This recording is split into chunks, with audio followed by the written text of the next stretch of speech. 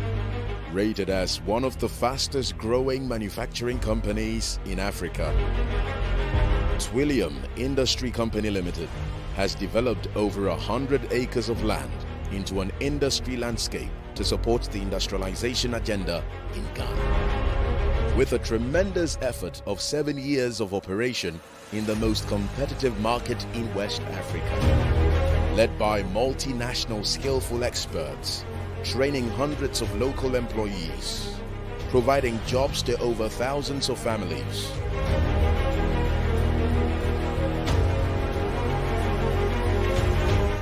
Investing heavily in the most modern European machinery.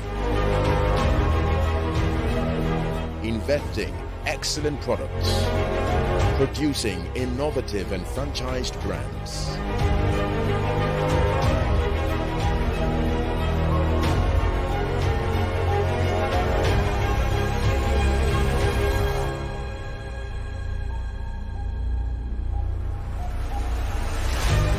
contributing to the growth of the economy by exporting made-in-Ghana products to African neighbors.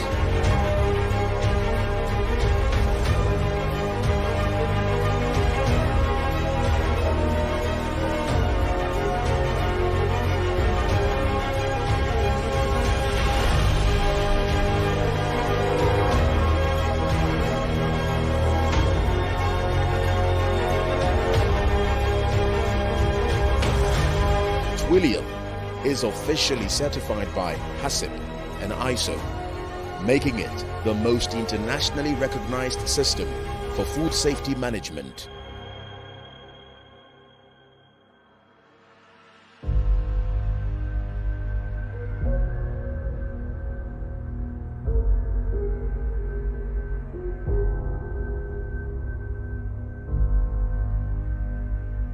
We are Twillium, the pride of Ghanaian industry.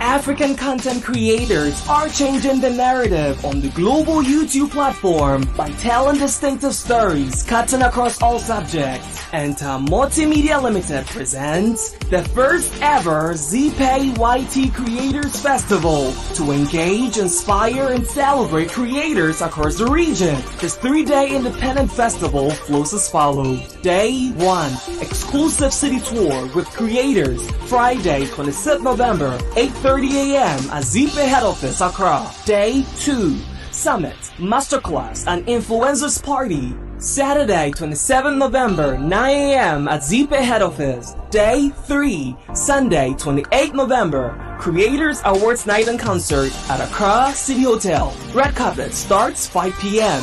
This event is powered by Entamoty Media and ICS Africa. Major media partner, MX24GA. Title sponsor, ZeePay Ghana.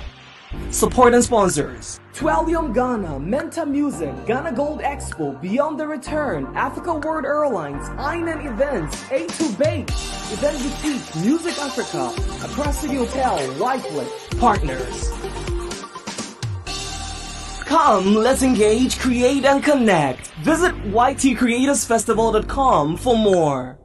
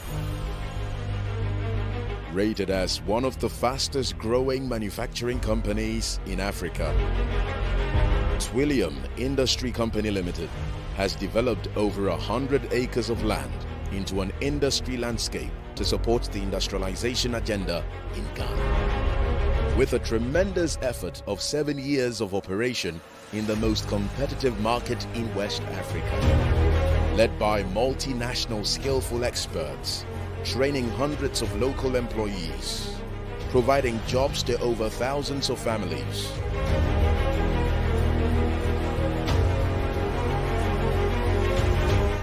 Investing heavily in the most modern European machinery. Inventing excellent products. Producing innovative and franchised brands.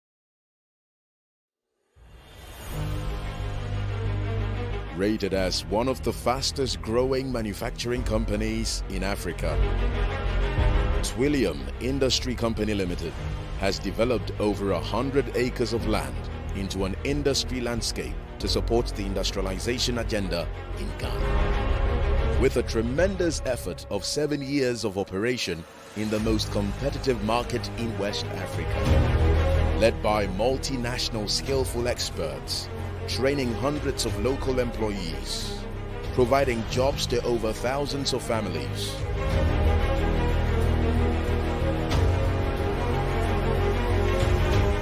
Investing heavily in the most modern European machinery.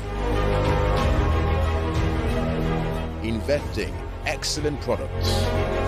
Producing innovative and franchised brands.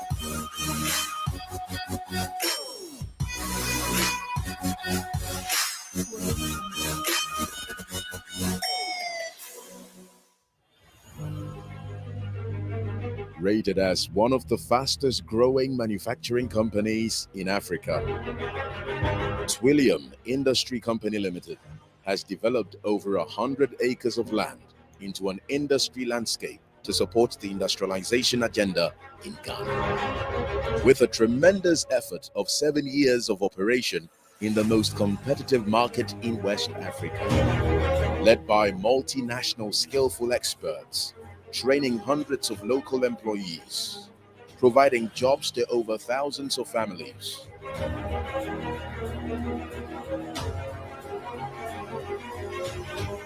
Investing heavily in the most modern European machinery.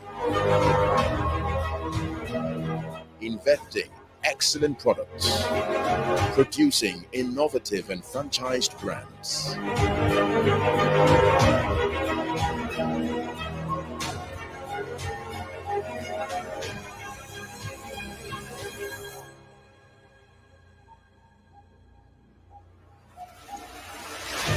Contributing to the growth of the economy by exporting made-in-Ghana products to African neighbors.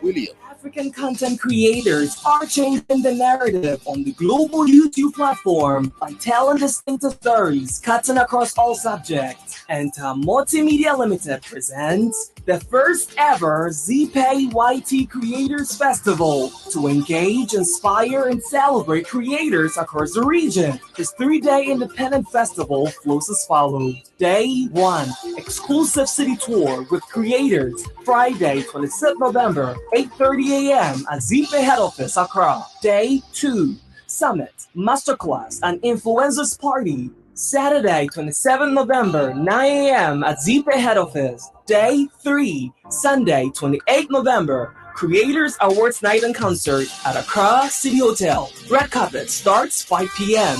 This event is powered by Entamoty Media and ICS Africa. Major media partner, MX24GA. Title sponsor, ZeePay Ghana. Support and sponsors, Twellium Ghana, Menta Music, Ghana Gold Expo, Beyond the Return, Africa World Airlines, Inan Events, A2 Bake, Event Boutique, Music Africa, Accra City Hotel, Wycliffe, Partners.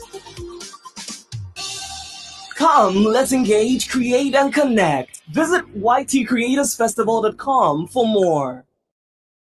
African content creators are changing the narrative on the global YouTube platform by telling distinctive stories cutting across all subjects. Entamoty Media Limited presents the first ever ZeePay YT Creators Festival to engage, inspire, and celebrate creators across the region. This 3-day independent festival flows as follows. Day 1, exclusive city tour.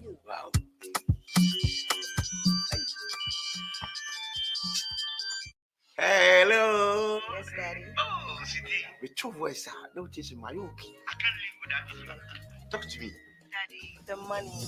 Oh, yeah. I'm in short to a to hanya senke too. Oba money for you now that you'll be able to be a boy. Have you real phone? Yeah, me and my wife. Where is it? In Siobeneto.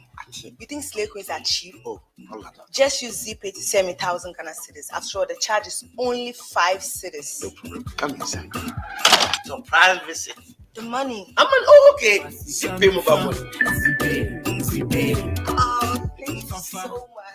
I can even use the same ZeePay mobile money to pay my bills. Now let's dial *270# to pay all your bills with ZeePay mobile money. ZeePay Shatumu Direct. Wow.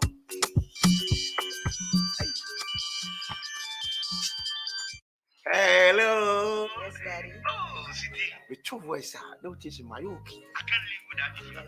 Talk to me. Daddy, the money. Oh, yeah. I'm in short to a to hanya senke too. Oba money for you now that you'll be able to be a boy. Where is it? Have you real phone? Yeah, me and my wife. Where is it? In Siobeneto. You think slave queens are cheap? Oh, just use ZeePay to send me 1,000 Ghana cedis. After all, the charge is only 5 cedis. No problem. Come inside. Surprise visit. The money. Okay. ZeePay mobile money. Oh, thank you so much. I can even use the same ZeePay mobile money to pay my bills. Now let's dial *270# to pay all your bills with ZeePay mobile money. ZeePay Shatumu Direct. Wow.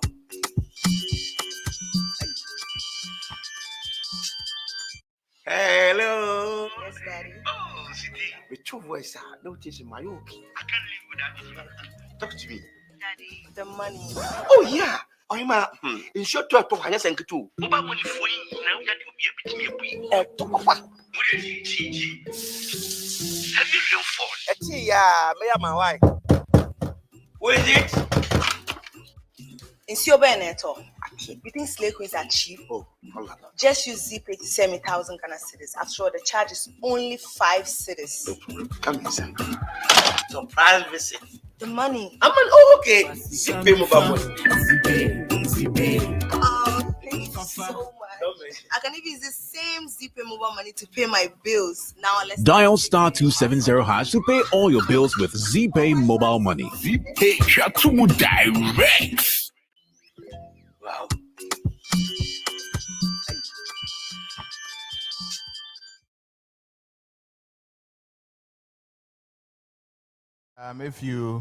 If you're around, settle down and let's get the program underway wherever it is that you are. If you're outside and you can hear me, the program is about to start, so just get inside. There are a lot of seating places here. Find a place to sit down and let's get the program underway.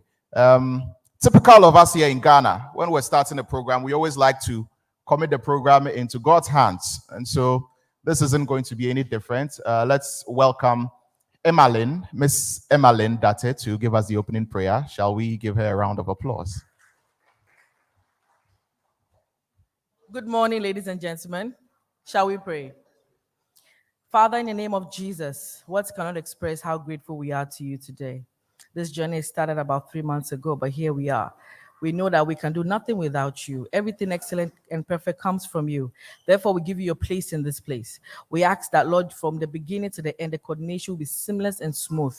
We ask that the very purpose of this gathering shall be accomplished. We pray for everyone that is still coming, that you bring them safely. And at the end of the day, every stakeholder of this event would be happy and satisfied. All to the glory of your name. In Jesus' name, amen. I didn't hear the amen. Oh, you people don't like prayers. How many of you prayed this morning before you came here? Just a few hands. Those of you who didn't pray, make it a habit. Begin with God and it will be well for you. That is what they say. Anyway, so once again, you're welcome. Welcome very, do we say welcome very much? Is it good English? Oh, you are very welcome. That is the, okay. Thank you very much. You are very welcome to the ZeePay YouTube Creators Festival.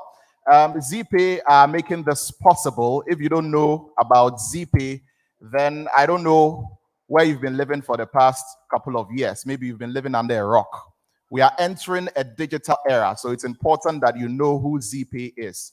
You know, the Vice President has been on a digitization drive to the extent that now they want to, you know, make us pay 1.75% on mobile money and all of that. It's because the digital or digitalization of the country is expanding. Everything is becoming digitalized. I'm sure this building has a digital address. I'm pretty sure when you go out there, you'd find a lot of things which have digital addresses and everything. You do a lot of payments with mobile money and all of that. But ZeePay makes it very, very easy and very simple for you. Very easy, very simple. Let me not talk too much. Just take a look at this. We are introducing ZeePay to you, and believe you me, you're not going to want to use any other service after you've seen this. Shall we have it?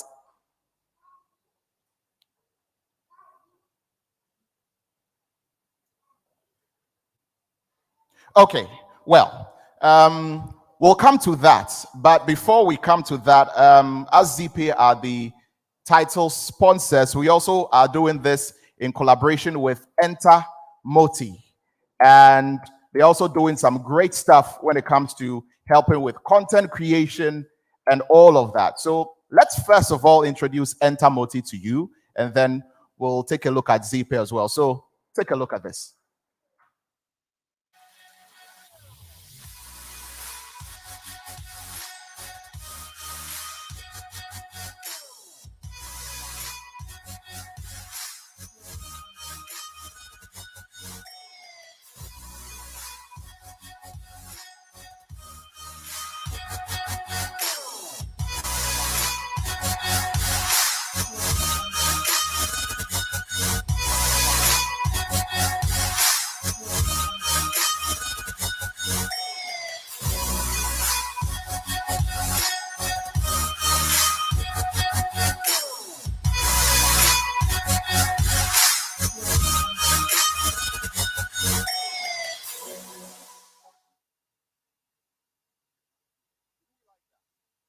Did we like that? That's Entamoty for you. I think we can give a round of applause for that.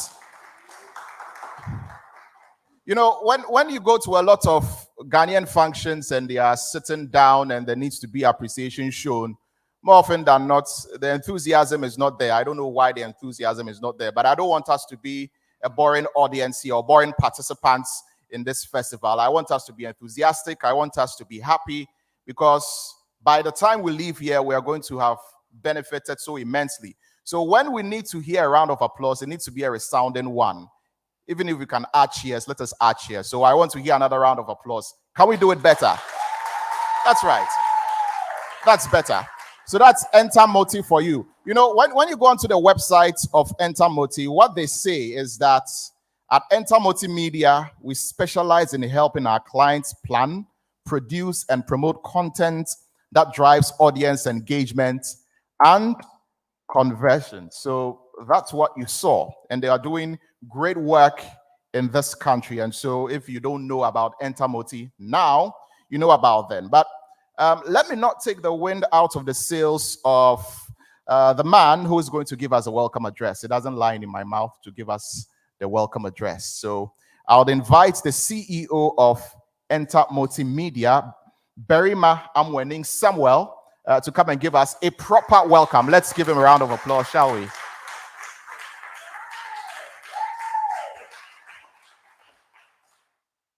Okay. Good morning to everyone. This is a creators festival, so I'm expecting some exuberance and all of that. How's everybody doing? Can we clap and make some noise? Like, yes. So thank you very much. My name is Berima Amwening Samuel. I'm the CEO of Entamoty Media, and of course, we are the creators for the ZeePay YT Creators Festival. This is something that we've been planning for like 2 years now. So yes, it's something that we've really been preparing to establish. And big thanks to ZeePay, for supporting us. And of course, big thanks to ICS for partnering us to, create something amazing as this. This is a whole festival. Someone was telling me that this is the first time in the world, because nothing like this has ever been done before, because we have 3 days, we had a tour. Yes, thank you. Yesterday we had a tour. Today we're having a summit, which comprises of a lot of things. We're having a masterclass. We're gonna have the breakout sessions, and we're having brainstorming. We have a lot of powerful people, trooping in. Woody Maya is coming. Mark Angel is joining us. We have other amazing people here. Mr. Andrew Tachi, who is the MD of ZeePay. We're gonna have a one-on-one with him here as well. Please, let's give it up for him. He has done an amazing job to put this together. So yes, I'm not going to bore you so much. Thank you very much for coming. I just want to say that whatever we are doing today, this is coming from our heart. Everything that everybody is doing here is pure sacrifice. We are not gaining anything from this. We just want to help the community. At the end of the day, we want to help local creators. We want to help Ghanaian creators. We want to help African creators, because I'm one of the few people who believe that equipping young people with digital skills is one of the ways of reducing the young unemployment situation that we have in Africa. So this is the way, and we are happy to be a part of it. Thank you so much, MC. Please. Thank you very much, Samuel. That's well said. And one of the reasons why this event is important, it's because of the trajectory of the world, the way the world is moving. Previously, we didn't have anything like internet. And even when internet came, it wasn't very common. Now it is everywhere, to the extent that because of access to internet, even traditional media, some way, somehow, is gradually being relegated. And pretty shortly, people who are on YouTube and other, content creation platforms are the ones who are going to own the media space. It's already happening. There are a lot of people who, watch and get a lot of information from YouTube more than, traditional media. So instead of sitting behind their TV, you'd see them on their smartphone, because it's everywhere. And they're on YouTube watching someone who is saying something which is beneficial to them. So that's why this is very important, that all of us content creators, people in the digital space, gather here to engage in this. It began yesterday. It's ending tomorrow. Tomorrow it's ending with a big bang, and I'll tell you all about it pretty shortly. But yeah, it's going to be great. So once again, thank you very much, Samuel. And still on Entamoty, what they've done is that they help brands to achieve their business outcomes. They bring creative ideas and innovations to life. So you should get to them, and they'll sort you out. They have 28 plus clients. They have 10 plus team members, and they've done more than 54 different kinds of work for people. So that's Entamoty for you. But let's get on. I was telling you about ZeePay earlier, and why it's important that you should connect with ZeePay to do all your transactions and what have you. So before I invite the CEO of ZeePay to come and speak to us, let's take a look at what ZeePay does. Wow.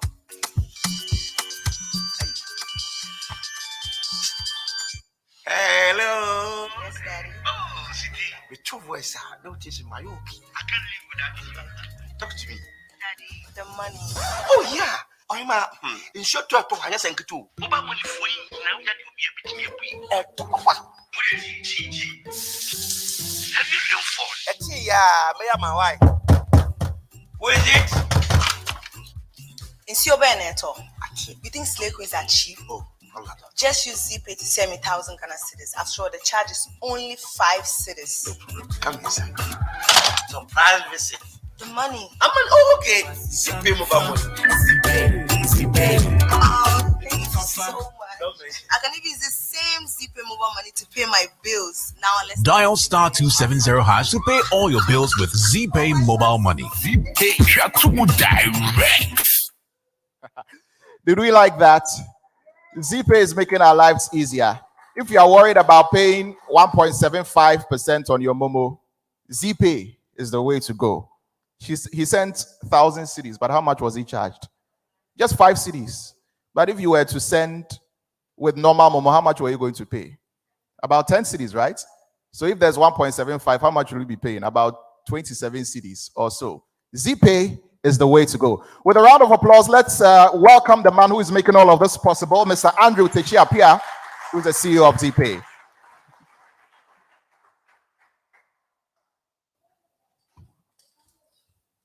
Thank you very much, MC. Good morning, everybody. So, in the spirit of oneness, good morning, everybody. In the spirit of oneness, I'd like to officially welcome you to the event. I'd like to also say we're very delighted to have you here. And above all, we're also grateful that we have all the bloggers in Ghana in this building. For me, it's quite exciting. It's exciting that this is the maiden event.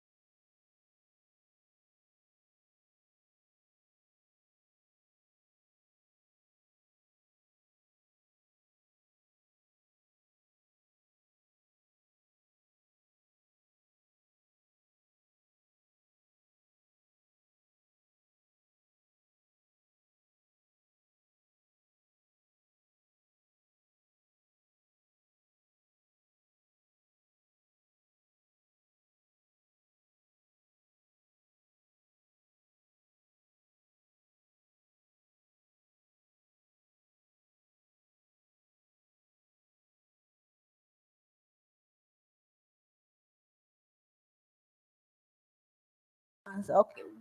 What do you understand, or what do you do in your daily activities that you think you use digitization as part of it?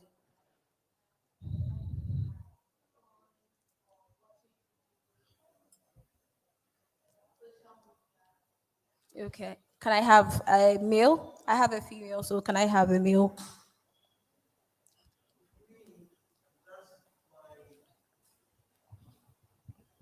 Only news source is through my phone. Okay. I don't watch TV and I don't listen to radio. And it's just a phone. But then I'd like to look at the source so that I don't consume garbage, so to speak. Excuse me.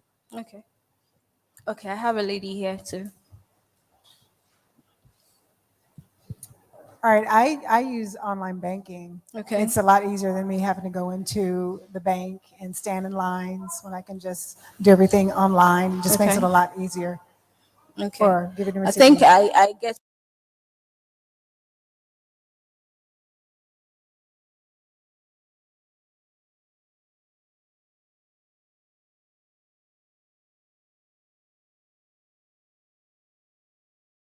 Do your transactions.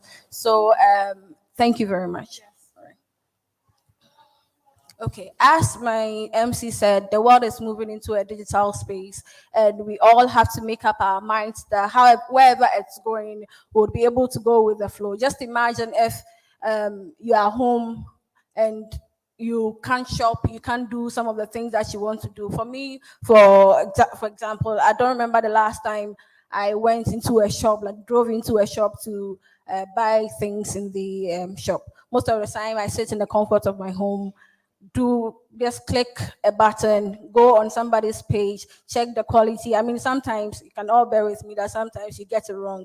That's when you get there what you asked for versus what you got.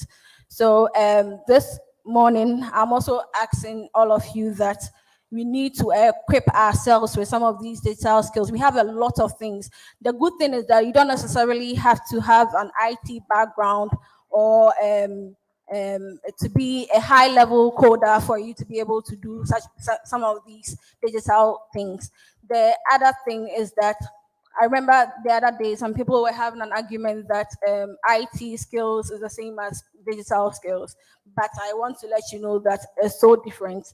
You can be anywhere and then learn or have yourself equipped with these skills. So let me just clarify this for us to understand so that we don't confuse ourselves with digital and IT skills. So IT skills focus on system, it focuses on networking, software developing on, and so many physical things that you want to see yourself doing. But then with digital skills, we are talking about our day-to-day activities, our process flows, our developments, whatever we want to do to make our lives easier, communication and all, and so on. That's, I mean, a lot of things that I can mention.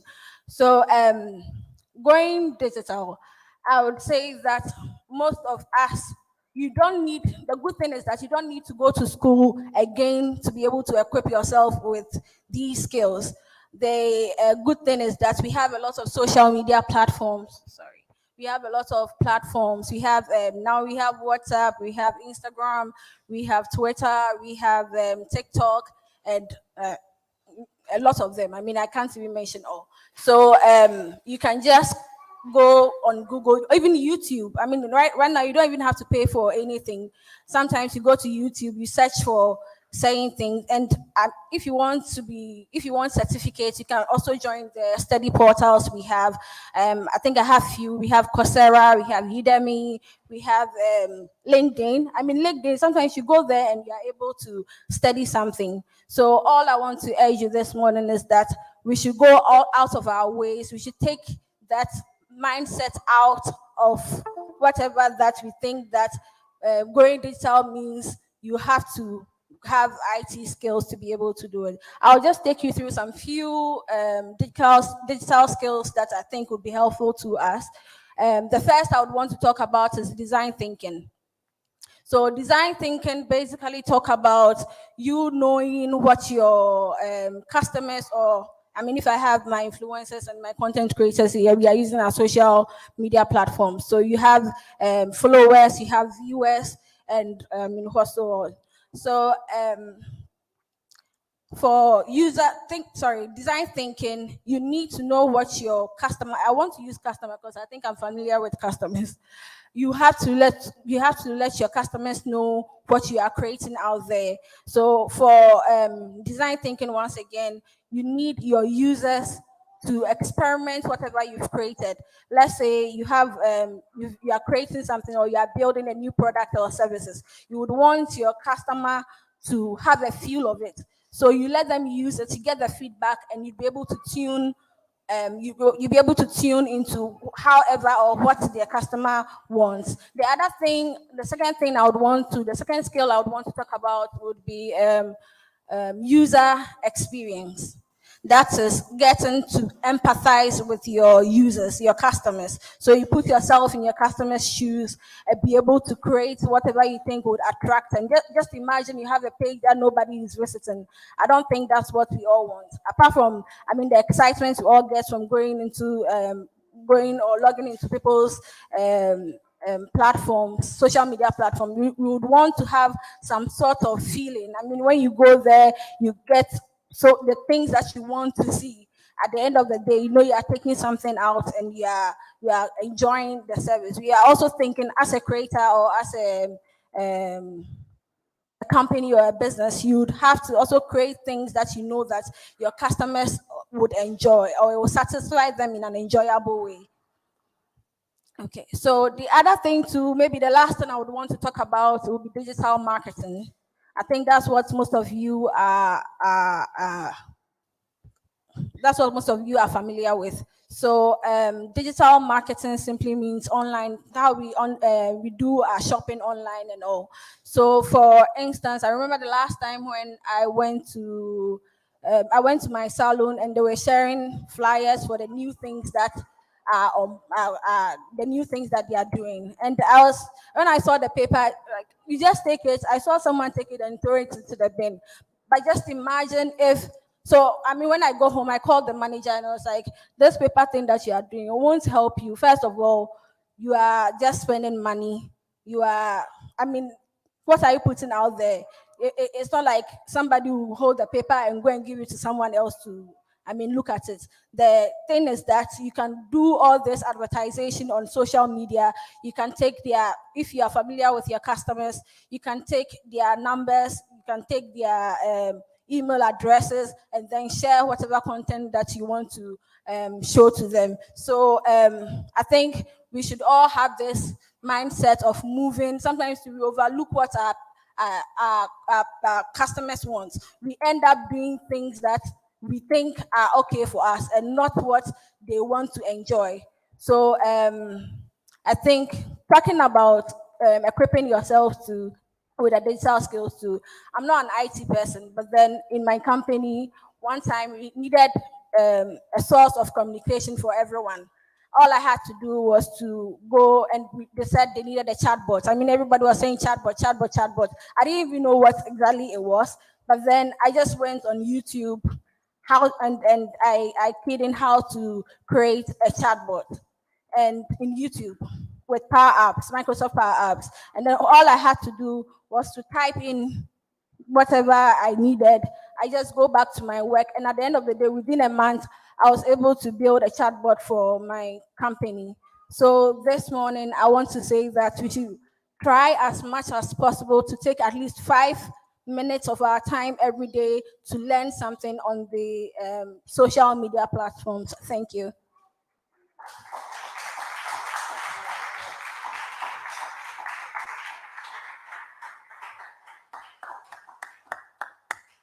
Thank you very much.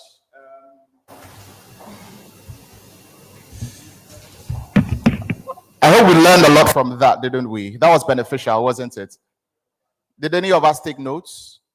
Can any of us say what we've learned from the presentation that was just done? Anyone? Okay. Can we?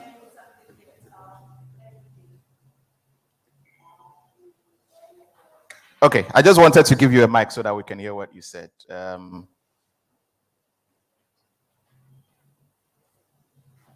Okay. Yeah. Okay.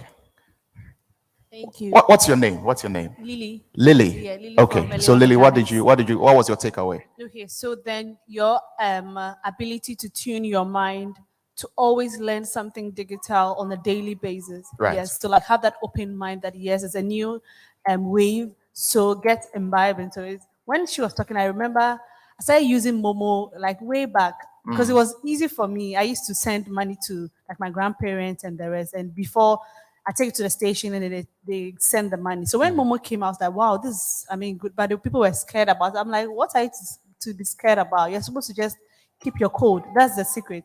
So then when she said it, it reflected all the things that had happened and the reason why I was happy that Momo is in. That's but right. the fact that it has now, they've added more tax. I think I'm going to ZeePay. Thank you.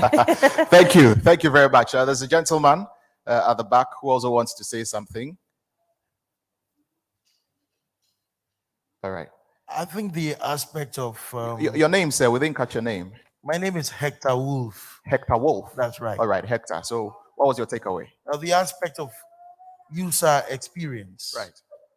For me, as a content creator, and my advice to fellow content creators, bloggers, and so on and so forth, is a need for you to empathize. Put yourself in the shoes of those who are consuming your product. And that it shouldn't be geared towards just making you popular only, or geared towards, just making your website or platform popular. But then it should also, your users must have great experience. They should be able to consume that which is factual, that which is devoid of impurities, so to speak. And so the need to put yourself in the shoes of those who consume your products. Right. And I think it's lacking among content creators in this part of the world. In this part of, all right. Thank you very much, Mr. Wolf.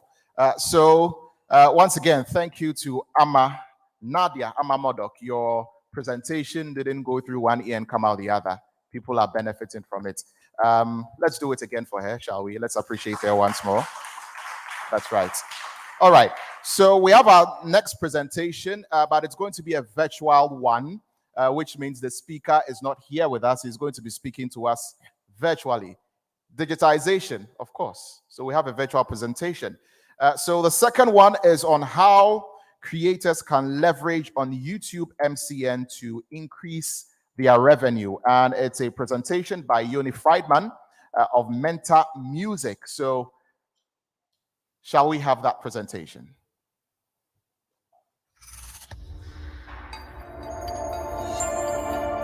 Hello, everybody. My name is Yoni Friedman, and I am the CEO and co-founder of Menta Music. We are a leading YouTube multi-channel network, MCN, and we focus on monetizing, managing, and promoting digital content and music in Africa and globally.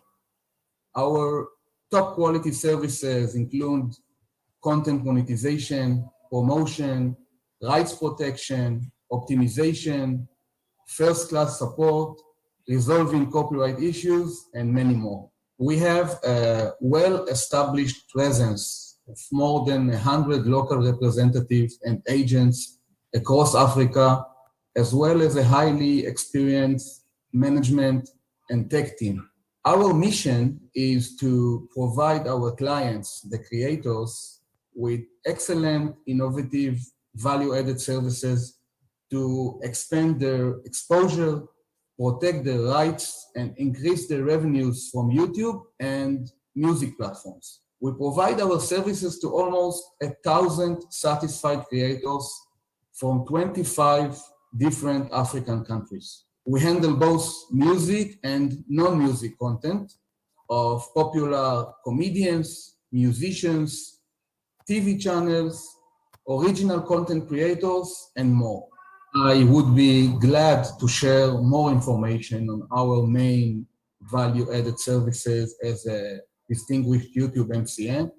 Monetization. Well, there are several ways to earn money on YouTube. Obviously, ads are the most common revenue source. However, there are also other opportunities such as super chat and super stickers, channel membership, and merchandise. Menta Music will help you maximize your revenue thanks to our advanced system and highly professional team. Promotion. Menta Music has an advanced content promotion platform. We are using social media and online promotions to reach more viewers, create a buzz, and increase revenues by a team of digital marketing experts. We always explore new social media and online opportunities for the benefit of the creators. Music distribution. Thanks to our music distribution platform, we can distribute music not only on YouTube, but also to all common streaming platforms such as Apple Music, Spotify, Deezer, Amazon Premium, Boomplay, and many others. Rights protection. We provide rights management and rights protection service to our creators by a dedicated Content ID team. Content ID is a copyright detection method used to identify and manage content rights on YouTube.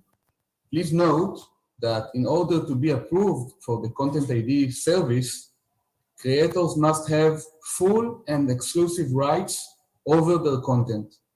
Our team also assists in managing and resolving copyright issues and copyright strikes. Optimization. Our optimization team utilizes YouTube tools and data to constantly optimize videos and channels' performance. Their responsibilities include optimizing watch time and views, growing subscribers base, improving channel monetization, identifying traffic sources, and analyzing performance using analytics. Financial support. Several years ago, we established Menta Planet, which is a unique fund designed exclusively to support talented YouTube creators in Africa. The fund's main objective is to encourage talented creators in Africa to produce high-quality content based on a long-term partnership between Menta Music and the creators. The fund already supports dozens of creators. Payments. We collect the revenues from YouTube and transfer them to our clients using our advanced payment system, which integrates diverse fintech platforms.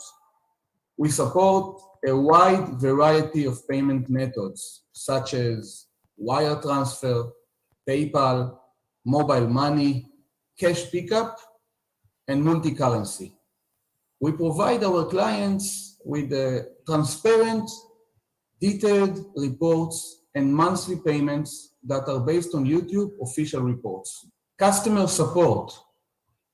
Our dedicated support team is always available for our clients 24/7 via WhatsApp and email. We provide support for any question or concern regarding the YouTube channel, technical or financial issues, YouTube policy and guidelines assimilation, new YouTube features, resolution of copyright issues, and many more. We are proud and honored to support the YouTube Creators Festival and to collaborate with Entamoty Media and Mr. Barima Samuel, the creative director of the festival, who is also a good friend. Menta Music is always looking for talented creators and great partners to join our journey, and we anticipate offering new services to creators and establishing more fruitful collaborations. Enjoy the festival.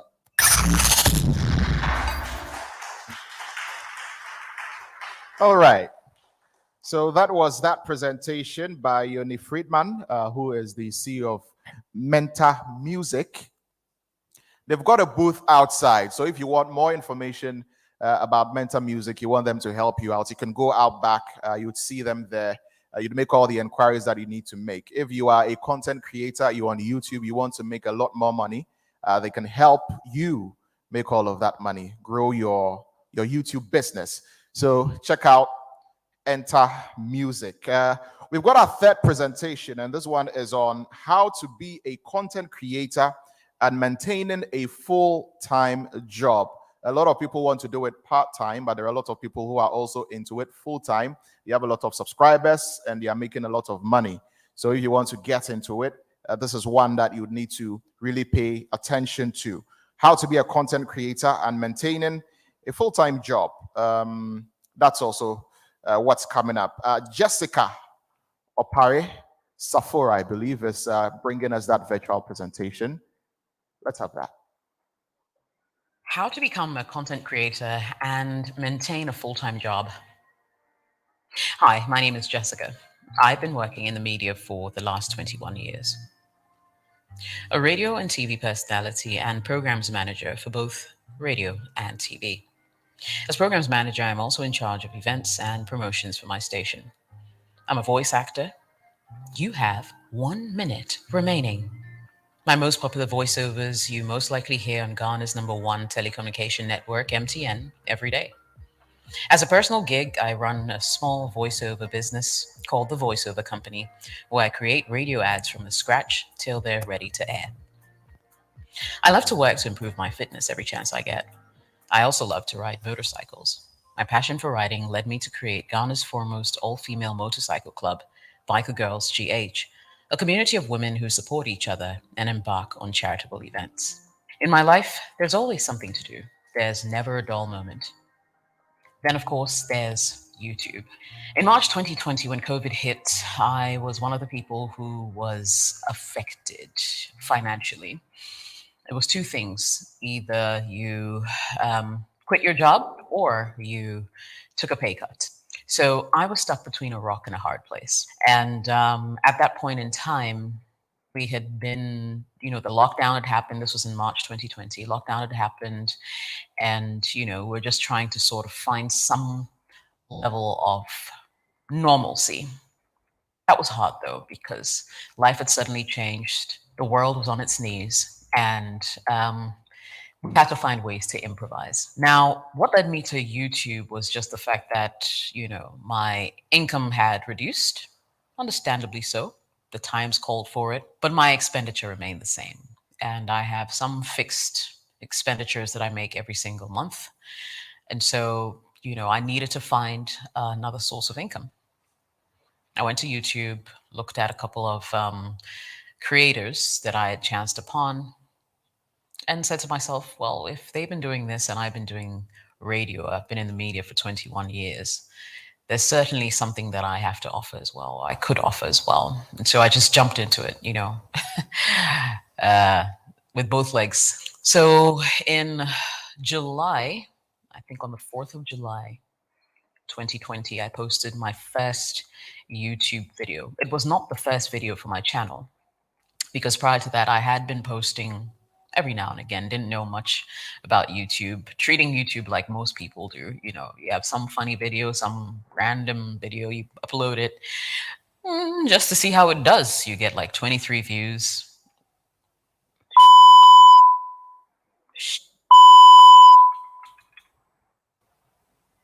One of my lights went out. Life of a YouTuber. Fortunately, I do not have time to charge up that light. But that's an indication that I need to finish this recording quick. It'll be slightly darker, but I guess it should work. So yeah, upload it to YouTube, get about 23 views, and lick your wounds and say and decide that YouTube is not for you. So I was quite excited about my first video, and it was 10 proven ways to lose weight without exercise. And I was so excited. Like, I thought that, this was the video for me. This was the video that was going to break the internet. And I remember when I posted that video, I got 200 views, maybe 300, and I was so brokenhearted. But I said to myself, you know what? It's worth a try. Just, keep going, keep posting. And I was posting one video a week. Now, 3 months into posting consistently, so technically I'd done about maybe 12 videos, my channel got monetized and I was over the moon. I remember the first day I made $1.25 on YouTube. I was jumping up and down like a crazy woman. I mean, just the thought of being able to make revenue on the internet was completely fascinating for me. And yeah, I think once the channel started making money, I was motivated to do more. So once my channel got monetized, I realized that 4 videos a month may not cut it, and I increased my weekly posts to 2. So I was posting twice a week, and let's just say a year and about 4 months later, my channel is almost at 340,000 subscribers, and the rest is history. I spent my very early days on YouTube just testing content, trying out content, see what would stick, what resonated more with my audience. And I realized that whenever I posted relationship videos, I'd get a spike in my views, where my average video views would be around, say, 2,000, 3,000. Whenever I posted a relationship video, I'd hit like 20K, 30K kind of thing. So I decided about 6 months ago to niche down. A word like that. I decided to just create a niche for myself and, make relationship videos. And that's when my channel really began to take off. It's not been an easy journey. I'm not even trying to preach to you and make it seem glamorous. It's been very difficult because, as you know, I'm a full-time worker. I work for someone else, and trying to find like the perfect balance between my YouTube channel, which is growing so rapidly and has become like financially liberating. It's a matter of trying to find the perfect balance. Now, speaking of balance, it's not been easy at all because not a lot of people actually know that I do not have anyone who works with me on my channel. I've been posting and creating content by myself, and it hasn't been easy. I learned how to create content by watching YouTube videos, how to set up my lighting, sound, what I needed. When the channel started to make money, I bought gear, reinvesting into the channel and that kind of thing. So up until now, I haven't had any kind of external help, unless, of course, there was a shoot that required that I go outside my house to shoot. Then I'd have to, of course, hire the services of, say, a videographer for the day. But most of my videos are just talking heads, and everything you see on this channel is created by me. So that takes a lot of time. Anybody who edits videos will tell you it's time consuming. And I think for me, that's probably the downside to it, because I typically get to work at 8 a.m. I'm there till about, when I get off air, at 5:30 p.m., sit in traffic, get home, say about 7:30 p.m. It depends on the day. And when I get home, I have to set up, record the video, edit, upload before morning. So there are many nights that I go to bed at midnight.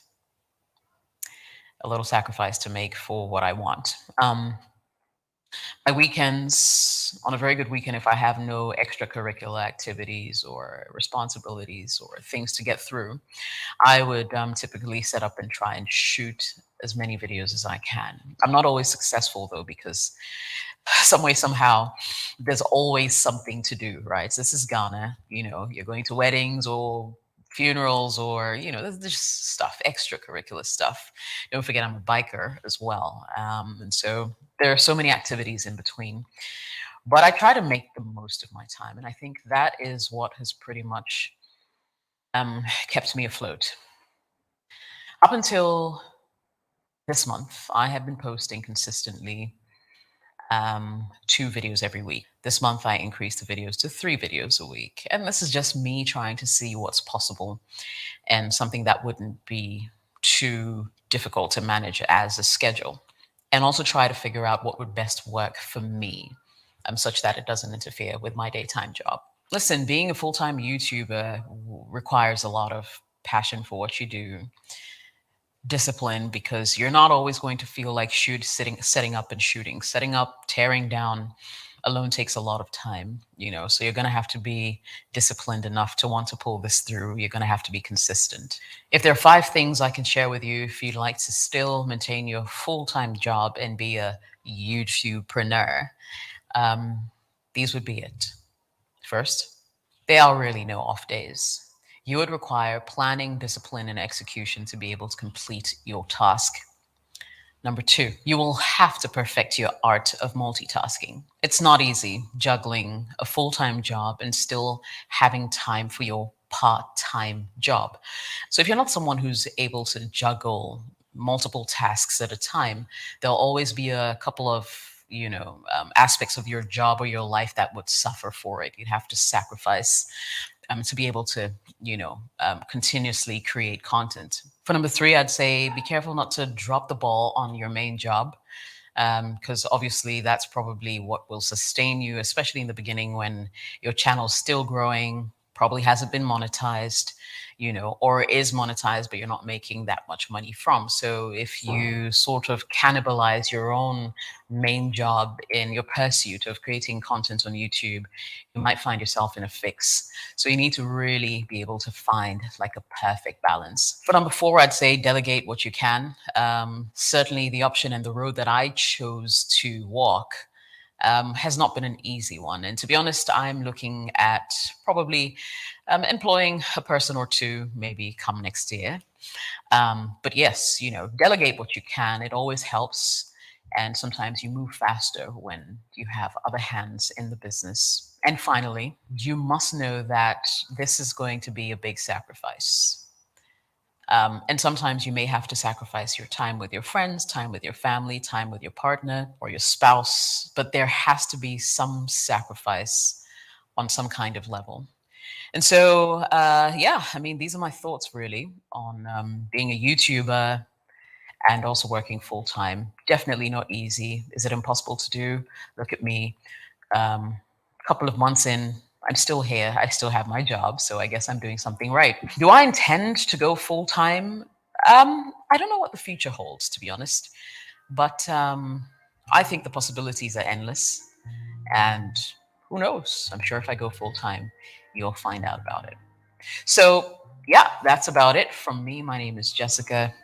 I am tempted to say that if you like this video, you can smash the like button. Don't forget to subscribe and turn on all notifications as well, so you get a notification every single time I post. It's weird. I've done over. All right, so that's Jessica. Great content, isn't it? So if you have a full-time job and you want to juggle between that and creating content on YouTube, I'm pretty sure you have some nuggets to chew on when it comes to making sure that that works. But going into YouTube full-time is also not a bad option, but of course you need to start from somewhere. So I believe we're still learning a lot from all of these presentations. We've got some more presentations to come your way, but before we get into those presentations, we'll have some other discussions in between, which is going to be very exciting. We're going to be speaking to some very exciting people, so do stay tuned in for that. But I'd like to acknowledge the presence, special guest of honor. She is the ambassador to Ghana from France, Her Excellency Anne-Sophie Ave. She's here. Let's give her a better round of applause. Yeah. And we'll invite Her Excellency to come up here and say something to us. Her Excellency. All right.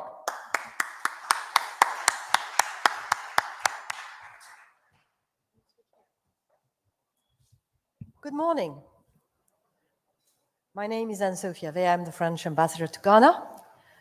And I was very honored to be asked to say a few words in this important event.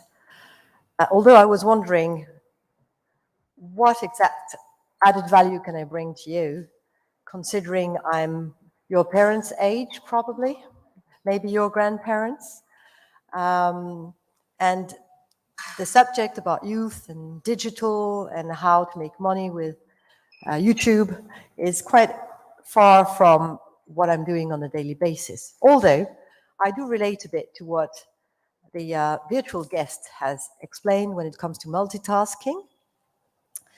And when it comes to hardworking and having very little time to to do whatever I would like to do.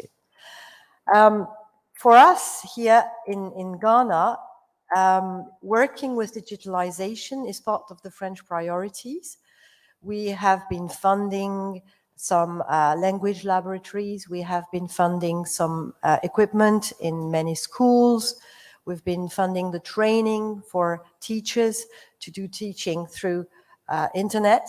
And we didn't expect, of course, the pandemic to arise, but we have come to realize that during the pandemic, indeed, being able to carry on teaching and keep the schools going through internet and distant learning was, of course, a big asset. As you probably know, like many schools in Ghana, the French lycée closed in March 2020 and reopened in January 2021. But in the meantime, the students have been able to carry on learning and carry on preparing their exams, and luckily passed their exams with the very good grades. But that takes, of course, the equipment and the training of the teachers, and it's quite hard work because you do not have that feedback that you have normally when you are talking to the students. When I'm not completely new to social media and internet. In 1997, most of you weren't even born, I joined a company that was doing multimedia. And that time, we were programming some games on something that you may have completely forgotten. That was CD-ROMs. CD-ROMs, do you remember that? It was like a disc we used to put in a reader.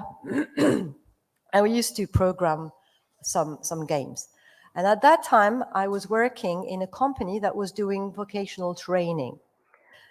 We did that in person. So we were gathering some adult students and we were giving courses and doing that as interactive as possible. But I could see on the side that multimedia were developing. And I thought, there's something to be done there. We could possibly put the teacher in the machine and multiply the number of students who can actually attend the course. Plus, this multimedia enabled us to do some cartoons, to explanations, to some design. We could also have some interactive games, ask questions, get the answer, be right or wrong. And I thought there's certainly something to be done. So I joined this multimedia company in 1997. And it was the very beginning of what we call the internet bubble. And then we started doing the same as what we were doing on CD-ROMs on internet. You may not remember either, but at that time, internet, we were using modems. So we had to connect with a telephone. So it was going like,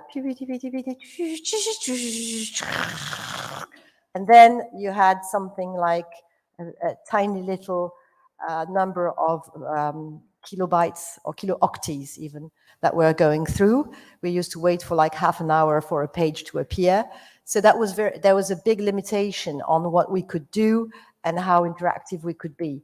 But as the tubes became bigger and how then the Wi-Fi and then the broadband, we were able to have in and out more, and we could do almost exactly the same as what we used to have on the internet. Of course, the programming and the new languages of program were enabled us to do things much more exciting.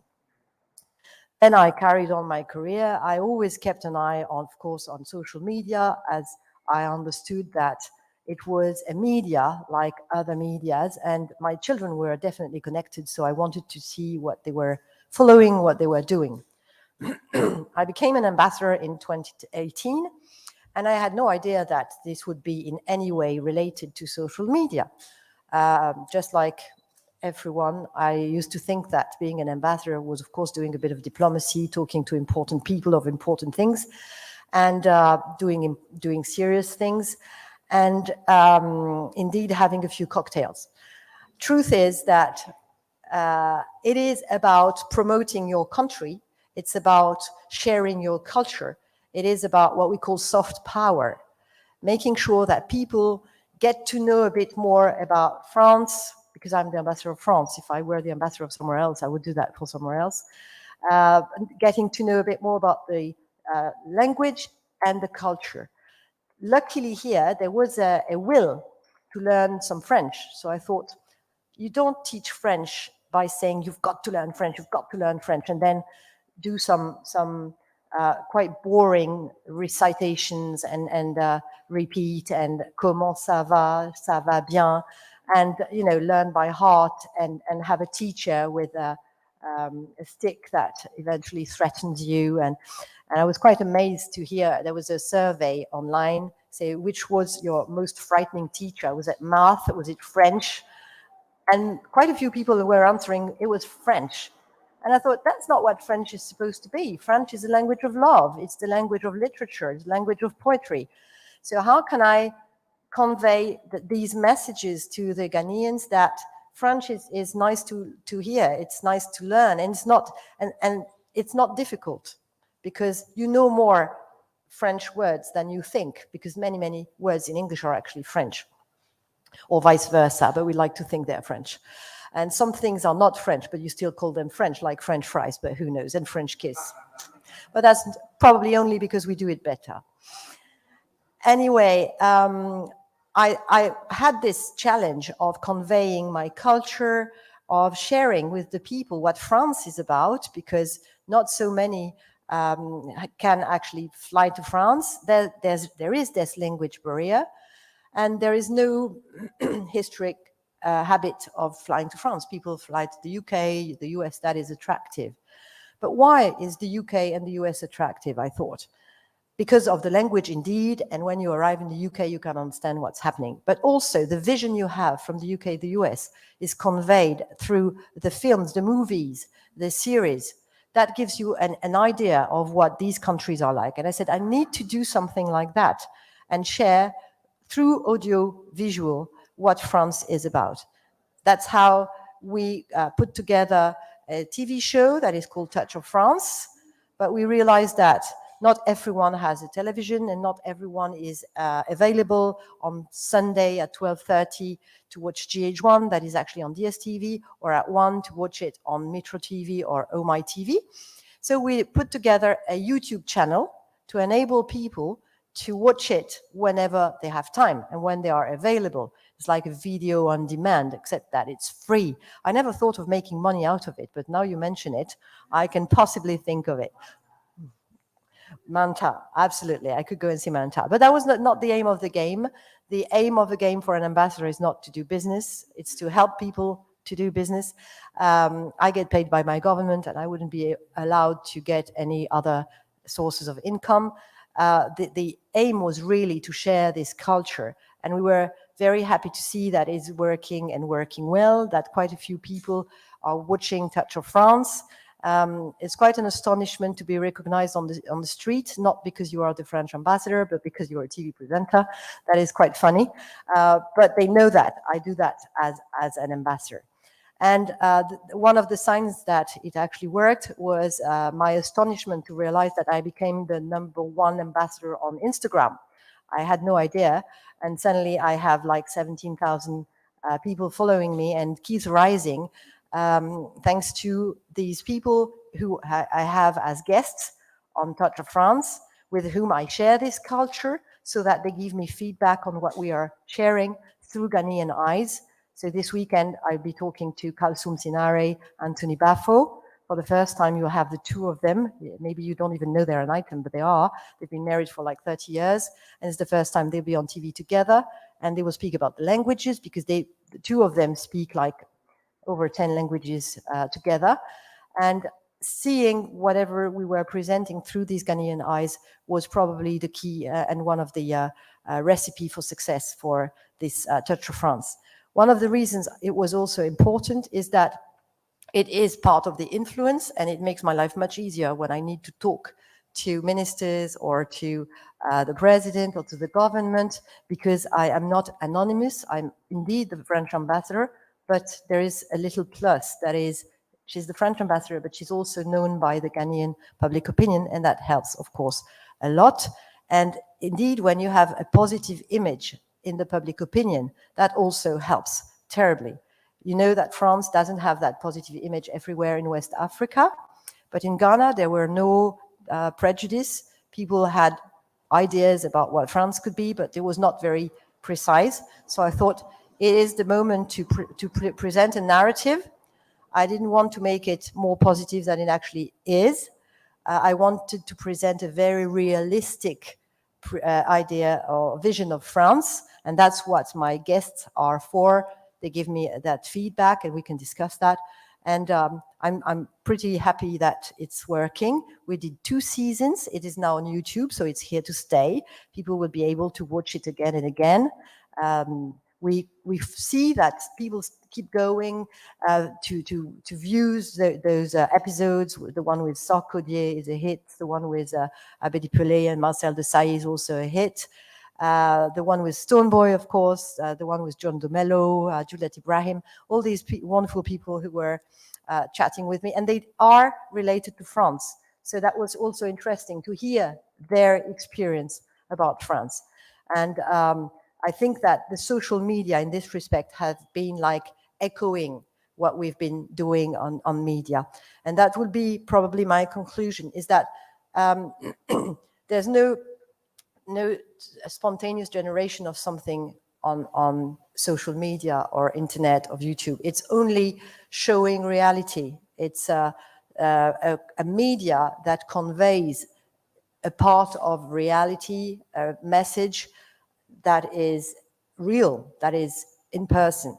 It only enables it to be conveyed to a larger number. But behind that, there's no easy thing. It looks easy, but there's a hard work behind it. There's a lot of sacrifices, as Jessica rightly said, and you're selling something.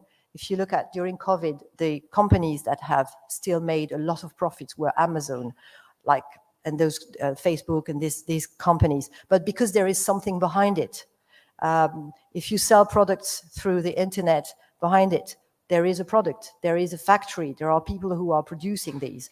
So you need to know the whole supply chain and understand that the social media are the last step to the consumers, to the supply chain. But there is always behind it knowledge, intelligence, information, products, services that are still very traditional.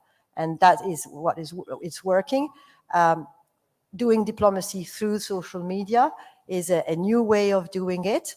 It doesn't change the core content of what I'm conveying. It just enables me to access more people, show more what we are doing. But the core job remains the same.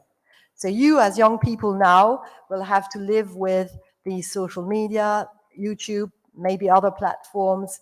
That will be your everyday's life. But it shouldn't stop you from having skills. If you want to sell your music, you have to be a musician first. If you want to sell some information like a journalist, you have to be a journalist first. So don't forget that there is something behind it, and that is your skills, that is your intelligence, that is your capacity that you are throwing. Are you telling me I should shut up?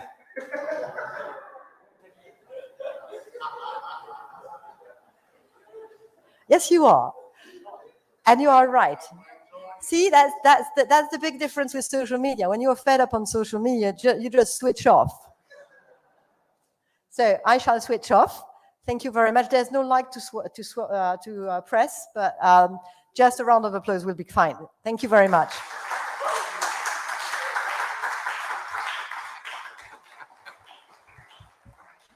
Thank you very much, Her Excellency Anne-Sophie Ave. That's the French ambassador to Ghana. For the record, I did not tell her to shut up, for the record. But I just whispered something which is between the two of us. She knows. Anyway, thank you very much for coming here. Thank you very much for that address that you gave us. We're going to break for a bit. We're going to break for about 20 to 30 minutes. But before we do that, ZeePay, we know, are the title sponsors of this festival. And they've got something special for everyone here. You could stand a chance to win something special from ZeePay. So if you've not registered with ZeePay yet, if you have your ID cards here, any ID card that you have here, pick it out, pick up your phone and register for ZeePay. Let's do it right now. I'm going to register myself. I was trying to register over here, just that I left my ID card in my car. But right from here, I'm going to go and get it and come and register because I want to get it. So pick your phone. Everybody should take out their phones now. Take out your phone. Restrictions. Well, you can use any ID. You can use any ID. You can use your Ghana card. You can use your passport. You can use your driver's license. You can use your voter's ID card. You can use any of those ID cards. So does everyone have their phone out? Okay, so dial star 270 hash and then go through your registration process. Star 270 hash and then go through the registration process for ZeePay.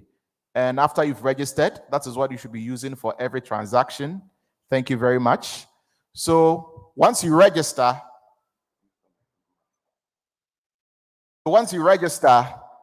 just wait. By the end of this session, there's going to be a surprise and you could win something very amazing. If you don't have your ID card here and you can get it, once we get into the break, you can go out there and do it. So that's something for you. Star 270 hash.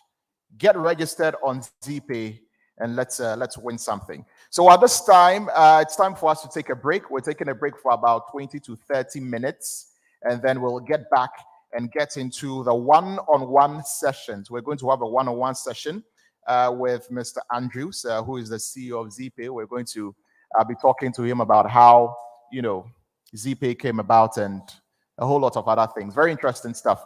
I don't want to miss it. We have a one-on-one session with Mark Angel. He is the largest content creator on the African continent when it comes to YouTube. He's going to be here. We have other one-on-one sessions with Wodi Maya, who is a Ghanaian YouTuber as well. He's one of the very biggest as well. So be here for that. But for now, there are some refreshments out back. So that's on my left. That will be on your right. So you come out back. You can get some of the refreshments. You can go and experience virtual reality.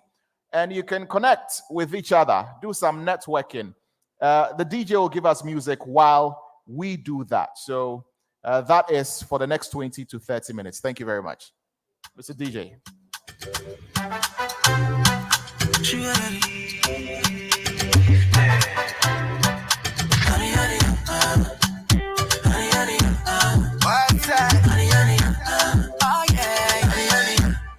Somebody call the pop.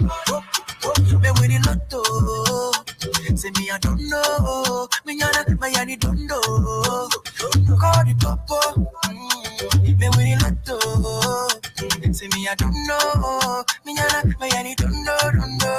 Baby you be miracle. You give me loving where I never know.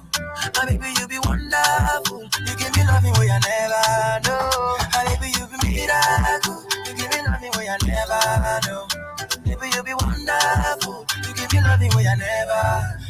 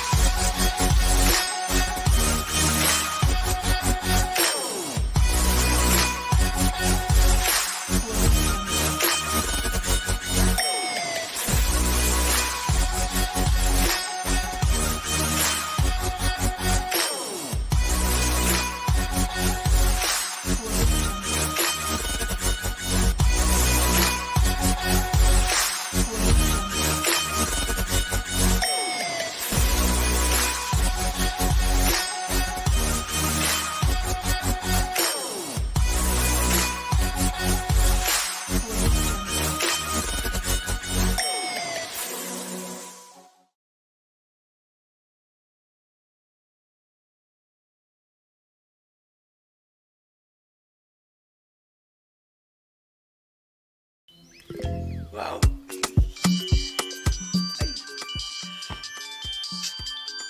Hello. Yes, Daddy. Oh, Sidi. With your voice, no teaching my own. I can't live without you. Talk to me. Daddy, the money. Oh, yeah. Oyima, in short to hanya senkitu. Oba money for you now that you be a bit me a bui. To papa. Heavy rainfall. Ya, me my wife. Who is it? In Siobeneto, you think slave queens are cheap? Oh, just use ZeePay to send me 1,000 Ghana cedis. After all, the charge is only 5 cedis. No problem. Come inside. Surprise visit. The money. Okay. ZeePay mobile money. ZeePay. Oh, thank you so much. I can even use the same ZeePay mobile money to pay my bills. Now let's Dial *270# to pay all your bills with ZeePay mobile money. ZeePay Shatumu Direct.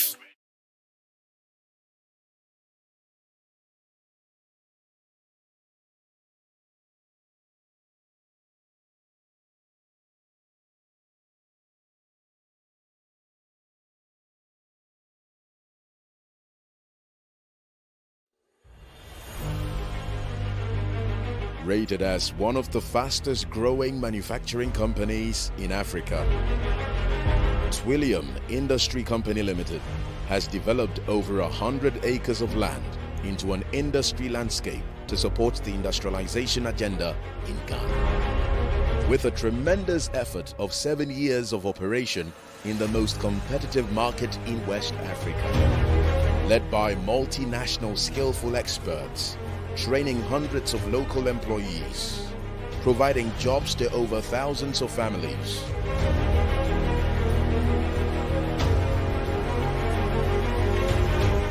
Investing heavily in the most modern European machinery. Inventing excellent products. Producing innovative and franchised brands.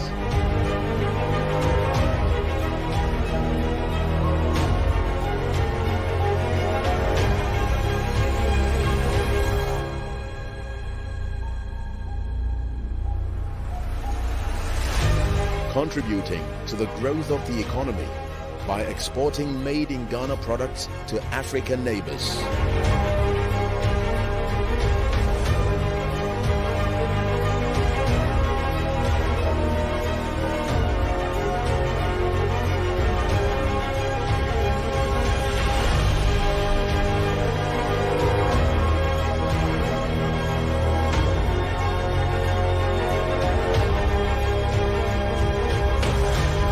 Twillium is officially certified by HACCP and ISO, making it the most internationally recognized system for food safety management.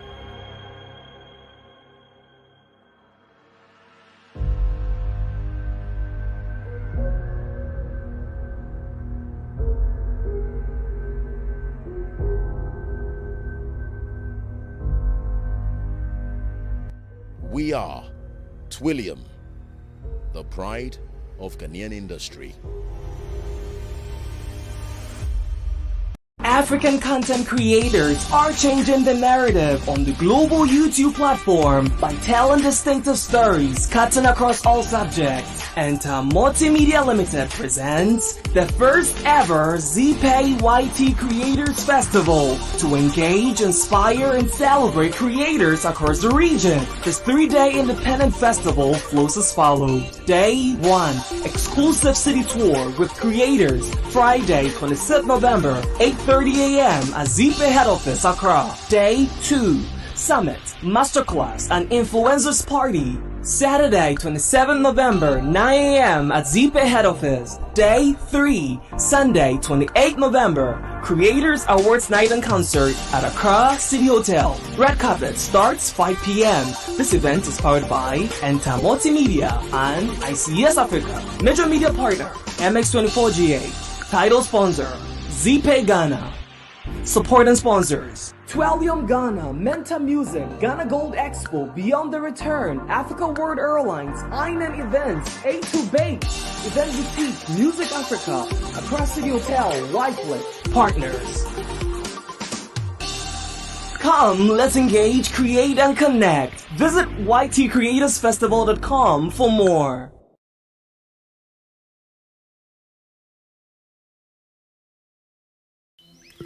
Wow.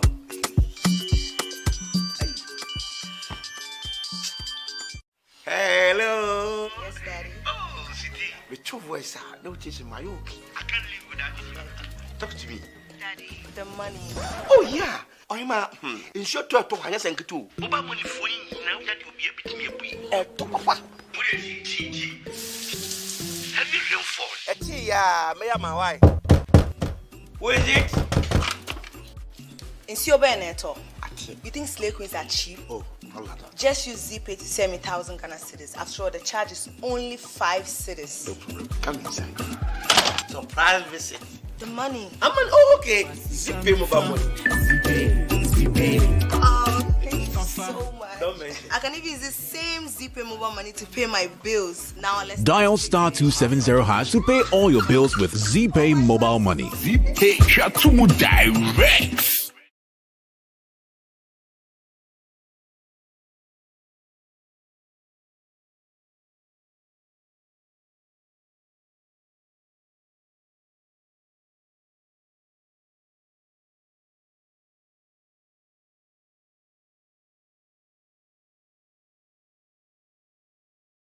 African content creators are changing the narrative on the global YouTube platform by telling distinctive stories cutting across all subjects. Entamoty Media Limited presents the first ever ZeePay YT Creators Festival to engage, inspire, and celebrate creators across the region. This 3-day independent festival flows as follows. Day 1, exclusive city tour with creators, Friday 26th November, 8:30 a.m. at ZeePay head office, Accra. Day 2, Summit, Masterclass, and Influencers Party, Saturday 27 November, 9 a.m. at ZeePay head office. Day 3, Sunday 28 November, Creators Awards Night and Concert at Accra City Hotel. Red carpet starts 5 p.m.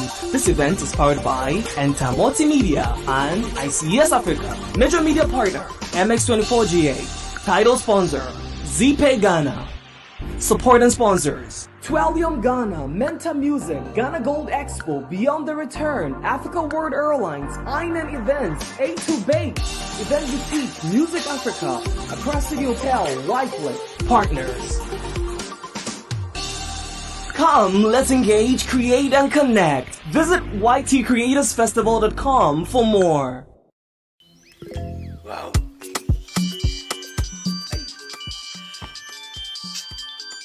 Hello. Yes, Daddy. Oh, City. With your voice, no chasing my okay. I can't live without you. Talk to me. Daddy, the money. Oh, yeah. I'm in short to I just think too. Oba money for you now that you'll be able to me a bit. Papa. Have you real phone? Yeah, me and my wife. Where is it? In Siobeneto. You think slave queens are cheap? Oh, just use ZeePay to send me 1,000 Ghana cedis. After all, the charge is only 5 cedis. No problem. Come inside. Surprise visit. The money. Oh, okay. ZeePay mobile money. ZeePay. Oh, thank you so much. Don't mention. I can even use the same ZeePay mobile money to pay my bills. Now let's Dial *270# to pay all your bills with ZeePay mobile money. ZeePay Shatumu Direct.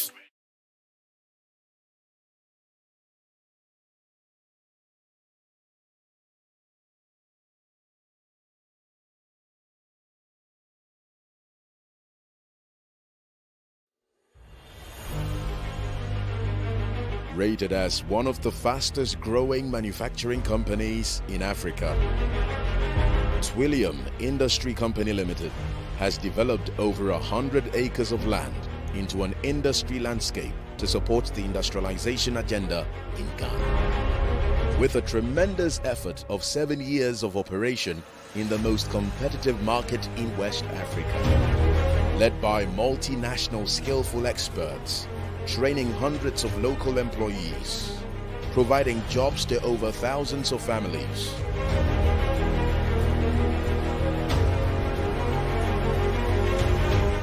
Investing heavily in the most modern European machinery. Inventing excellent products. Producing innovative and franchised brands.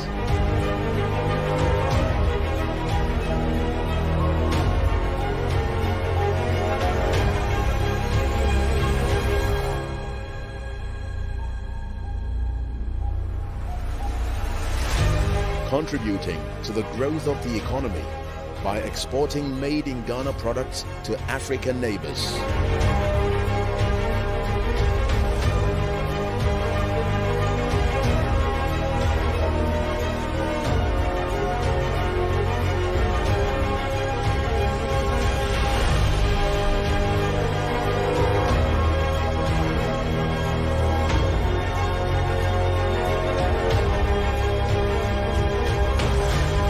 Twillium is officially certified by HACCP and ISO, making it the most internationally recognized system for food safety management.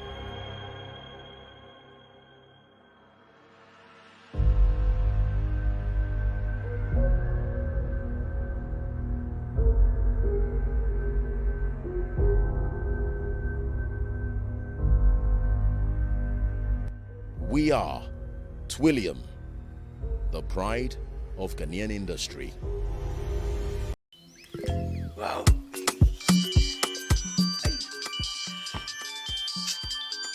Hello. Yes, Daddy. Oh, City. With your voice, no chase in my okay. I can't live without you. Talk to me. Daddy, the money. Oh, yeah. I'm in short to a to hire and to. Oba money for you now that you'll be able to me a week. To papa. What is it, have you real phone? May I my wife? What is it? In your Beneto, you think slave queens are cheap? Oh, just use ZeePay to send me 1,000 Ghana cedis. After all, the charge is only 5 cedis. No problem. Come inside. Surprise visit. The money. Oh, okay. ZeePay mobile money. ZeePay. Oh, thank you so much. I can even use the same ZeePay mobile money to pay my bills. Now let's Dial *270# to pay all your bills with ZeePay mobile money. ZeePay Shatumu Direct.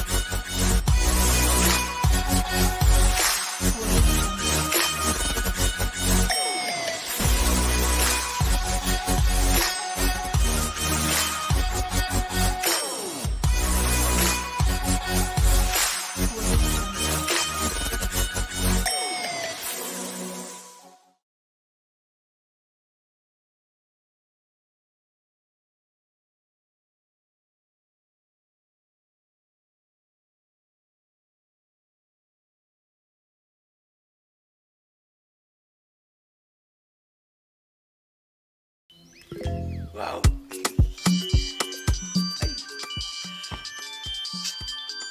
Hello. Yes, Daddy. Oh, City. With your voice, no chase in my okay. I can't live without you. Talk to me. Daddy, the money. Oh, yeah. I'm in short to a to hire and to. Oba money for you now that you'll be able to me a week. To papa. What is it, have you real phone? May I my wife? What is it? In your Beneto, you think slave queens are cheap? Oh, just use ZeePay to send me 1,000 Ghana cedis. After all, the charge is only 5 cedis. No problem. Come inside. Surprise visit. The money. Oh, okay. ZeePay mobile money.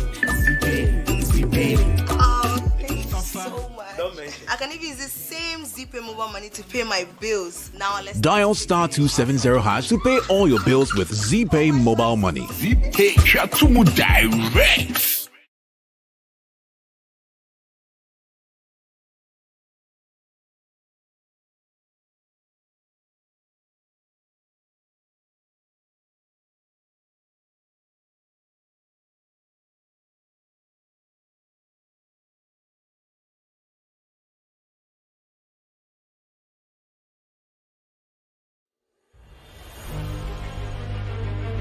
Rated as one of the fastest growing manufacturing companies in Africa, Twillium Industry Company Limited has developed over 100 acres of land into an industry landscape to support the industrialization agenda in Ghana. With a tremendous effort of 7 years of operation in the most competitive market in West Africa, led by multinational skillful experts, training hundreds of local employees, providing jobs to over thousands of families.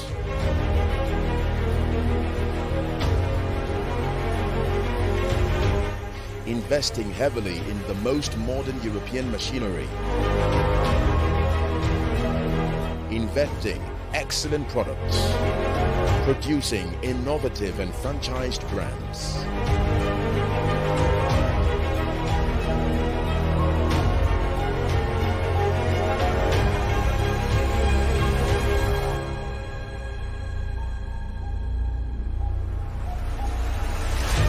Contributing to the growth of the economy by exporting made-in-Ghana products to African neighbors.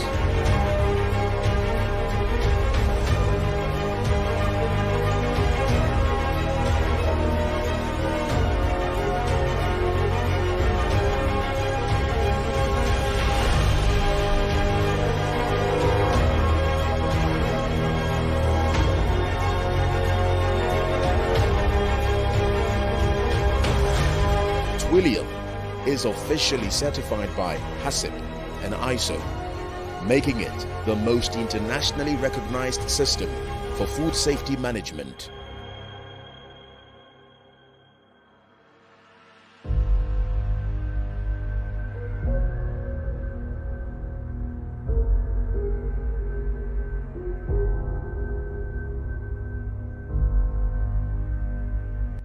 We are Twillium, the pride of Ghanaian industry.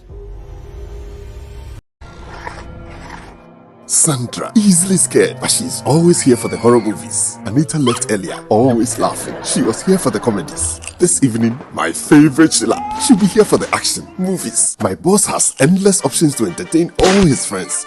That's because on Wi-Flix, 50 pesos a day, 3 CDs a week or 9 CDs a month gives him all the entertainment he loves. Now enjoyment be affordable for this house.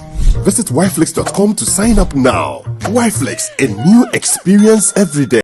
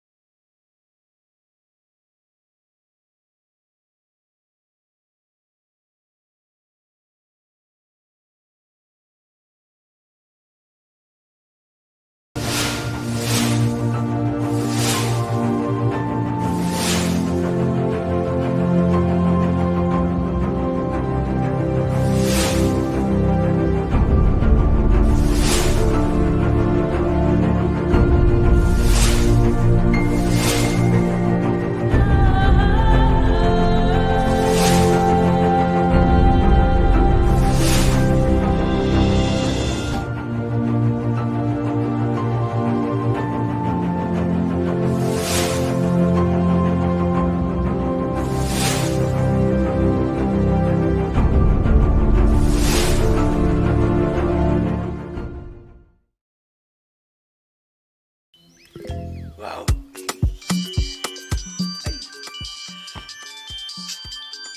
Hello. Yes, Daddy. Oh, Sidi. With your voice, no teaching my okay. I can't live without you. Talk to me. Daddy, the money. Oh, yeah. I'm in short to hang us and get to. Oba money for you now that you'll be able to me a bit. Papa. Have you real phone? Yeah, may I my wife? Where is it? In Siobeneto. You think slave queens are cheap? Oh, just use ZeePay to send me 1,000 Ghana cedis. After all, the charge is only 5 cedis. No problem. Come inside. Surprise visit. The money. Oh, okay. ZeePay mobile money. ZeePay. Oh, thank you so much. Don't mention. I can even use the same ZeePay mobile money to pay my bills. Now let's Dial *270# to pay all your bills with ZeePay mobile money. ZeePay Shatumu Direct.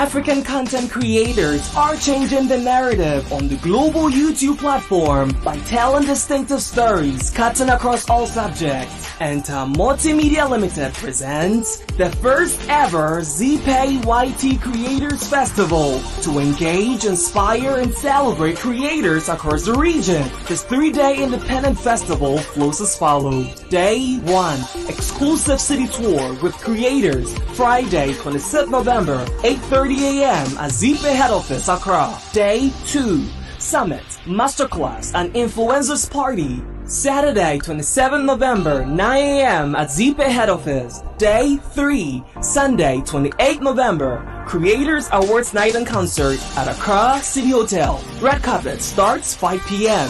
This event is powered by Entamoty Media and ICS Africa. Major media partner, MX24GA. Title sponsor, ZeePay Ghana. Support and sponsors, Twilium Ghana, Menta Music, Ghana Gold Expo, Beyond the Return, Africa World Airlines, Inan Events, A2 Bake, Event Boutique, Music Africa, Accra City Hotel, Whiteley. Partners. Come, let's engage, create, and connect. Visit ytcreatorsfestival.com for more.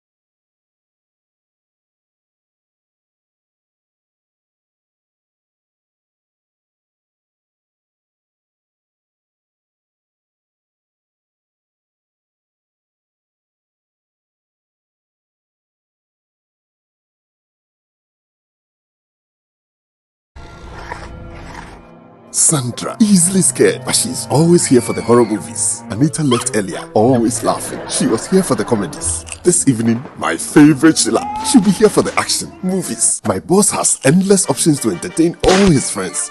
That's because on YFlix, 50 pesos a day, 3 CDs a week or 9 CDs a month gives him all the entertainment he loves. Now enjoyment be affordable for this house. Visit yflix.com to sign up now. YFlix, a new experience every day.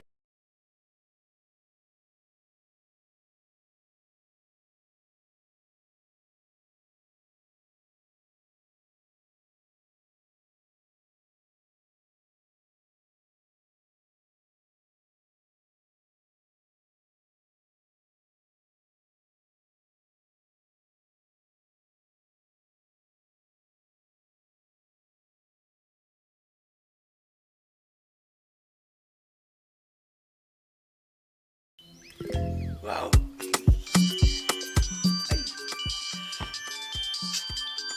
Hello. Yes, Daddy. Oh, Sidi. With your voice, no chasing my okay. I can't live without you.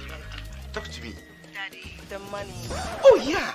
I'm in short to talk. I think too. Oba money for you now that you'll be able to me. Papa. Have you real phone? Yeah, me and my wife. What is it? In Beneto, you think slave queens are cheap? Oh, just use ZeePay to send me 1,000 Ghana cedis. After all, the charge is only 5 cedis. No problem. Come inside. Surprise visit. The money. Oh, okay. ZeePay mobile money.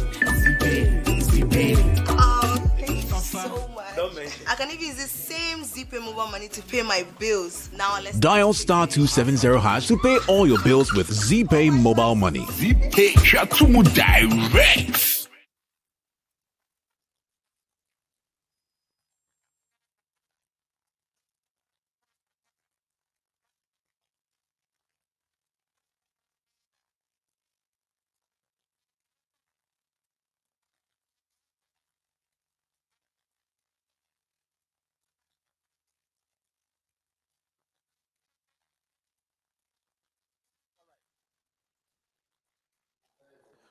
All right, thank you very much, everyone. I hope you enjoyed your break and your drinks and enjoyed the virtual reality. I saw some of you almost falling down as if you were actually inside. Well, that's what the virtual reality experience is about, isn't it? Anyway, we have our breakout sessions right now, our masterclass and breakout sessions.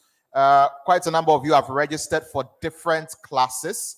And so you have your tutors who are ready to take you through. We've got 3 classes. YouTube for beginners, growing your subscribers for monetization. That class is going to take place right over here. So if you have registered for that, that class is taking place over here. And Mordin B. Tewia is going to take you through that class.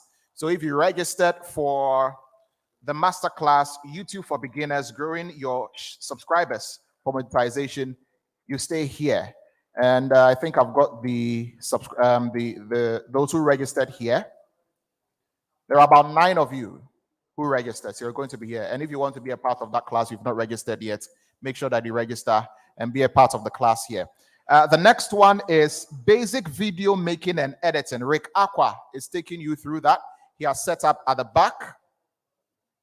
And there are about 5 or 6 people who have registered for that. So on my left, right in front of me over there at the back, Rick Aqua is there. So you can go and learn from him over there. And the last masterclass is YouTube algorithm and copyright. YouTube algorithm and copyright. And Cyber Review is taking us through that. And that will be on my extreme right. So that's in the corner over there. So it's time for the masterclass sessions. Your tutors are ready. So depending on what you registered for, you can kindly move over there, and then let's get the classes underway. Okay, so if you want to register, you can come and then register, and then you join the class that you register for. You can come and write your name here. Yeah, so if you haven't registered for any of the classes, you can come and write your name. If you've already registered, depending on where I announced your class is going to be, you can stay right there. So 3 classes. 3 classes. So those of you who have registered, kindly start going to the various locations for the masterclass.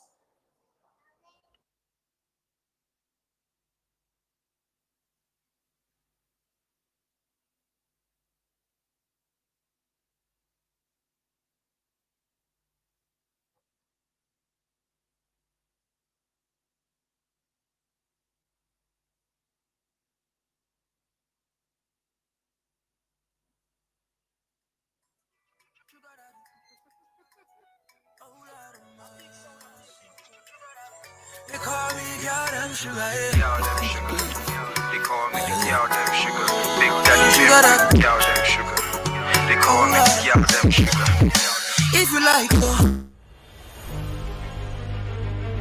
Rated as one of the fastest growing manufacturing companies in Africa, Twillium Industry Company Limited has developed over 100 acres of land into an industry landscape to support the industrialization agenda in Ghana. With a tremendous effort of 7 years of operation in the most competitive market in West Africa, led by multinational skillful experts, training hundreds of local employees, providing jobs to over thousands of families.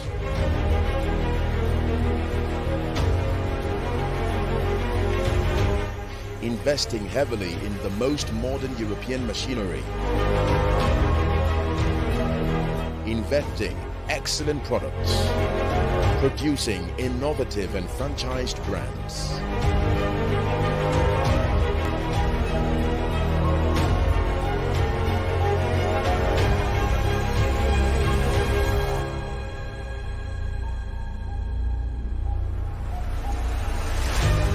contributing to the growth of the economy by exporting made in Ghana products to African neighbors.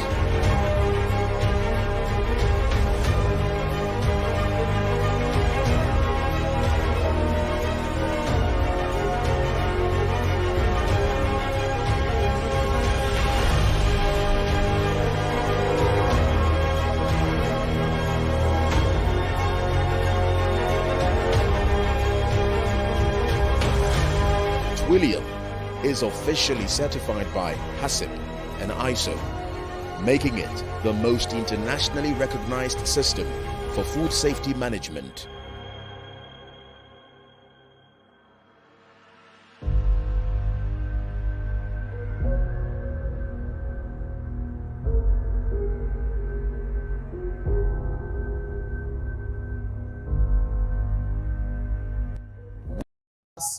Is taking place. Like I announced earlier, the break time is over. So there are 3 classes: YouTube for beginners, growing your subscribers for monetization. So go to the class. If you've registered, you can go to the class. So that one is taking place right here. YouTube for beginners, growing your subscribers for monetization. Basic video making and editing. Basic video making and editing is in the room out back. If you can see where I'm standing, directly in front of me on the far end. And then YouTube algorithm and copyright is on my far right in the corner. Your tutors are ready. The classes are beginning. So get there now. Get into the master class. So for YouTube beginners, growing your subscribers and monetization, Modern Bteria is here. That's your tutor. He's beginning the class. So kindly come and sit down, and then the class begins. Rick Aqua is over there. He's wearing the striped shirt, vertical stripes. So if you want to learn basic video making and editing, the class is starting. And then on my far right, YouTube algorithm and copyright, cyber review, right over there in the corner. So join the class. The classes have begun.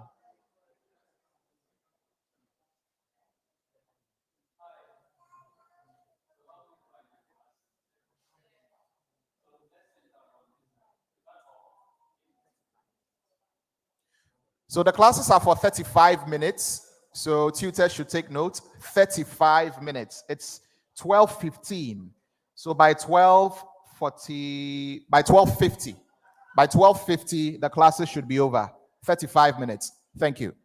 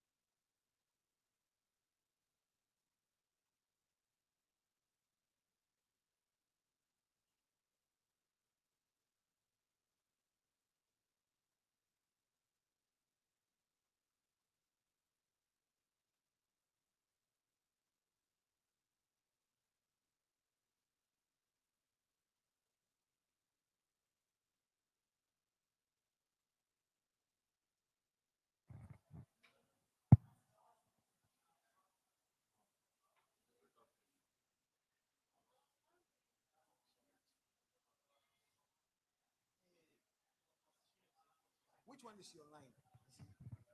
You are taking the life, right?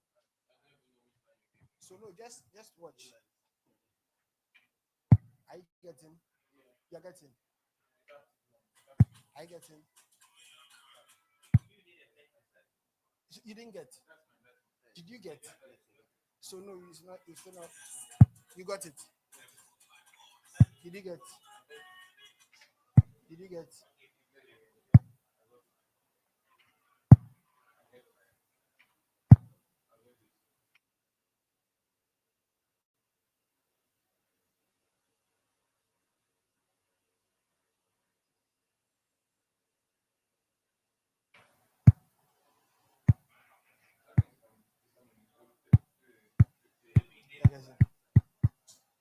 Okay.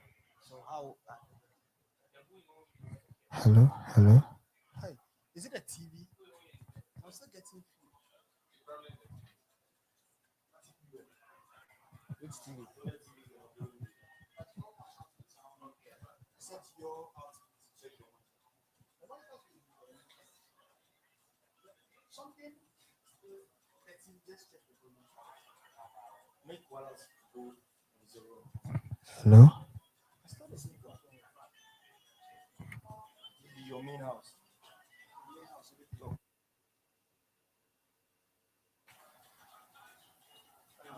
For the demo meter.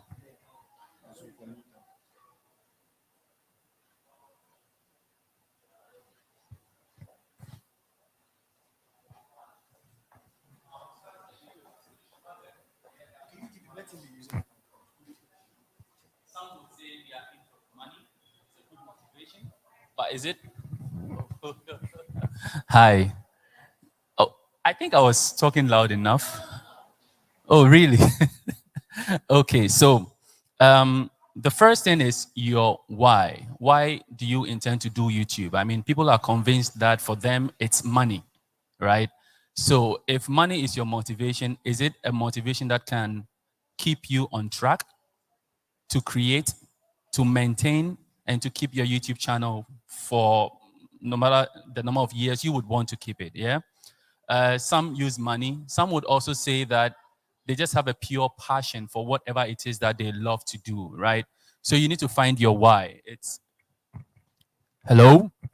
So I'll match my voice now because the microphone is not working. It's not. For live. Ah, okay. So you need to identify your why. Don't just hop on the trend because everybody is creating a YouTube channel. One of the biggest content creators in Ghana, Wodemaya, once said something. He said that everybody needs to have a YouTube channel. Everybody needs to have one. I mean, don't think that you are boring of a sort or you have nothing important to talk about, so YouTube is not for you. No matter what your niche is, someone is willing to pay attention to what you are offering, right? Okay, I'm doing it. Okay, so the first thing is your why, yeah? So I would appreciate you to identify the reason why you want to do your YouTube. That's very important. Now, once you create your channel, one of the things you need to stop worrying about is your videos. Now, it doesn't matter what gadgets you have, just go ahead and create something. Now, when you create something and you start having people, I just expect that, I'm just assuming that all of us here have uploaded at least 1 or 2 videos, right? So I'm jumping that stage of creation of the video. So if you need that, then it's the other class, right? I'm just going directly as if we all have videos and we are looking for ways to grow our channel, right? And so you definitely have views already coming in. And so if you have views coming in, it means you have an audience, yeah? And these people, they are there for a specific reason. Now you need to find out what the reasons are for your viewers or your subscribers. Once you identify why they are there, it is easier to create content that suits them. Because when you create something that they like, they watch, they enjoy the whole video, and they share. It's not forced anymore. If people like what you're creating, they will share. You don't force them to do it. They will do it for you, right? And so you find out their why they are there for you. Now, are they there for the type of videos you do, or they are there for your personality? These are things you can ask. And sometimes it's tricky, but let me cite an example. I used to have an entertainment channel. It's deleted now because of some copyright strikes. But at the time, people were there for two reasons I cited. One, for one of the artists I used to talk about a lot, right? And then the second was some of the videos I do. Like I have a session where I just break down things in a different way. And people just love that, and it came for that specifically. So anytime I'm creating content, it guides me. And I know which videos to make and which videos not to make. Do you get the idea? So the first thing is your why. Second is their why. I mean, the people who watch you. Now, every YouTuber says this, and that is consistency, right? You need to keep up the work. Now, let's do it this way. I would say a minimum of 2 videos a week, right? A minimum of 2 videos a week. But because we keep saying you need to be consistent, doesn't mean you should just churn out, excuse my language, rubbish. Yeah, don't just post any and everything out there because we say you need to be consistent. No, you get it. You need to create something good. And something good doesn't mean you should get the most sophisticated cameras, whatnot, and create like great Hollywood budget films and whatnot. Please, just make sure, like one of the creators, Niyamo, would say, you don't need to, if you tell us you are going, let's say from here to, you want to show us Ebri Gardens, for example, and your video is 10 minutes, please don't show us, let's say, traveling from Accra to Ebri for 8 minutes and then show us Ebri 2 minutes. It's nothing.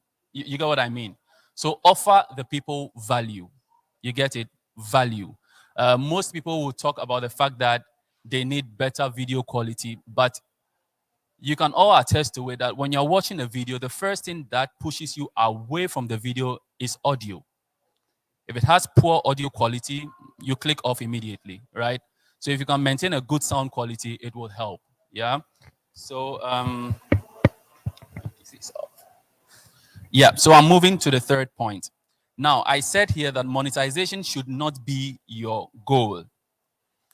It is what we are talking about, but it shouldn't be your goal. You need a bigger reason to continue creating. Making monetization your goal might slow your progress or make you burn out. You know, why I'm saying this is that once you start creating and you make monetization your goal, you start focusing on it, you build that momentum and you get there. But then the thing is, once you arrive there, what next? Do you have that mental capacity, that creative capacity to continue creating more videos so people can watch you? You get it? So don't make it your goal. Make your passion, the drive for creating your videos, the goal. Enjoy what you're doing so that once, by luck or by chance, whatever it is, you reach that monetization stage, you know you truly love what you're doing. So I'll fall back on my first channel that I created. I got monetized in exactly 13 days. 13 days, less than 2 weeks. But I never monetized any of my videos for a whole year.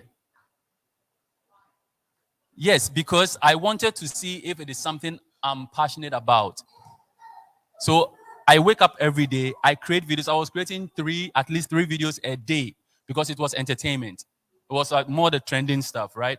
So I would create videos. I was creating videos out till it became a part of me. You get what I mean?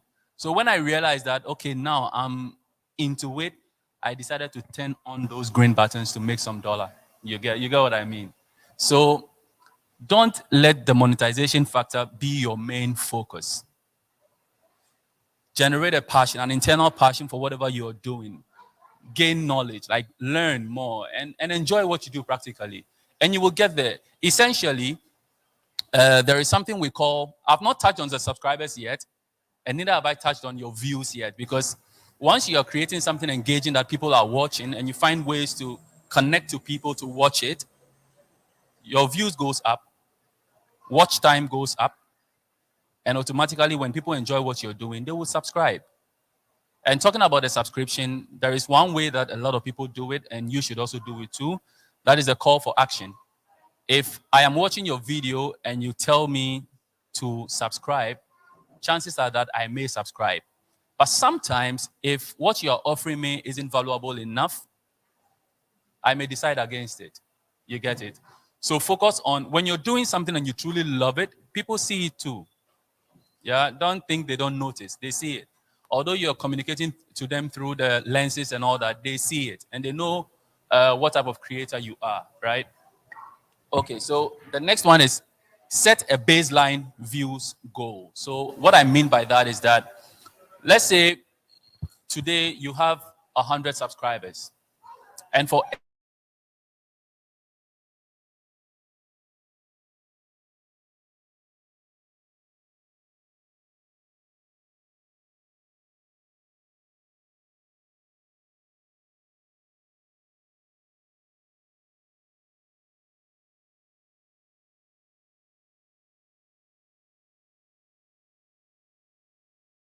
line, you know the audience are reacting to it, or you did something wrong, you go and check it and you improve upon it.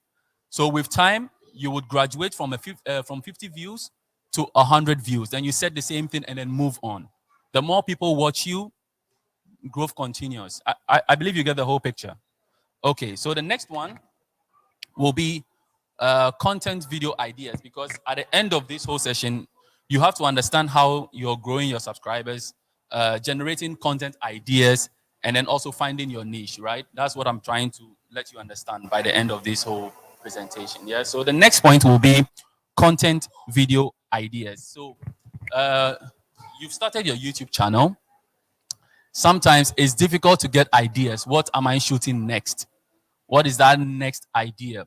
One of the easiest way to find out is we all have people in our niche, people who are doing the same things we are doing. So for example, if you are into entertainment, there is another channel doing entertainment too. If you are into travel, there are people doing travel too. If you like eating and it's a food blog, there are people doing it too. You need to go on there, search for what they have uploaded, take inspiration from some of the topics they've treated.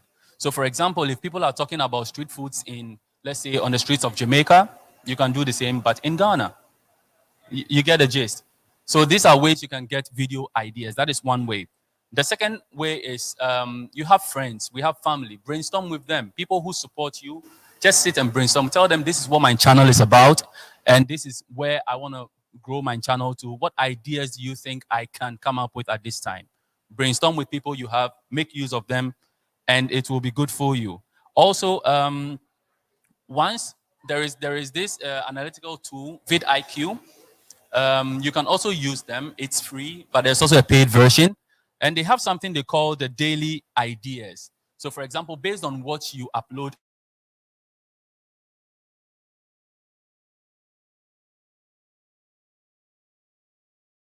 the ideas that people have created or titles they think will function well with your channel.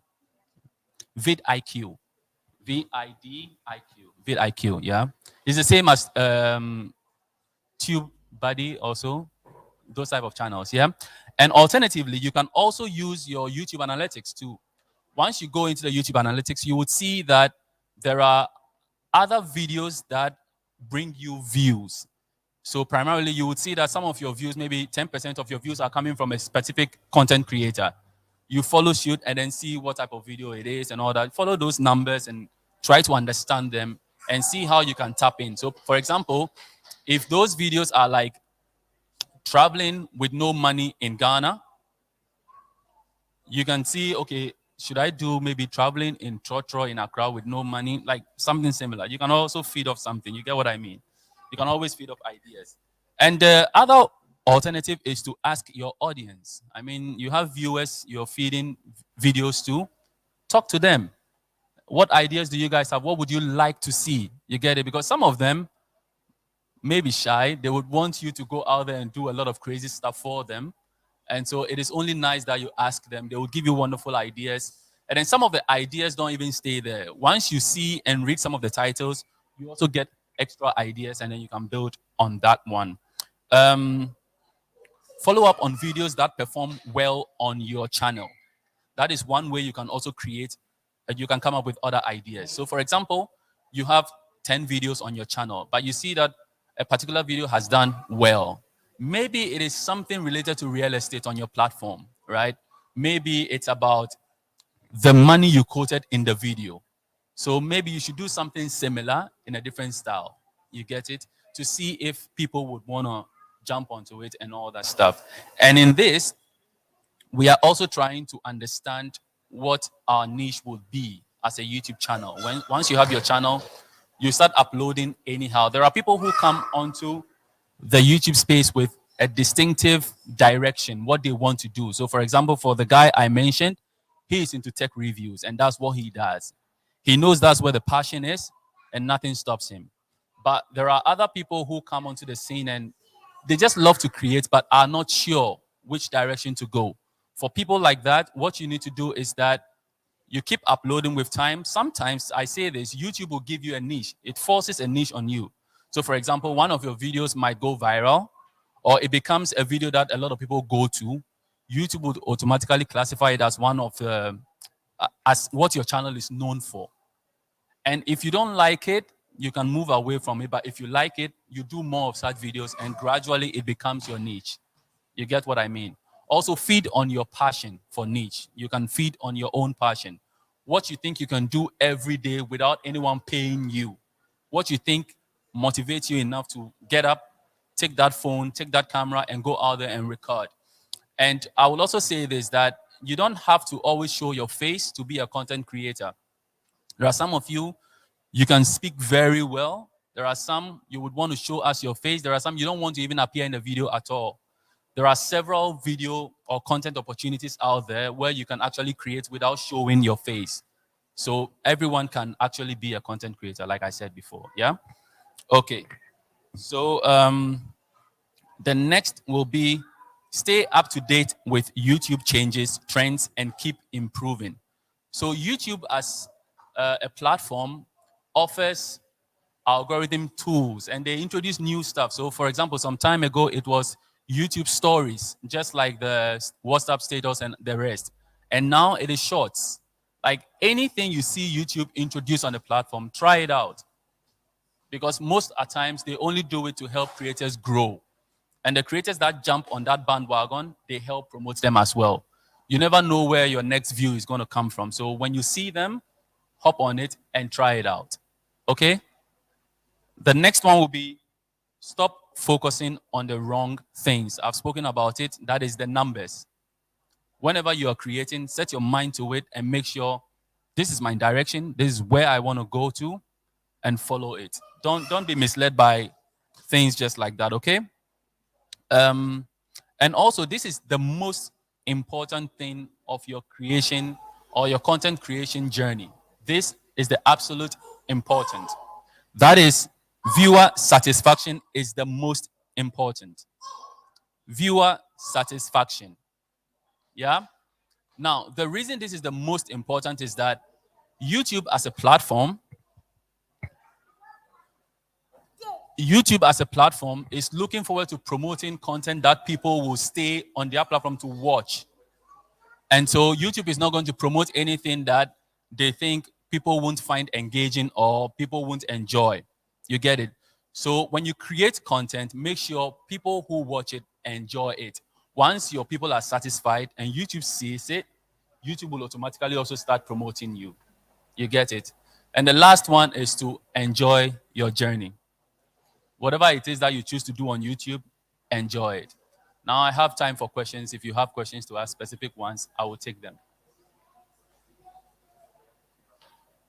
Yes, please. For the purposes of the live recording, I'll take this one. All right. So if there is an ad in your video, right, and you are really posting the video, do you need to declare that there is an ad, like a paid ad? Because, you know, some content, it will say, it will show that this is a branded something content, a paid ad. How does it work? Okay, for paid ads, it's basically let's say ZeePay gets in touch with you to form a partnership to promote them, it makes sense for you to tell your viewers or your audience that you've partnered with ZeePay and they are paying you. Some will go, there are two ways to it. So one will choose the route of trying to convince the audience that they just love ZeePay and that ZeePay is not paying them anything. You get what I mean? And they try to convince the audience to purchase whatever ZeePay is offering, right? And the more honorable way to go about it is to inform your viewers. So that is up to you. As for YouTube, whether you indicate it or not, it's not really a big deal. It becomes a big deal when, for example, they have to place adverts that run in the same line. You know, these yellow adverts you see from Google AdSense, right? If, for example, it's something related to like a tech, let's say you are advertising for Samsung, then you need to indicate so that they won't put any other stuff from other competitors as well on your platform. Something like that. That's what I think. Yeah. Any question, please? Yes, please. How do you? So is it that immediately you start posting, and then you get your 1,000 subscribers, and your is it 4,000 hours?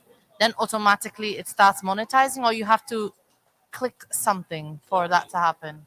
So she wanted to know if it's automatic, that once you reach the goals, 1,000 subscribers, 4,000 watch hours, then it's before you used to, you would have to do it manually, but now it's automatic. YouTube would immediately send you an email and then we'll do it. And then you will have to create your AdSense account and then tool it, because that is where your money will come through from. Yes, you would see it. It's within the dashboard area. I can go on it with you one-on-one. Once we are done with this, if you have any private question, you can come to me also. I love those ones instead, yeah? You can come to me one-on-one. We'll treat everything, yeah? A YouTube account, right? How much money did you make? Oh.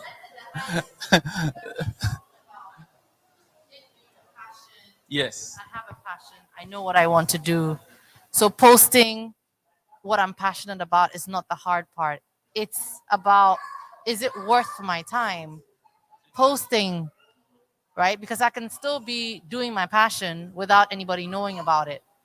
So how long will it take for me to monetize or get a certain value which I deem, okay, this is taking me away from my family and my other work? So there's another angle to what you're saying. Yeah. Okay, so here's the thing. Monetization is not the only goal. It's not the only way to make money on YouTube, right? And so, for example, if you're saying that if you are investing your time creating videos, how long will it take for you to get monetized? It's different for everyone. There are creators, it takes them 3 years to get monetized. There are some, like I said, my first channel, it took me 13 days to get monetized. There are differences. You know, some get speedy growth, some get a very elongated one. Okay. Okay. Okay. Values with money, with what you get. Jessica had mentioned she made $1.60, cents. That's monetizing, right? So my question is, how much? Put a figure. Okay, for the figure, it's not direct. The reason is because it is cost per mile and it's dependent on where your videos are watched. So, for example, in Ghana, per every 1,000 views is under $1. But for the US and some other parts, above $5 or $6 or something like that. You get it? So it's an aggregate of where your views are coming from. So, for example, I may have a real estate video, he may have a tech video, and we both have, like, let's say 5,000 views. He may have earned, let's say, $50 on that video, whilst I make $10 on my video, although they are the same views. So it is dependent on, one, the length of the video, for example, the niche of the video. If it's tech related, they get more money sometimes. So you can't really say, my highest I've made is $700 for one video. That's my highest. Are you okay? Okay. Okay, so questions, please. Yes, please. We have about 5 minutes more. Please, you said your channel got monetized in 13 days. Can you share with us like some of the techniques you used to get? Because it was new. Yeah. So he is trying to know the techniques I used in growing my channel. So like I said, my first channel was an entertainment channel. Yeah. And at the time I created a channel on the 13th of December 2018, right? Getting close to that time, Stoneboy, Shatawale, Sarkodie, Samini all have live events. If you guys will remember, that was the year Stoneboy sold out the Fantasy Dome for the first time. And also Shatawale made a show at Manchagbona. They did it on the same day, right? So what I did was, a friend of mine told me the best way to get enough views and the numbers for the watch hours was to go live. So probably some of you might have watched my live feed back then. So I went live directly, and that's how I built the channel. So when you go live, at one point for that show, I had about 1,800 people watching live with me. And you get the watch hours just like that. It comes. And you talk to people, you text, please subscribe, because I'll bring you more shows. And they come, they see this and that. So I was lucky that all the shows were running at the time. And I was lucky enough that when I live streamed it, it worked for me, right? It's still a thing, but I don't know if you can still employ it. So that was how I grew mine. And then after that, after the live one, I started doing this usual taking of Snapchat videos and piecing them together, telling stories. And then I realized it wasn't helping me. So I started doing the podcast version of the news. So I take pictures of the celebrities on what not I want to talk about. Then I do a voiceover and I send it across. And then I decided that wasn't also good. So I took my phone. And funny enough, it's this same phone. This same phone. I grew the first channel to 10,000.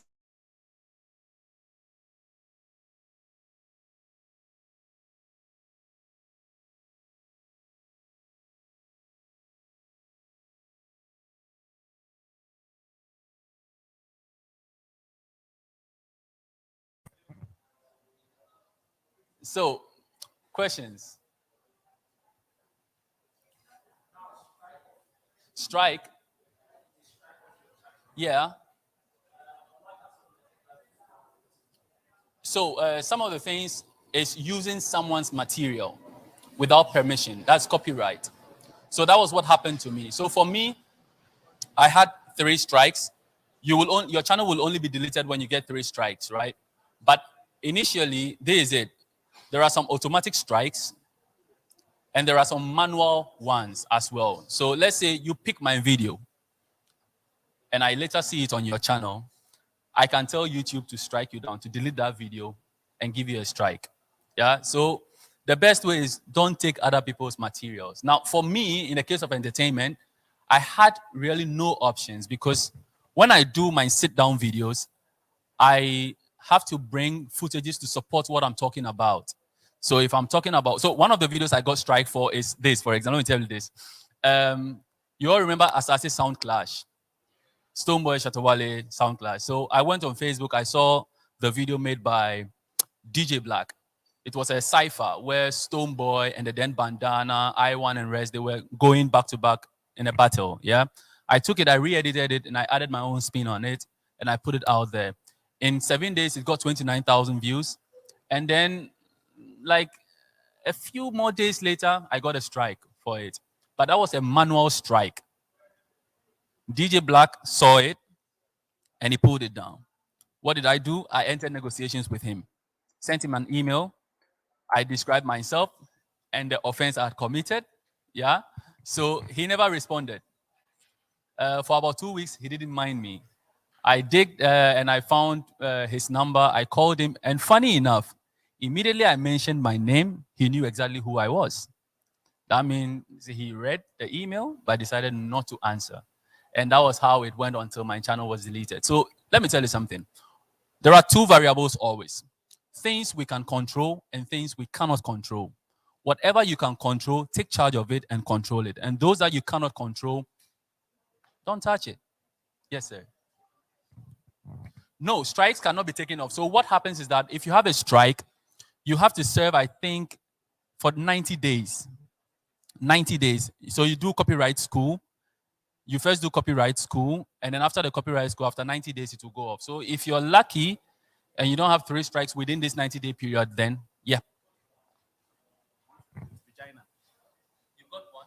Yeah, one copyright strike for Regina. Okay. The Nigerian celebrity, but I did a negotiation with her on email. Then she took it off. Okay, that's also one. Yeah, so you were lucky. Yeah, so the YouTube people just took it off and just notified me that they've. Yeah, I emailed 2 times, but she never replied. Yeah. Okay, so she listened. She read it. Why? See.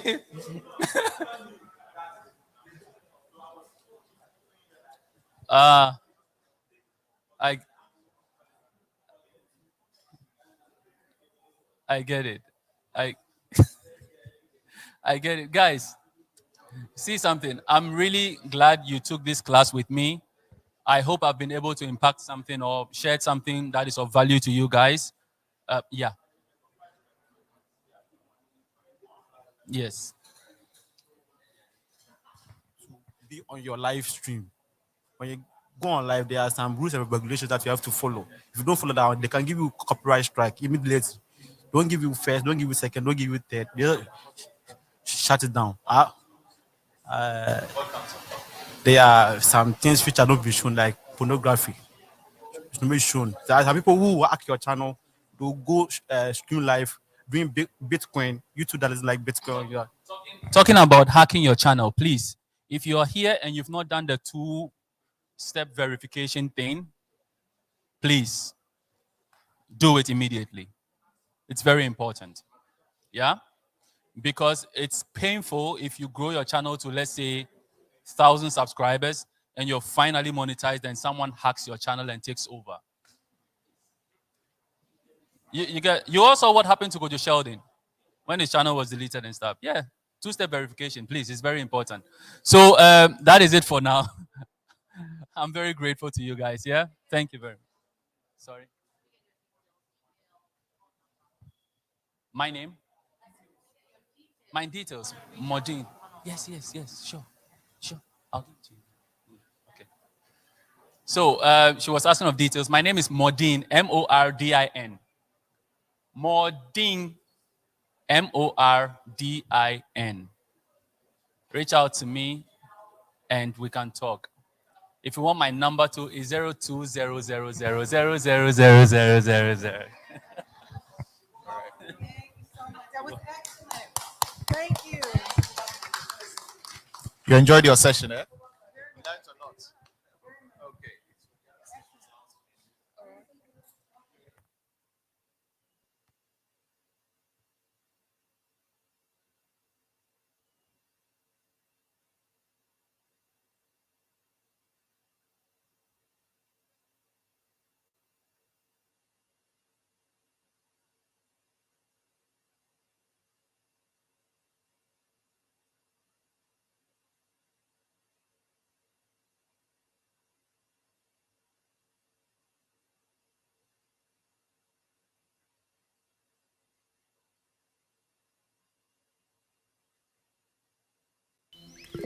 Wow.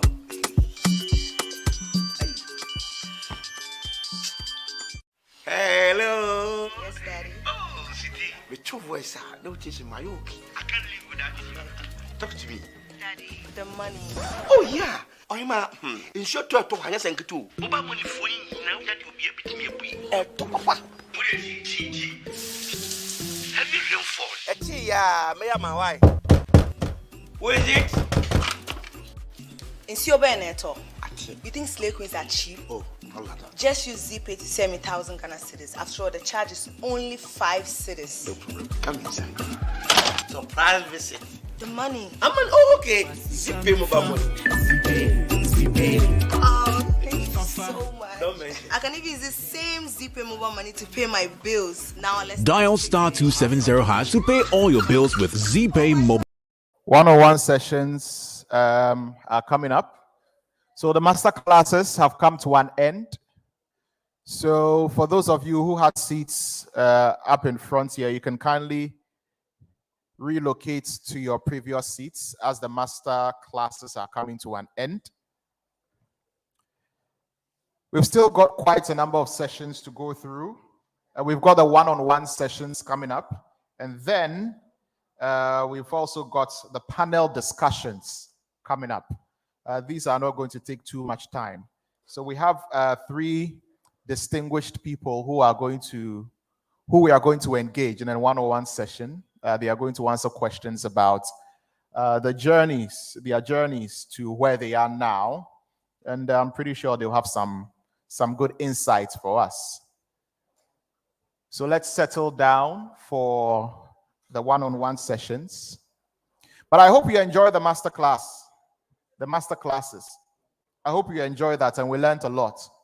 Those who learned how to edit videos, basic video editing, did you take anything away? So if you were to edit a video today, you'd be able to do it. That's right. And also, the other session was on YouTube algorithm and copyright. I hope those who took that masterclass also learned a lot. And also, YouTube for beginners, growing your subscribers for monetization.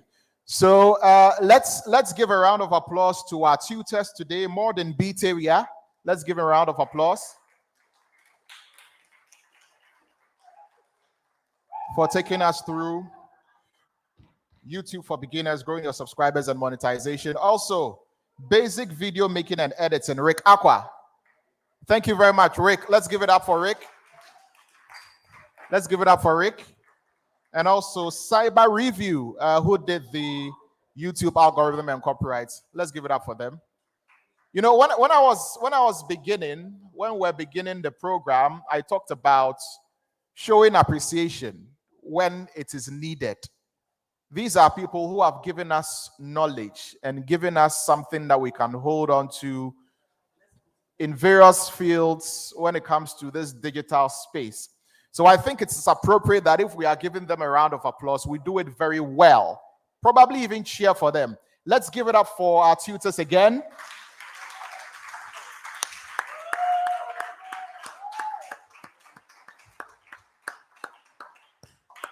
That's right. Thank you very much, tutor. So now we are about to have the one-on-one sessions. After the one-on-one sessions, we would have a break, a lunch break, and then we'll come and do the last one, which has the panel discussions. Various individuals will come up stage, and then we'll have the panel discussions. There are moderators for the panel discussions as well. You'll get the opportunity to ask questions as well. But for this session, I'm going to be engaging 3 individuals, asking them some questions about how far they've come in their journey to where they are today. So let's settle down for that. The very first person we're having this one-on-one session with is the CEO of ZeePay. He gave us a very nice address earlier. The CEO of ZeePay, Mr. Andrew Techi Apia. Mr. Andrew Techi Apia is here. Let's give him a round of applause. Mr. Techi Apia, please take a seat over there.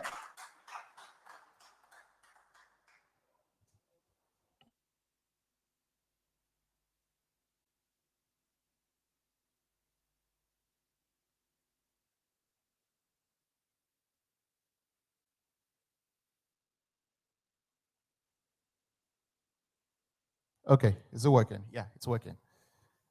Mr. Techiapia, let's see if your mic is working.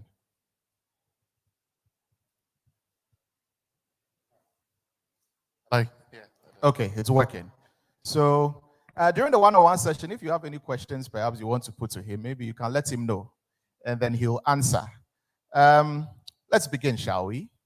So, what should be the first question? Someone should give me the first question. What should be the first question to him? Why are you always in Adidas? First question.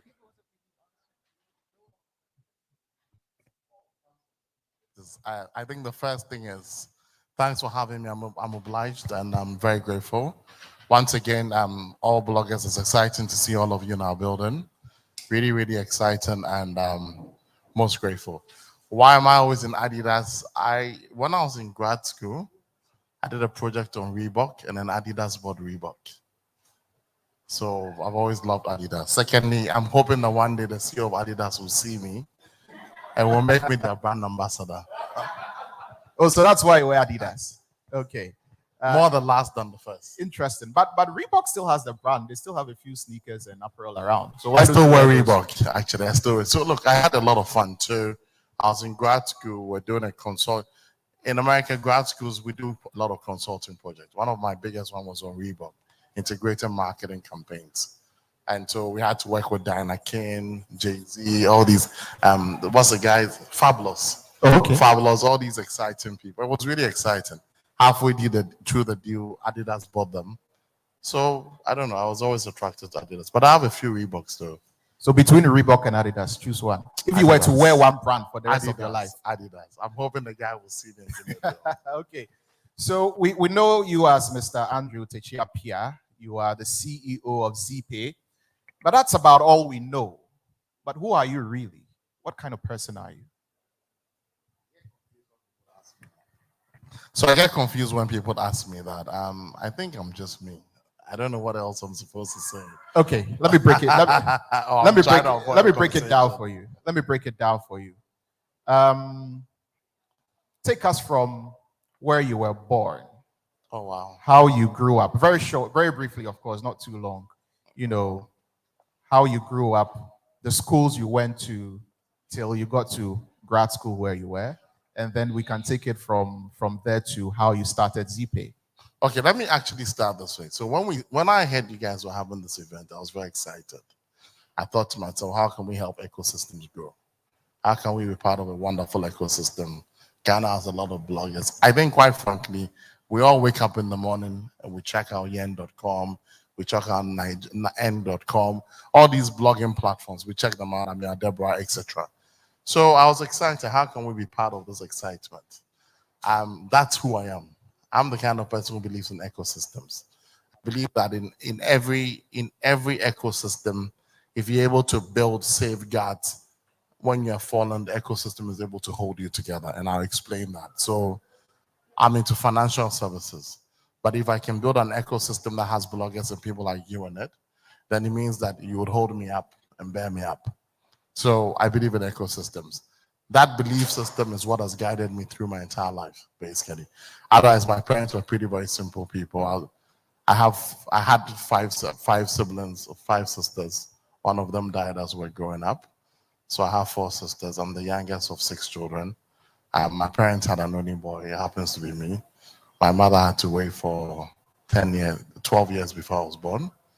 So I guess when I was born, she was very happy. In terms of schools, I went to St. Augustine's, nothing exciting. I'm not sure about that, but St. Augustine's? Nothing exciting, then I went to school abroad. Which school did you go to abroad? Put it this way, one of the schools. One of the schools abroad. And St. Augustine's, you didn't do anything in the National Science and Maths school? No, my days we didn't. I was in the old system, so I did 6th form. Okay. This time around, you didn't do anything. How do you feel about the Prempeh boys winning? I love it. We have a lot of Prempeh guys in our building. Surprisingly, we have the only 2 Augustinians in our building, myself and Festus. Oh. Most of us are Prempeh guys. I support them. I see. And Oscar. Anyway, that's just by the way. But let's talk about ZeePay. Yes. Of course, you're a major player in the digital space. Yeah. So what inspired you to create or to set up ZeePay? Okay, so I used to work for EcoBank. At some point, I was a market maker for EcoBank. Basically, I was the head of transaction banking. I was responsible for all of eastern part of Africa and southern part. So basically, from Kenya to South Africa. Very exciting role. At some point, we were working on a deal to sign on DSTV for the rest of Africa. But we had also just started deploying Fandamo. Mobile money originally used to be Fandamo. then it became MTN Mobile Money, etc. And along the line, we just came across some stats. At the time, I think Africa had not more than plus or minus 15 to 20 million bank accounts. Those days, card circulation was only about 2-3 million. This is far back as 2008. So we all just realized that the future of mobile wallets, and more so because of the speed with which people signed on. Okay, by the time we got into 2010, we probably had, in Ghana alone, we had probably about 5 to 6 million wallets, whilst we didn't even have 3 million active bank accounts. And banking had been in Ghana for 100 years, if you add Stanchart and Barclays. So it was very clear that the future was going to be wallet. If you also look at what mobile money, mobile telephone itself had done, it had leapfrogged technology so much that your average person had a phone. It was either a feature phone, what we call watchman phone or yam phone today, or was some kind of smartphone. Either we kept it off for 3 days and then we kept it on for 2 days because we had to charge it. So the average person had a phone. And so the best place to put a phone, a wallet, is on a phone. So it just made sense. And if you look at remittances, around 80% of us receive remittances across sort of like suburban and rural areas. So it made a lot more sense also to change the narrative. Believe it or not, and I've done this, so I'm not telling you a story. I've had to travel from a village called Takwa Breman to the main road, and it's 21 kilometers. So that's how far your average remittance receiver will travel to go and pick up their remittance. So fast forward, coming ZeePay, it means that remittances can be paid basically next door. You walk out, there's a mobile money shop. So it kind of made sense for us to go this way. So I kind of saw into the future. I also have a crystal ball at home. Every now and then I look into it. So what do you see now for the future of ZeePay? Well, when you look into that crystal ball, what do you see? I think I'll tell you what I see now, though. First, I see for bloggers, I see that you guys are going to become that definition of news in Ghana. Right. Now, what do I see for ZeePay? I think what I see for ZeePay is I try so hard to be modest, but I can't help it. I see that we'll be number one. I see that we're going to rule this country. I see that we'll be a significant player in Africa. And I see that we're going to see a significant player in Europe. Why are we with that journey? No, clap some more, sincerely. There are some things that are facts and you got to believe in it. I want to leave you guys with something before I go. I know I've been trying to avoid these questions. I'll talk to you about myself at some point. But you need to come to a place where you have a nationalistic sense of pride. You need to be very nationalistic. It's about your country. All you have is Ghana. Quite frankly, if Ghana dies, we're all dead. We're dead by our lineage, we're dead by our parents, we're dead by our stories. Is that true? So we need to have that strong sense of nationalism, and we need to build national brands. Anything national should be built. It should take preeminence and precedence over anything foreign. So in that regard, I believe I'm going to be number one. Right. And what has been the biggest challenge? What has been the biggest challenge for you since you started ZeePay? So we started 7 years ago. I started in 2014. 2014, 15, I spent about 2 years talking to regulators and then also trying to get some form of regulatory approval. I think the biggest challenge across the continent, not Ghana per se, is just getting regulators to understand and appreciate the business model. The other thing is that our business model is not just mobile money or remittance, right? We're trying to build a bank on a wallet. Let me ask a simple question before I continue. How many of us know about FIDO? If you know FIDO, raise your hands. Can anybody tell me what FIDO does? They do loans, right? How many of us know about BIMA? If you know BIMA, raise your hands. What does BIMA do? Somebody said insurance. So we have lending, we have insurance. How many of us know about remittances? If you know ZeePay, what does ZeePay do? Remittances. How many of us know about payments? Everybody does. MTN, Airtel, Vodafone, we all do payments, right? So retail banking is going to be on a wallet. Retail banking is going to be on a wallet. Corporate banking will remain with the banks. But the concept or idea of retail banking is going to be on a wallet. If you go to Europe today, N26, Revolut, Wise, all of these platforms are banks. They are retail banks that were fintechs before. If you look at our market, 80% of us are young people. The age of 1 to 45 is the most predominant age across all sectors, all divide, all regions, whatever. So clearly, our comfort and our lifestyle is dictating the pace. My greatest challenge is regulators beginning to appreciate that. Because when regulators appreciate that, then they start to look at models that are designed to help all of us. My second greatest challenge is actually called cohesion. Having a bunch of people come together to work to achieve what we've achieved. For me, where I come from is called culture. Making sure you have the right culture, the right mindset, right fit to be able to achieve an output. So you are one of the most successful entrepreneurs in the digital space here in the country. There are a lot of people here who are all aspiring to become entrepreneurs, because if they are going to start their own channels and do other things related to the digital space, they'd want to make money off of it. So that's a form of entrepreneurship. What is that one thing or one advice that you give to them based on your experience in building a business in the digital space? What is that one thing that you tell the people here to hold on to become successful? I think I say it so often, it sounds like a broken record, but it's several things of one. You need to solve a problem. So you're a blogger, right? How many of us know about Twitter? I do. Anybody? You'll be amazed the power of Twitter. On Twitter, you can have specific engagements targeted at financial services, fashion, whatever. So why don't you be specific? As a blogger or a vlogger, why don't you come to a realm where I'm going to solve a problem, maybe dedicated to education, child abuse, whatever you want to call it, and focus on that and build that. So that's the first thing. That's solve a problem. That problem is bringing an awareness of something to everybody.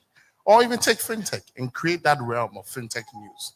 So you're bringing awareness. Then the second thing is you got to be consistent. The hard days will come. In fact, the brutal days will come. There'll be days when you'll be so down, you want to give up. But don't give up. Just be consistent. So solve a problem, be consistent, and in that process, collaborate and partner, and you'll be able to monetize. If you can do those three, write it down in your Bible, you'll be rich. Because it's a function of time. Very well. I would have to be coming to the end of this one. But you mentioned something at the end which got me curious. Are you a rich man? I hope I am.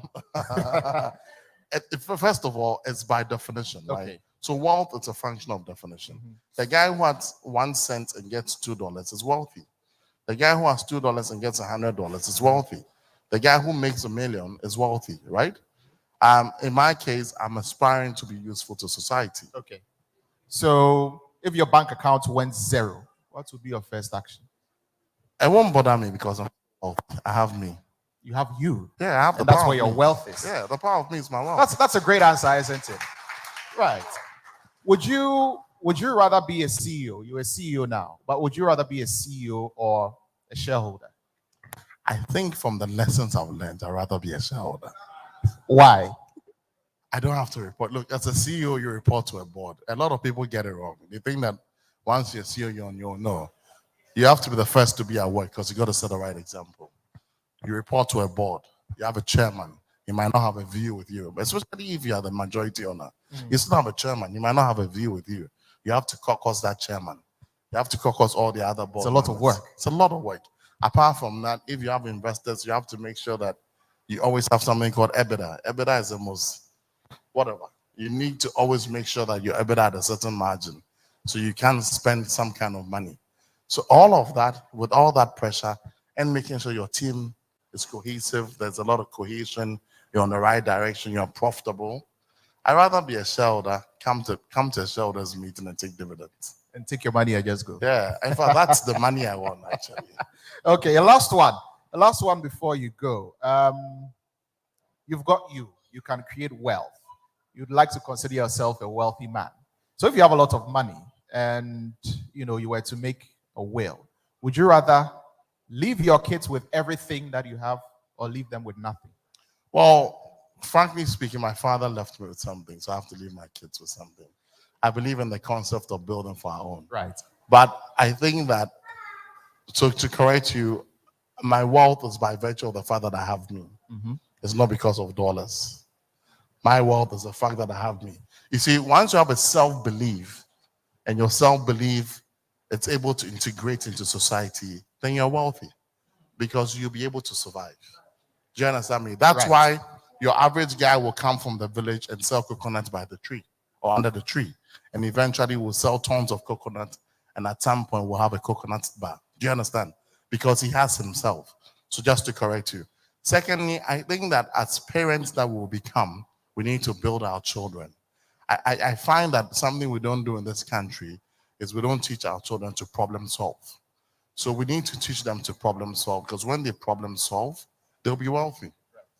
Everybody wants a guy who can solve the problem, right? That's true. Let's give him a round of applause. We started with a question from the audience. We'll end one question from the audience.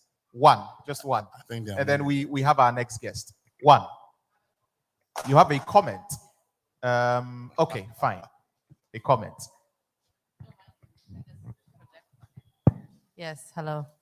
Yes, I just felt compelled to say this because earlier on you had asked who Andrew is, and I had to say that he is an exceptional man. He's an exceptional human being. Wow. He is a visionary.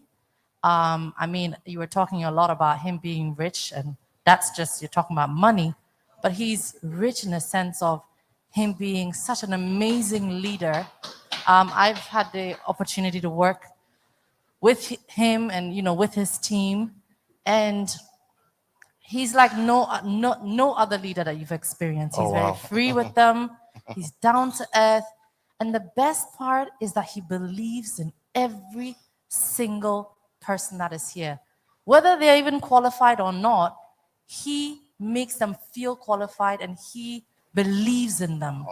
And I think that's why ZeePay is so successful, because he's rising, but he's pulling everybody that is in this community that gets in touch with him. And that's something that we lack sometimes as a country. And that's why sometimes you find that as Ghanaians, we're not moving forward together. Right. But if ZeePay was Ghana, was a country, we would be light years ahead. And so that's the kind of leader or man that you're seeing. You see on his shoe, the lion, that's what he loves. And he is it. He is a great leader. That's Believes beautiful. in us. Very beautiful testimony coming from someone, you know. So thank you very much, Mr. Andrew Techiapia, the CEO of ZeePay. And I believe that we've taken quite a lot from this small engagement that we've had today. Haven't we? Definitely we have. Thank you very much. Let's give him another round of applause. All right. So we have another one-on-one session. Our next guest, if you are in the YouTube space and you watch the Ghana YouTube space, you definitely know who he is because he is the biggest.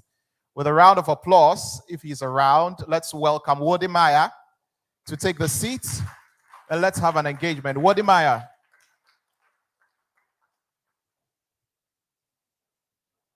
Okay. I understand he's outside somewhere. Okay, he's up there. Yeah, there he is. There he is.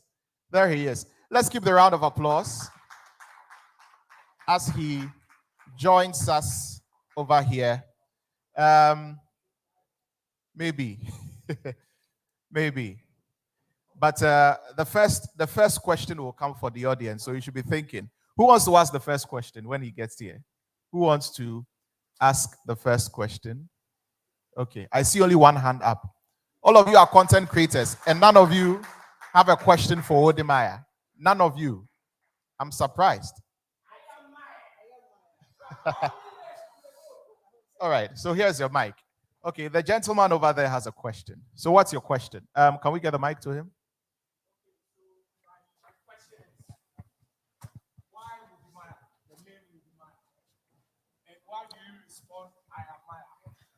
Good question.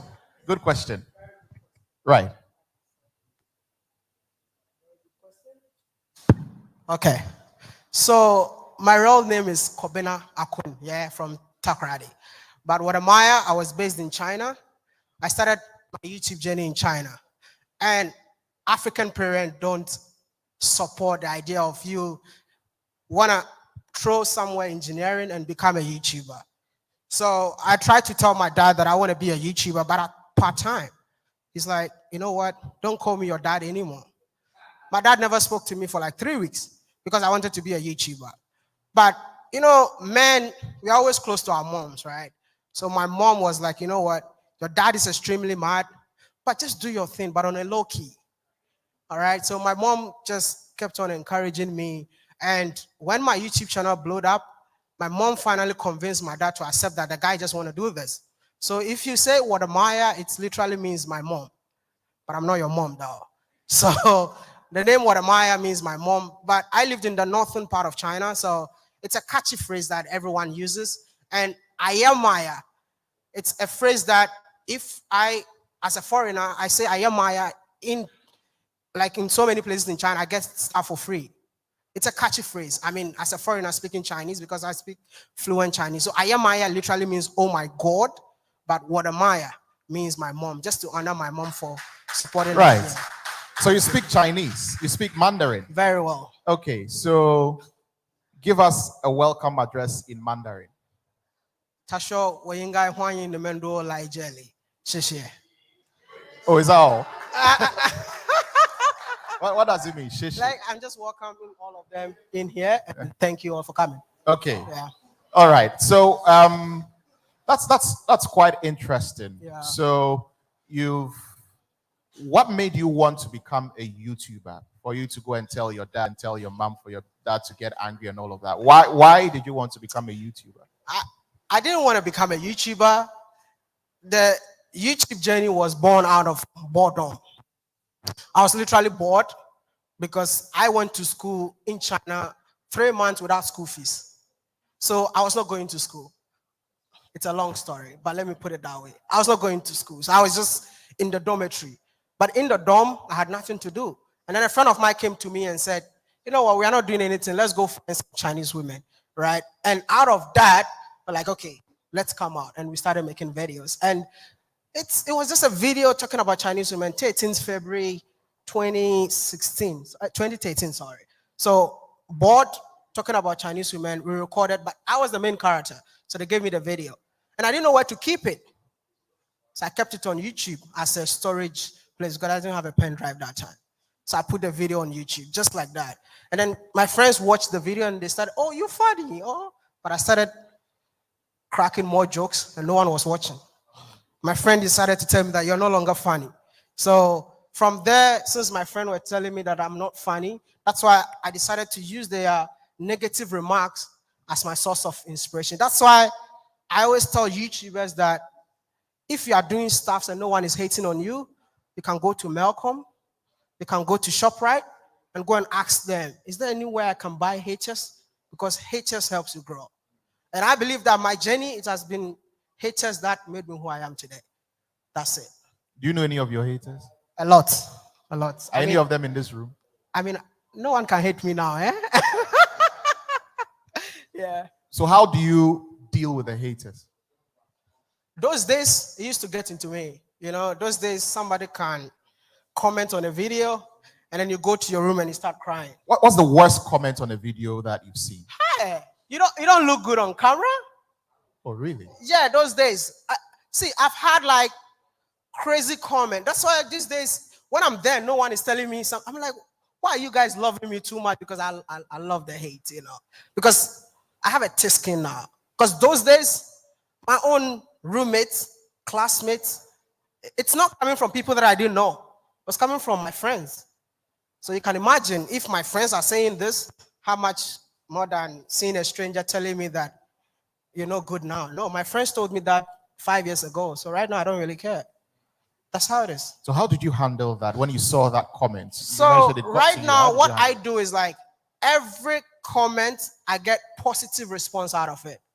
See, I don't know how to explain to you that in 2020, I received one of the worst comments during COVID time, but I built wealth out of that comment. What comment was that? So I used to travel around Africa, promoting Africa because I was tired of seeing Africa in a negative light. So I decided to set up a project called Africa to the World, uniting African YouTubers to tell the African story. When I started, I mean, it was getting grounds, but the growth was not that much. Then I came to Ghana during COVID time, and then people started saying that, oh, you keep on traveling all over the world trying to promote Africa, but the things that you are promoting are owned by Chinese, are owned by Lebanese, are owned by foreigners, not for Africans. See, I mean, I thought I was promoting Africa, and that comment was consistent. It was not a single day. I just packed my stuff, left Accra. They went to Kumasi for the first time, and I went, and there's a woman who invited me to her resort, and I asked her, are you sure you built this? I said, I built it. I said, how long did it take you to build this? She said, 4 years to buy the land, to pay for the land. It took her 4 years. I said, can I interview you? She's like, why not? That video went viral. And since then, you see me interviewing CEOs after CEOs after CEOs. And every CEO that I interview, they're like, can I be your father? Can I mentor you? And this is where I am. You cannot get money from them, but the kind of knowledge that they're going to share with you can lead you in any path that you want to go. So you've sort of gone into the inspiration behind the kinds of videos that you do. Yeah. So with what you do on your YouTube page, Yeah. you know, what comes into your mind before you decide that I'm going to do content on this, so I'm going to do content on that? What's your thought process before you arrive at, okay, let me go out there and do this? I've never planned any single video on my channel. I go spontaneous? I've never, ever, there's no single video. A big shout out to Macangel. I think I met Macangel in Port Harcourt. It was not even planned. I just called him and I'm like, yo, this is Macangel. I've never done any video like that before. I really want to meet him and create content. It's not, I don't plan content. And let me tell you something, as a content creator, if you always plan your content, it doesn't go well. The content that you just wake up, shower, put water on your body, go out, start talking, that's the content that fly. Have you ever noticed that content that you take your time to edit, content that you spend so much time on it, doesn't even do well? But the one that you just, and then by the time everyone is saying, oh, this is your best video. But this video, I didn't really plan it. So I decided to go with the flow. I met the owner of, I interviewed the CEO of this company, ZeePay. It was not planned. I just met him. We started talking, and I was in Congo and people were talking about it. You see, so go with the flow and then just do your thing. Go with the flow. That's it. Go with the flow. Thing. I mean, see, content should be something that you have passion for. Don't let people force you to create content. If you have passion for it, every day you wake up and you want to create something new. And I always tell people that there's so many stuff to create. Just look at your surroundings. Look at what you enjoy doing. I met somebody who loves eating, right? And I told him that, hey, if I were you, I would just eat and create. Because that's what you enjoy doing. You never get tired of eating. I love talking. But I want to talk for you to pay me. That's how it is. So whatever hobby that you have, take advantage of it. That's it. So do you have any regrets? Do you have any regrets getting into the YouTube space? The only regret why I never started this earlier. That's the only regret you have? Yeah, I think I should have used my aeronautic engineering money for YouTube if I knew. That's what you studied in school. I'm an aeronautical engineer by profession. Have you practiced that? Of course. Where? In China. I was based in China. So I lived in China for 6 years. What were you doing exactly? I deal with wings. So I started with school like 4 years, and then I deal with wings, aircraft wings. And from there, that's when I got tired and I decided to, because as an engineer, you don't earn more than a YouTuber. Really? Yeah, I don't know, maybe. I see. Okay. So just like I asked the CEO of ZeePay, there are a lot of content creators here. What is that, one thing, one lesson that you've learned? Of course, I know that you've taken a lot of lessons from all the things that you've said here, but that one thing that you want people to focus on, that one lesson that you've learned that you can impart on them in their journey to become successful, content creators. Focus on your craft. It's very important. Stop jumping on people's stuff. There's only mistakes that so many content creators in Africa make. It's like seeing somebody creating something, seeing that what that person is creating is working for them, they all jump on it. You can't jump on people's craft because that is not you. So focus on your craft, be consistent, work hard, you'll get the end result. That's it. Is YouTube profitable for you? Very. How so? Give us. I'm not going to give figures because there are a lot of bloggers that will change my story after today. But I'm just going to give tell us you. a sense of understanding of how it's so, like. See, YouTube is not even about views. Is Amma Governor here? Because she exposed herself, so I can use that as an example. She's not here. So YouTube is not about views. It's about locations. Where are people watching you from? So I've seen a YouTuber in Ghana who was making videos. I mean, she's quite known. But she opened her YouTube showing people how much she makes. If you had a video, you could have played it. And then a video of 30,000 views, she's making like $20. And in total, like all her YouTube career, she has made like $2,000 or something. I called her myself because I felt so sad. Because I felt like, what are you doing wrong? So I had to let her open her analytics. And I checked it out and I'm like, 70% of the people that are watching are from Ghana. And that is the biggest mistake. So many of you focus so much on being famous. See, I don't think some of you even knew that I was a Ghanaian. Because that was not what I was focused on. You focus on your craft. So focusing on, getting known, getting popular, getting famous. That is not the end goal. The end goal is to make an impact. And as soon as you make an impact, you make an income. But if you go for the fame, you forget the vision. You forget why you are here. That's right. Okay, so before you go, let's play a game. A very simple game. Wow. Yeah, very simple game. I hope it's something that I'm used to. A very simple game. I'm pretty sure you've played with your friends before. It's called Truth or Dare. Okay. Yeah, so Truth or Dare. I'll go for truth. You go for truth? Yeah. Okay. What is the cringiest thing you've done for views? What is the cringiest thing you've done for views? Something you are not proud of, but you did it because you wanted views. Wow. I think I did everything out of, like I'm very spontaneous with my content, yeah? So something that, you rather would not have done, but because you needed the views, you came out of your shell or you came out of your comfort zone. It wasn't the best. It was unorthodox, but you decided to do it because, Charlie, if I do this thing, the views will come up. No, it's in gutter, eh? But that was Rwanda when I was sitting in the gutter. But it was not, the gutter was clean. So why did you even decide to eat in the gutter? Because like I told you, I'm very spontaneous. Yeah. So I was in Rwanda and everybody's saying that Rwanda is clean. Then I was walking in the gutter and I saw somebody cleaning the gutter and I'm like, this does not happen in Ghana. This guy cleans the gutter 5 times a day. There's a restaurant. I just went to buy my food and I just went to sit in there just to prove to people that it's clean. But I don't think that was, I think when I went to Namibia, I spent time with the Himba people and they put some stuff on my skin.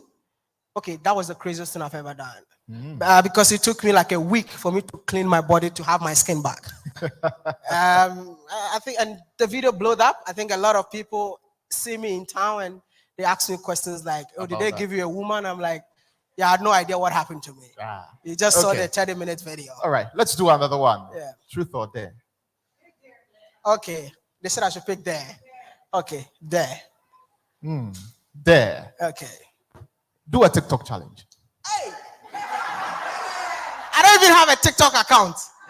Which one is the famous There are a lot one? of bloggers here. So who is a TikTok? I'm pretty sure they are recording and all of that. TikTok? So you can do Onaina. Or you can do, I don't know. Alcohol. Alcohol. Or you can do alcohol. Or what else? What other TikTok I need a challenges TikTok vloggers. You have a TikTok vlogger here. What other TikTok challenges there? I'm not on TikTok, so. Which one? Yes. What shall I say? You don't know how to dance. DJ, do you have that song? Someone can help me. Any TikTok? No one is a TikToker here. Okay, let's create All something. right, so yeah, do a TikTok challenge. Get on your phones, get on TikTok. Let's see Wodimaya do a TikTok challenge. Yes. Let's make sure that he goes viral. Me? I don't know how to dance. Yeah. Okay. I mean, I need a song. What shall I say?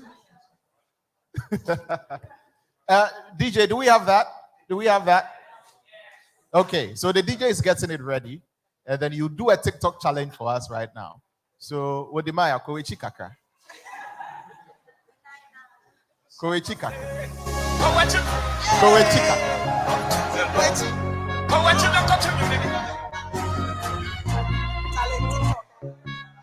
What shall I say?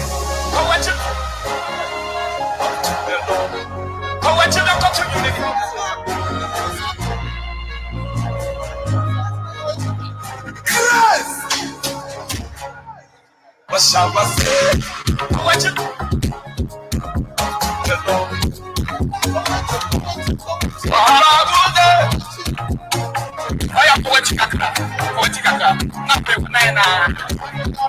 What shall I say?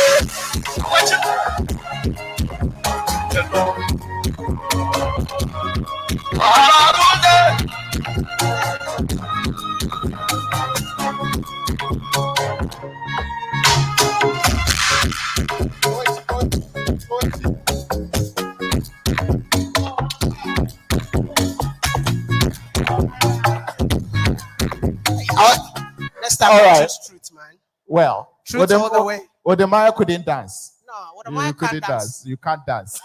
Okay, that will be it for Wodimaya. But the very last one, truth or dare? Pick dare. Truth. Pick dare. Pick dare. Truth or dare? Truth. Are you sure? Very sure. Are you sure? Very, very sure. Who is your secret YouTube crush? Hey! That's truth, eh? Yeah. My girlfriend is here. No worry. Do you know that? Truth. Nothing but the truth. See, I have a Bible on my tablet, so hold the tablet and swear. We are in court. That whatever you are going to tell us shall be the truth, the whole truth, and nothing but the YouTube truth. crush. Yes. Who's your secret YouTuber? There's so many though. YouTuber crush. Who? I mean, a secret YouTube crush. Who are you crushing on YouTube? Like it has to be secret. My girlfriend is a YouTuber, and I've been crashing on her since day one. No. I mean, apart from my. No, your girlfriend is out. Who are you crushing on? Who are you crushing on? That nobody knows you are crushing on. So today you have to reveal the secret. Who are you crushing on? Candice, eh? I'm not answering for him. Let the man answer his own question. Who is that? Okay. What? Who is that? Do you have any idea? Must the person come from Ghana or something? Oh, the person can be from anywhere. Doesn't necessarily have to be Ghana. Yeah, Ivy Prosper. Ivy Prosper. Yeah. All right, ladies and gentlemen, Wodimaya. Let's give him a big round of applause. The biggest YouTuber with the biggest YouTube channel in Ghana. So, like the YouTubers always say at the end of every video, subscribe, like, and share. Say it in Mandarin before you go. It's in Mandarin. Yes, say it in Chinese before you go. Hey, that one I can't remember. Oh. I can't remember. But if you're here and you haven't subscribed to the YouTube channel, kindly do so. And please don't give up on whatever you're doing. Keep doing your thing and stay focused. Thank you. All right, thank you very much. Let's give it up once more for Wodimaya, Ghana's biggest YouTuber. I hope we enjoyed that session. And we have another one-on-one session. This time around, it's with, we've moved from the biggest in Ghana. We're moving to the biggest in Africa. And I'm pretty sure a lot of you are waiting to see him here.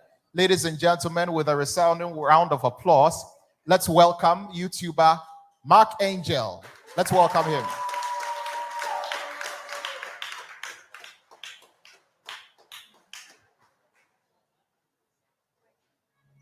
What shall I say?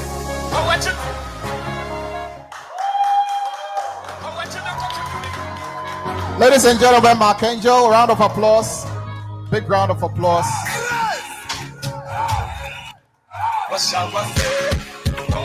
Thank you for coming.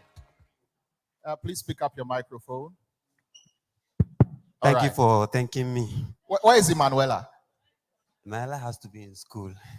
She's in Nigeria. Would she have loved to come? Yes. Does she have any message for the people that you were coming to see? And she said I should tell the people of Accra that she loves Ghana. And she wants to come to Ghana next year. So next year we're going to do a tour in Ghana. Oh, I see. Yes. All right, let's give a round of applause for that if you want to see that.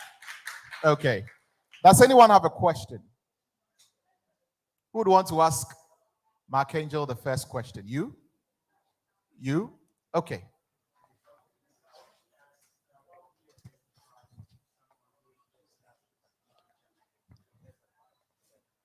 Best advice to someone who is just starting a YouTube channel? 2 words, don't stop. Don't stop.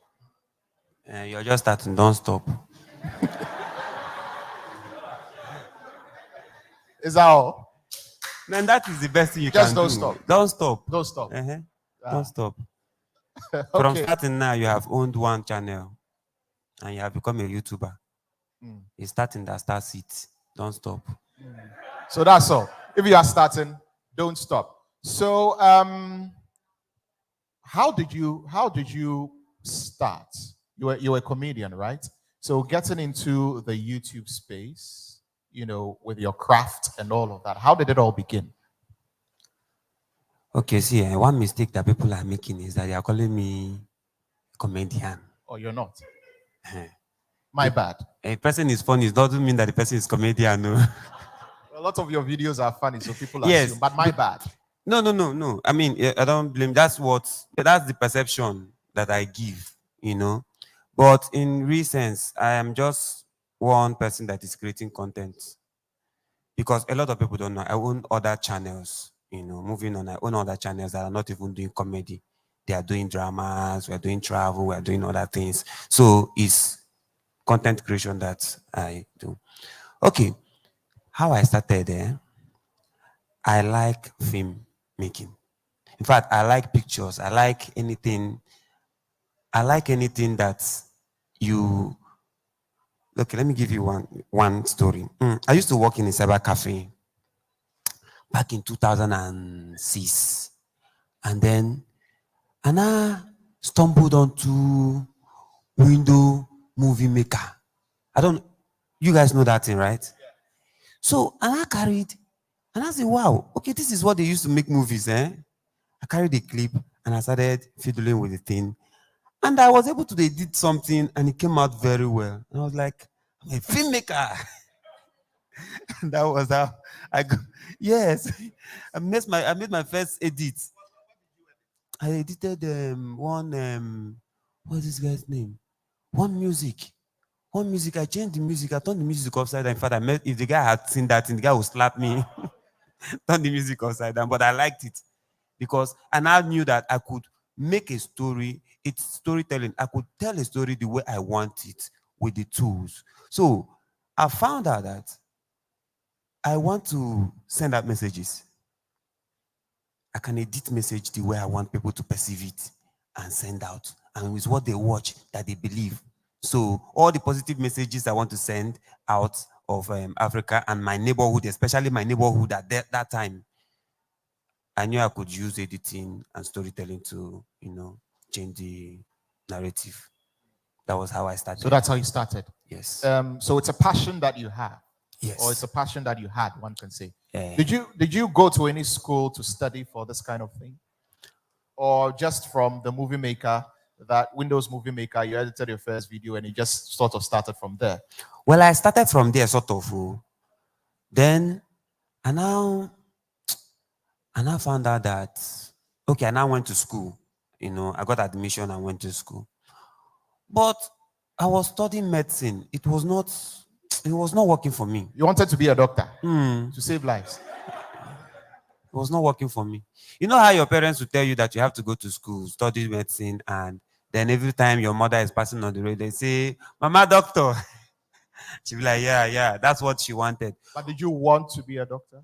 Or it was something which I didn't was even sort know of what I didn't chosen know for what you? I wanted. I knew that I had to go to school and study something, but I wanted to make films, you know. So fortunately for me, I I got I got troubles with paying my school fees.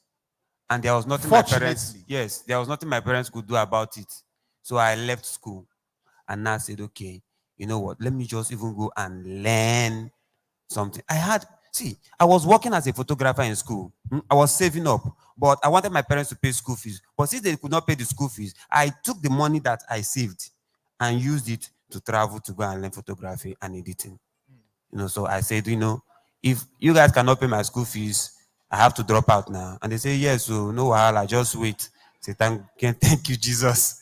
I went and studied, learned photography, learned editing, and then I came back and started working in Nollywood. But that wasn't what I wanted. I wanted to be able to, it's about storytelling. I wanted to tell my own stories. I wanted to, and then I found out, okay, yeah, I can now just be out of job, be jobless, be unemployed, and start something that I can grow. That was how I started YouTube. So with YouTube, at what point did YouTube come in? Did you decide to start putting your content on YouTube? So you create a page and start putting your content there. Apart from, of course, all the other social media handles that were there, YouTube, in particular, how did that come in? Okay, I started with WhatsApp. In fact, I did not start with WhatsApp. I started with one-on-one. I don't know if it happened in Ghana. There was a time when you have these guys with computer on the street that will come and download music and put on your phones. Yeah, you guys had it in Ghana. We had it in Nigeria too. So I would go and meet them, give them 20 naira, and tell them, anybody that come here, when you finish pushing music, you can carry this my video and put it in the person's phone. That was how I started. And I will meet somebody. Have you watched my video? Say, who are you? I say, wait, let me show you. One-on-one, and then I started using WhatsApp to share the videos. So it was crazy. Like, I remember there was a time that I would come into this conference and I would be introducing myself to everybody. My name is Mark. I do videos. Let me have your number. I'll send it to you. So I had contacts. At the time, I was sending videos to 17,000 people on my phone. Yeah, 17,000 people on my phone. In fact, somebody discovered it and then told somebody about it, and a telecom company called me and said, let's buy your contact. And I said, I'm not selling. What are you buying it for? So I was able to share it, and now in 2013, I now found out, okay, I could go beyond sharing to Nigerians. I can start sharing to people who watch it. Because at that time, Nigerians didn't watch YouTube. Like, there was no data to watch YouTube. So I now put it on YouTube and knew that other people from other countries would find it. I watch YouTube tutorials, how people are making videos and how they're sharing on YouTube. So I followed some steps and I was able to get a few people to watch, and then it started growing from there. So what's the best content to you've created? This is not my real face. When Emanuela came on board. This is not my real face. Yes. How did that one come? Where did you find Emanuela to bring her on board, to start creating those videos with her? Because those videos are among one of your most viral, most watched content, on YouTube and other social media platforms. So how did that happen?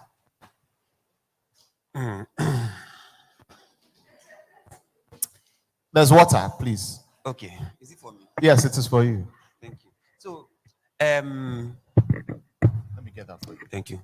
So, as a YouTuber, just like every YouTuber has experienced, there are times that you make content that you will not get views. But the journey is to discover your niche, discover your audience. So, in that race, you will try a lot of things and know what works best for you. So I tried a lot of things. In fact, I made videos, made long videos, made short videos, and I found out that I tried with Emanuela because I needed children content, right? Because there was children were consuming, there was no content that children were consuming. And I said, okay, you know what? I'll be making skits with children. Maybe this week I do with children, next week I do with, my fellow adults.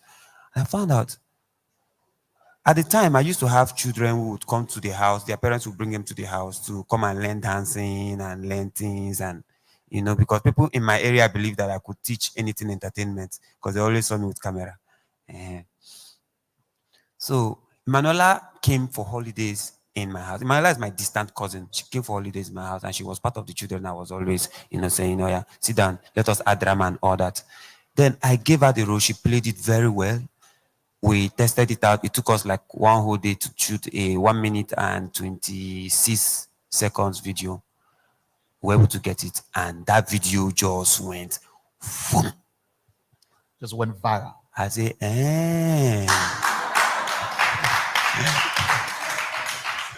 So instead of using that, I said, let me use the child again. I tried again. Even went, boom, boom, boom. I said, joy! I've been wasting my time. This is it.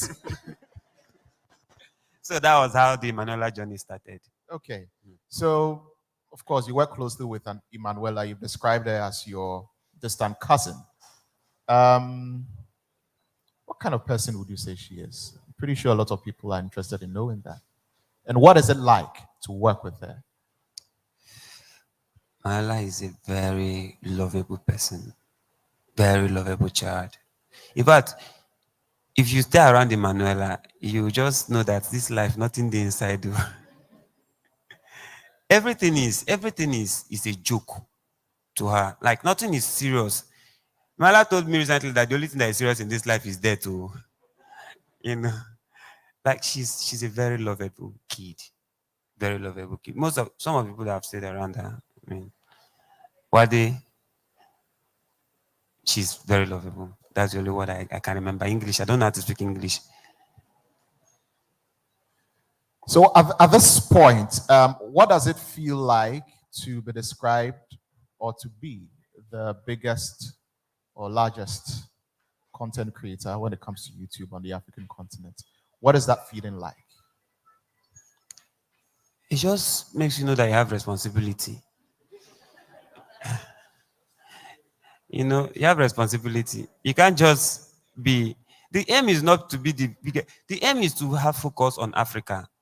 We have a lot, we all here, we are better than any other continent. If you ask me, I've made my research. And the aim is to bring whatever it is that these platforms are giving to other people, to bring it down here.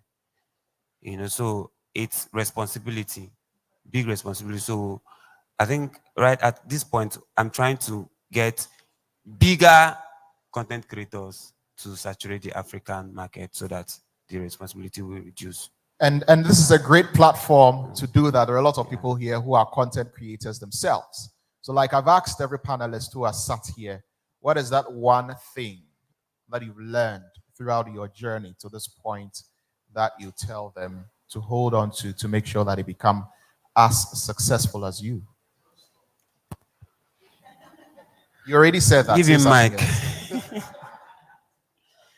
Okay. Don't stop. Don't stop. Just be consistent.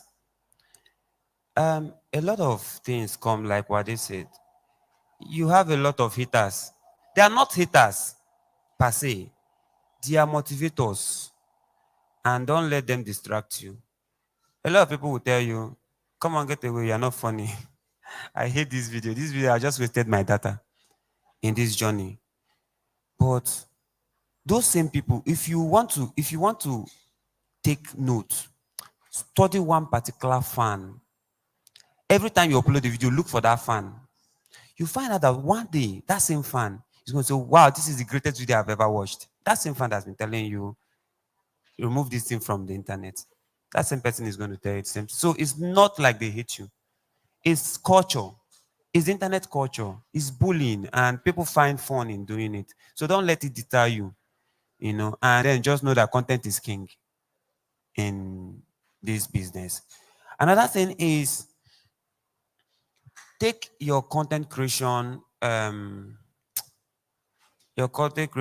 I English. Yeah, Jesus. Seriously? Take it seriously. Take it as a business, because don't it won't be nice that you're a content creator and at the end of the day you end up a content creator.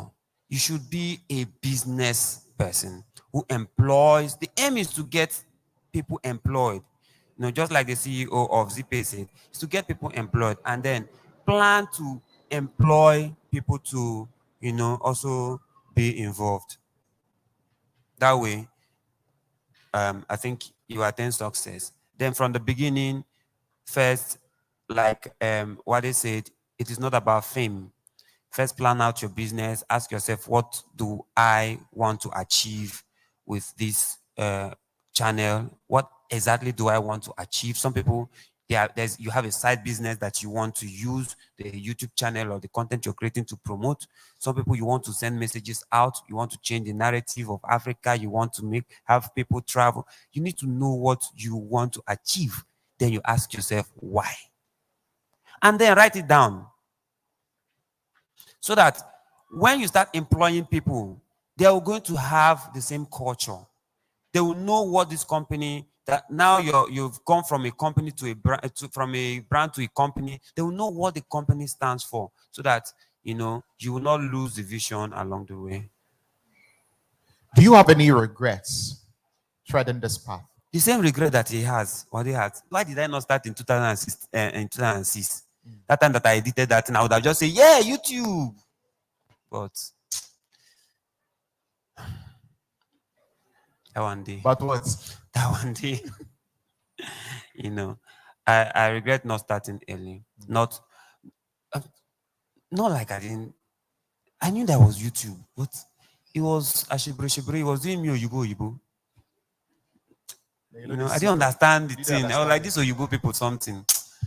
Until I just said, you know what, let me even be able to send this thing to Oyibo people. I wish I had sent it out. But I mean, what they started earlier. He knew. I'm sure we understand that. Yeah. I'm not supposed to speak English. So it comes back to what he said first. Don't stop, right? If you want to start now. So let's play a game. Let's play a game now. Do we want to? But I don't know how to dance. But are we ready to play the game? Do we want to play the game? Yeah, let's play the game. Truth or dare? Truth. Truth. What is your biggest fear as a YouTuber? My biggest fear as a YouTuber is to wake up one day and I can't pay the people that are employed, and that is not being able to reach out to people. And when you don't reach out, you don't get paid. When you're not able to put your voice out, you don't get paid. When you can't narrate story, you don't get paid. And then it means that the people who you are responsible for, you fail them. Is it a difficult thing to do with all the content that you create, putting it out there, it's monetized, getting the income in, paying all the people that you need to pay, those who work with you? Is it difficult? If I want to lie to you now, I'll tell you it's not difficult. But I will not lie to you, it's difficult. Every trade is difficult.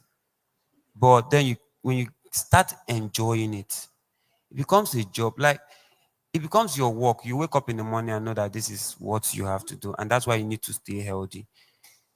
No matter what you're doing, let your health be one priority in your life. Because the day you fall sick for 1 week, Ogridin will say, where is that guy? He's not posting again. Let me get to the next person. The market is saturated. So you don't want that to happen. So it's always, you cannot say you will not get sick, but you have to try to stay healthy. All right. Truth or dare, once more. Truth or... Choose dare. Do we want truth or do we want dare? Okay. I don't know how to dance, so... Let's go to Parliament. We'll do what the speaker does. All in favor say aye, all in favor say no. All in favor of truth say aye. All in favor of dare say no. The nose have it. Archangel, you do a dare. Okay. Are you ready? Don't worry, it doesn't involve dancing. Thank We want God. you to do something crazy, something radical. You have Instagram Yes. on your phone. Go on Instagram Live right now. Okay. And start a feud with another YouTuber or one of the people who follow you. Just go on Instagram Live right now. Call out somebody. Call out somebody. Call out somebody and diss the person. Okay. Live. It's a very simple thing to do. Call out somebody. Very, very simple. Yes. Thank God, though. Start insulting the person left, right, center. Tell them that you... Okay, go on Instagram Look Live at right it. now. Look at it. I'm live.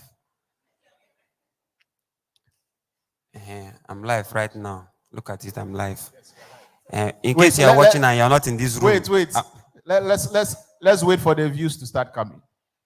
Let's wait for the people to be notified, and then we are sure that the people are watching. I can see that it's live. You have sense, yeah. So, wait, let me see how many people are watching. Okay. 124, 204, 255. Okay, let's go. Let's reach 500 before he starts. Hell. Yeah. Let's go. Okay, 307, 310. Makejo, how are you? Are you okay? I'm fine. Are you sure? I'm fine. Very sure? I'm fine. Okay. We have 313 views now. Start. Okay, see, I am on a live show, sorry. And I was asked to call out somebody. You weren't asked to do anything. Call out the person. See, he was here. He was here talking about somebody. Nobody has asked him. He was here saying things about the person. Oh, yeah? Wade, you are mad. Wade is mad. Wade, you're not funny. You're not funny. I have done it, yeah. Oh, is that all? That's it has to be serious. Call out the person. Say things. Call out the person. Make sure. Okay, I'm calling out Wade. In fact, wait. Let's go and fight. Wait.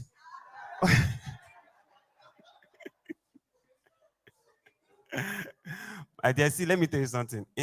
In Ghana, you can call out somebody. You call out somebody in Nigeria. They wait for you at the airport.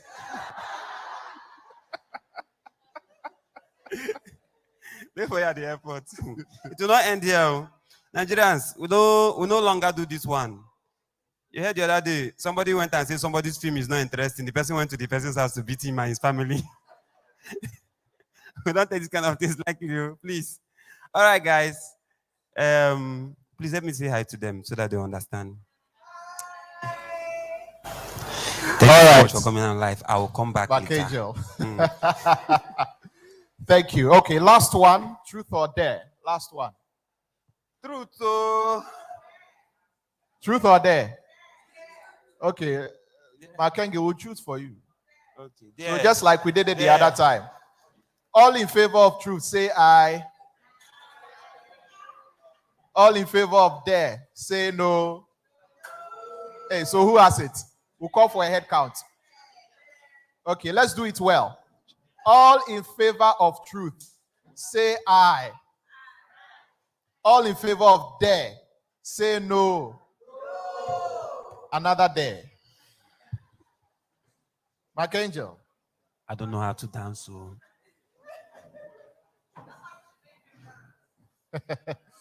We should make him dance. Oh, we should make him dance.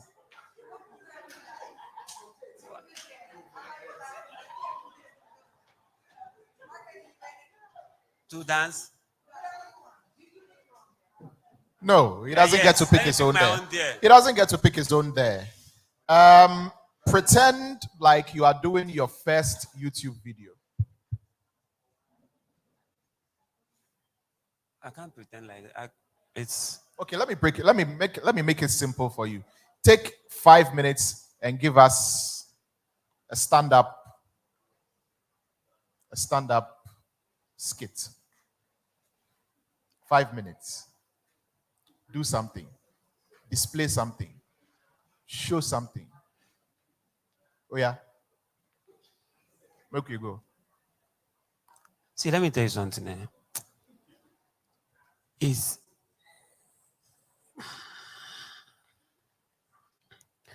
must it be funny? Why not? See, I don't know what to do. We are putting you on the spot. Yes, this spot, spot is tiny. Yes, so we are putting you on the spot. With plenty lights. Yes. Okay. Okay, you know what? Let me further break it down. Let me simplify it.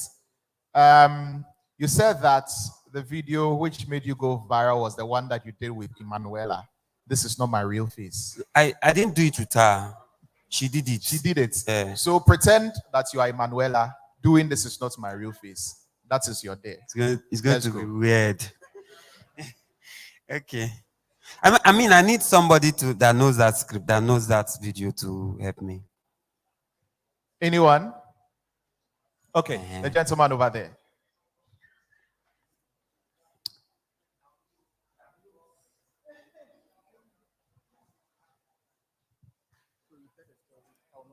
Okay, you know the story, right? Okay, good. Let's go. See that woman. She's walking like tolo tolo.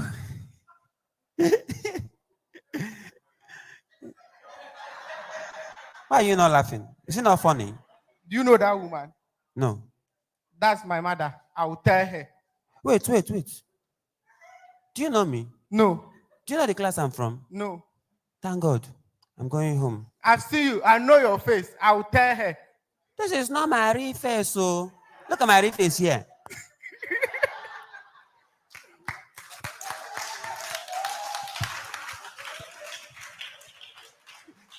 All right, Mark Angel, thank you very much. Is there anything else you'd like to say before we end this? Anything you'd like to say to all who are watching you finally? Someone also has a question. We'll pick one question.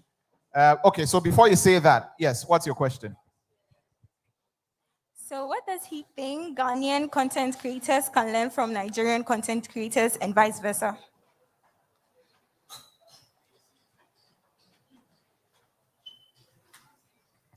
Chineke. Okay. One thing I have learned from Ghanaian content creators is that Ghanaian content creators are selling Ghana with content. Mostly sell Ghana with content. And I think that Nigerians should learn it. Another thing that Nigerian content creators are doing is collaborations. And Ghanaians should collaborate a lot. So, vice versa.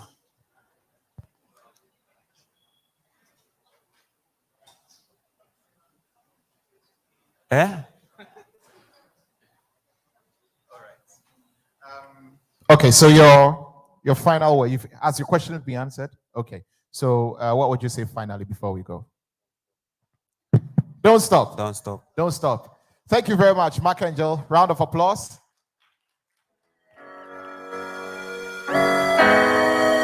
It's just eyes on my neck, eyes on my lips. Many days I never see. Hello. Okay. Let's call our next guest. Zion Felix is also very popular in Ghana. Everybody knows Zion Felix. Is Zion Felix here? If Zion Felix is here, he's one of the he's arguably the most popular, biggest blogger in Ghana. He's been in the game for quite some time. So let's give a round of applause to Zion Felix. Zion Felix, come on, we can do better than this for Zion Felix.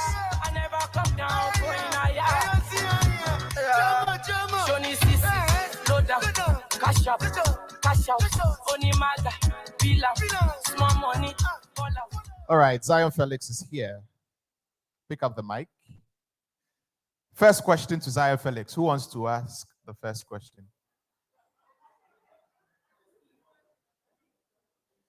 First question. Who wants to ask the first question? Okay. Hello, Zion. Hi. Recently, your channel got hacked. So, how did you feel and how did you manage it to get it back? Charlie, it was a crazy feeling, man. I'm not sure anybody would want to go through that. Especially when you really do those things. I mean, you might think you know everything about the platform unless you get hacked. You get hacked because at that point in time, you forget about everything that you know because you are in a rush to get it back. The people are there. You don't need to make any effort for them to know that you are in the channel, else they might log you out. So I was trying to calm down and at the same time do things fast and get my channel back. Until I called a friend and he said they logged in with my streaming ID. So I should change my streaming ID or I should reset the streaming ID, Charlie. I've never even streamed on my YouTube before, so how will I even get the streaming ID?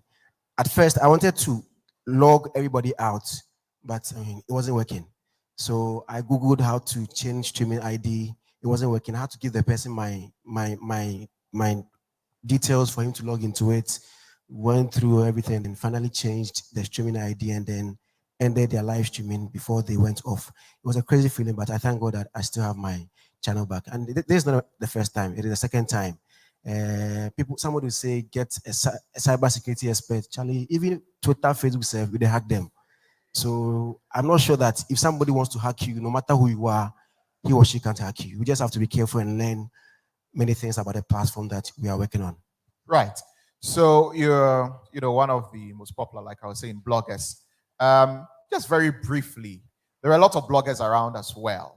So from your perspective, being in the game for this long and making the waves that you have made, in terms of creating content, blogging, putting things out there, how, from your perspective, should content creators go about it to make sure that they are making that positive impact that they are supposed to make, especially in the Ghanaian blogging space and even internationally, because of course we are in a global village. Yeah. 18th April 2022 will be exactly 10 years that I started blogging. It hasn't been easy. I mean,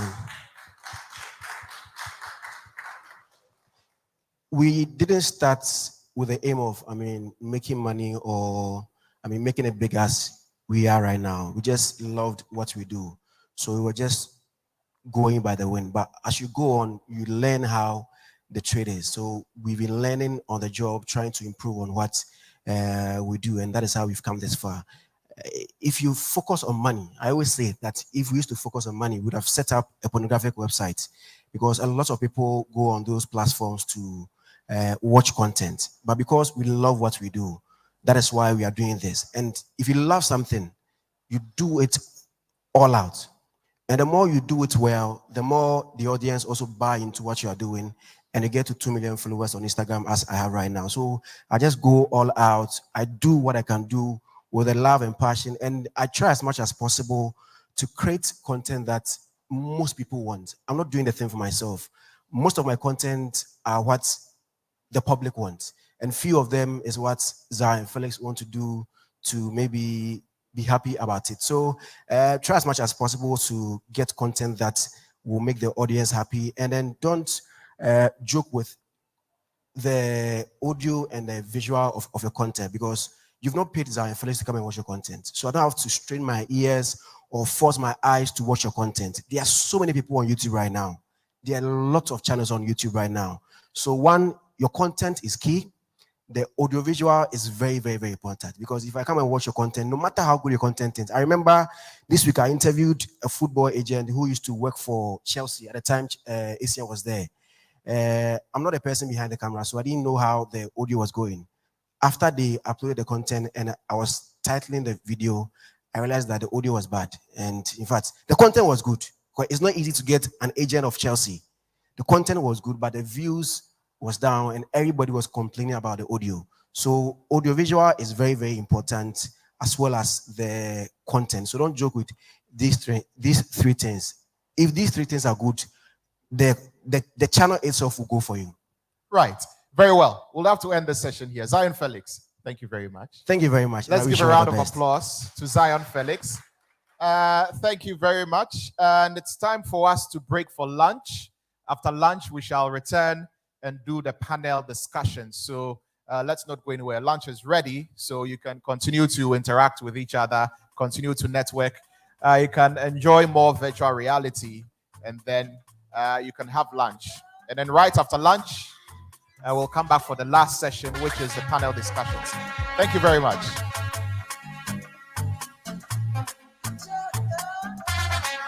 We're going for lunch at the same place we went for the drink.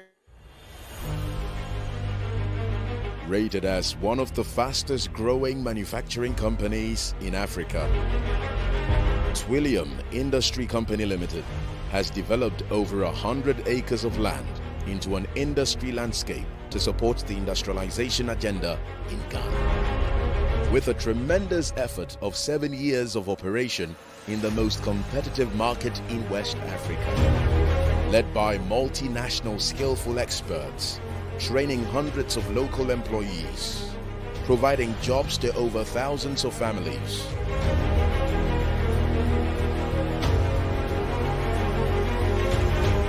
Investing heavily in the most modern European machinery. Inventing excellent products. Producing innovative and franchised brands.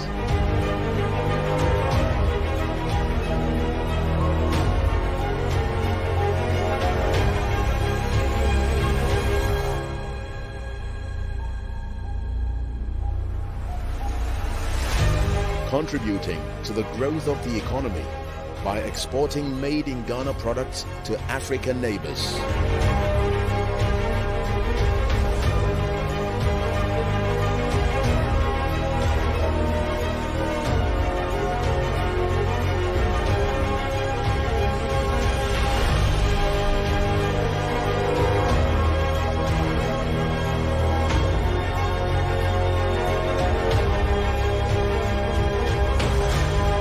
Twillium is officially certified by HACCP and ISO, making it the most internationally recognized system for food safety management.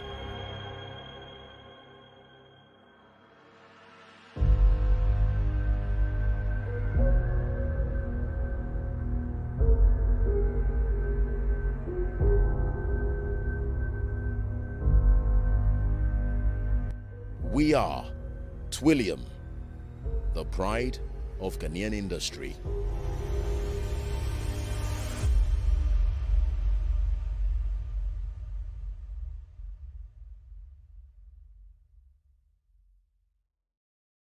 Prison break me, you do me fame, you do me fame. So if you want to go, do and go, and no go God, and no go God. Challenge prison break me, prison break me, you do me fame, you do me fame. So if you want to go, do and go, and no go God, and no go God. The unnecessary fights are over.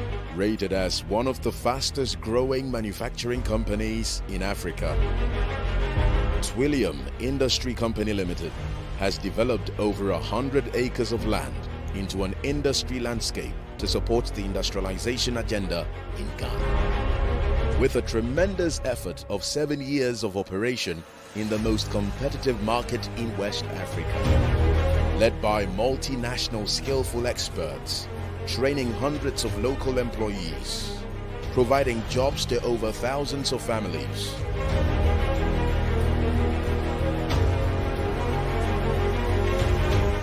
Investing heavily in the most modern European machinery. Inventing excellent products. Producing innovative and franchised brands.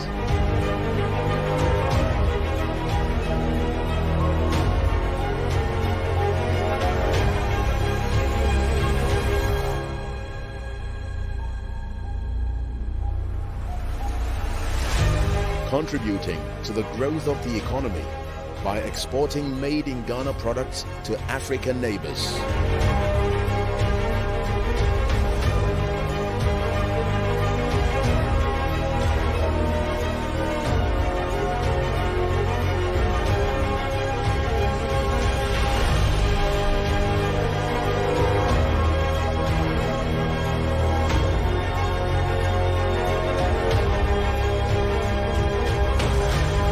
Twillium is officially certified by HACCP and ISO, making it the most internationally recognized system for food safety management.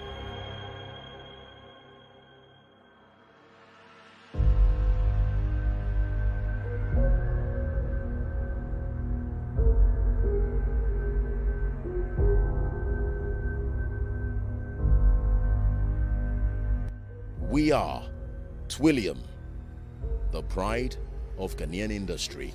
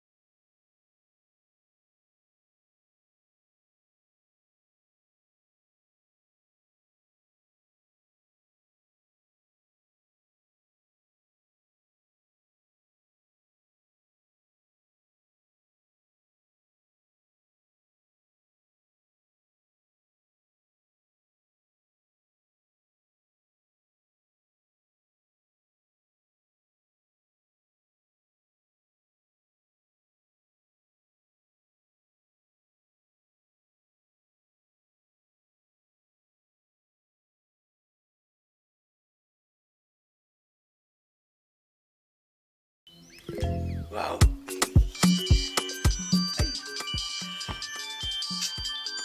Hello. Yes, Daddy. Oh, City. With your voice, no chasing my yoke. I can't live without it. Talk to me.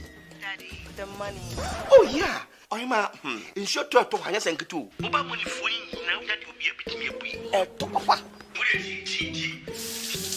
Have you real phone? Yeah, me and my wife. Who is it? In Beneto, you think slave queens are cheap? Oh, all that. Just use ZeePay to send me 1,000 Ghana cedis. After all, the charge is only 5 cedis. No problem. Come inside. Surprise visit. The money. Oh, okay. ZeePay mobile money.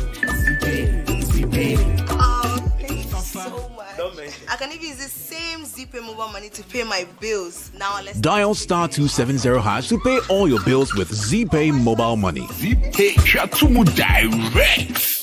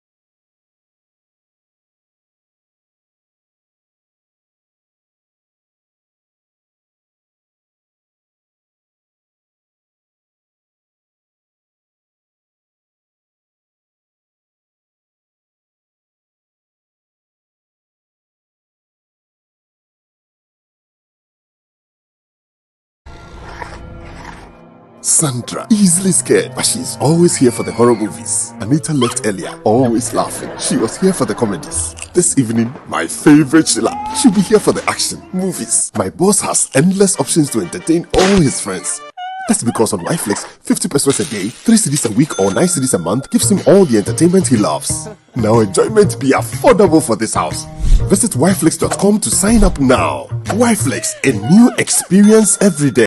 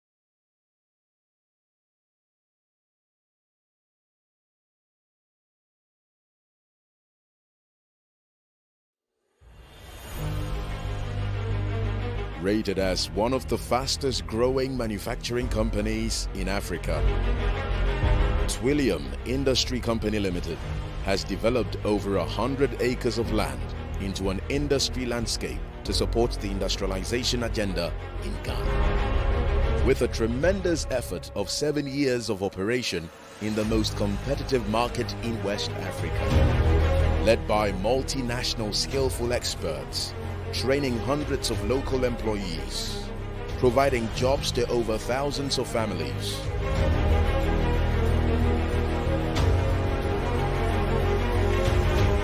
Investing heavily in the most modern European machinery. Inventing excellent products. Producing innovative and franchised brands.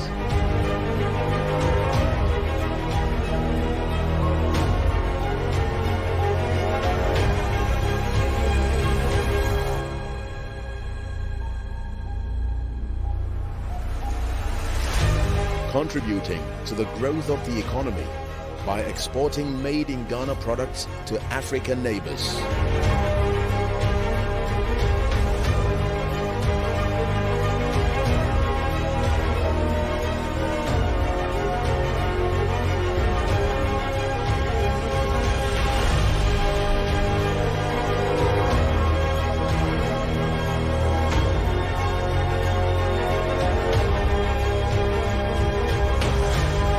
Twillium is officially certified by HACCP and ISO, making it the most internationally recognized system for food safety management.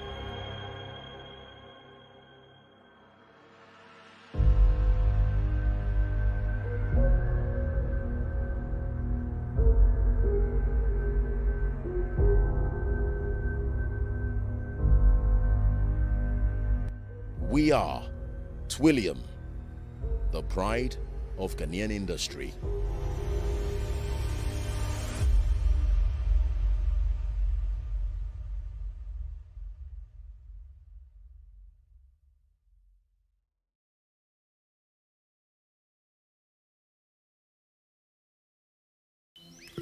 Wow.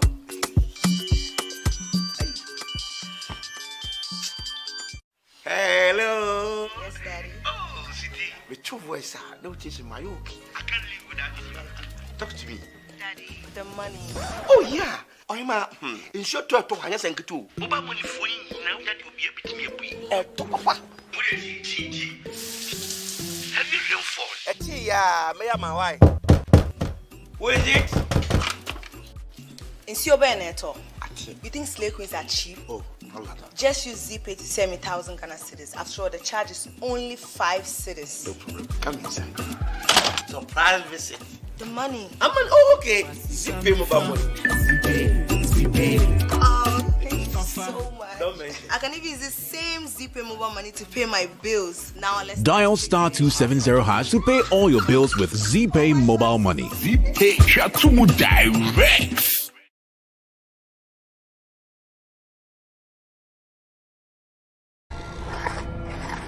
Sandra, easily scared, but she's always here for the horror movies. Anita left earlier, always laughing. She was here for the comedies. This evening, my favorite Sheila, she'll be here for the action, movies. My boss has endless options to entertain all his friends. That's because on YFlix, 50 pesos a day, 3 CDs a week or 9 CDs a month gives him all the entertainment he loves. Now enjoyment be affordable for this house. Visit yflix.com to sign up now. YFlix, a new experience every day.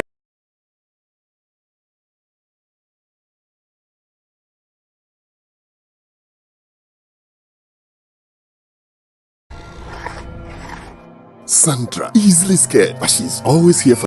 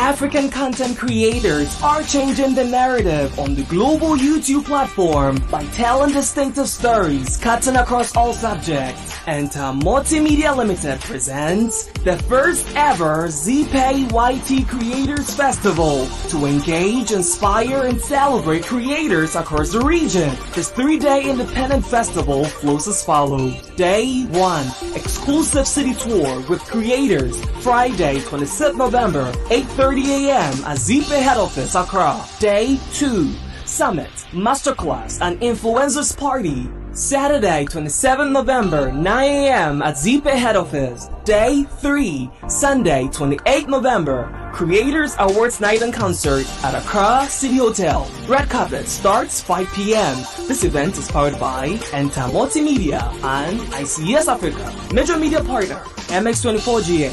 Title sponsor, ZeePay Ghana.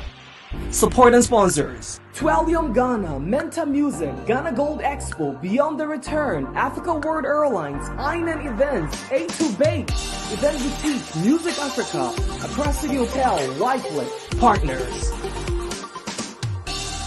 Come, let's engage, create, and connect. Visit ytcreatorsfestival.com for more.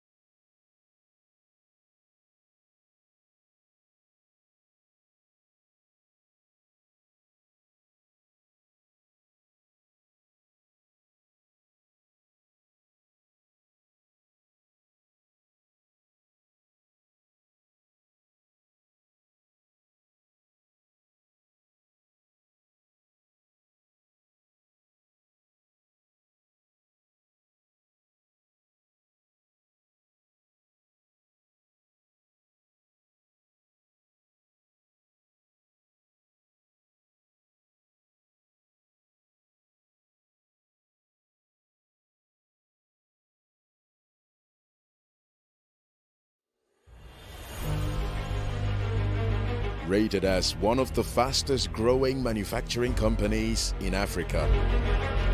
Twillium Industry Company Limited has developed over 100 acres of land into an industry landscape to support the industrialization agenda in Ghana. With a tremendous effort of 7 years of operation in the most competitive market in West Africa, led by multinational skillful experts, training hundreds of local employees, providing jobs to over thousands of families.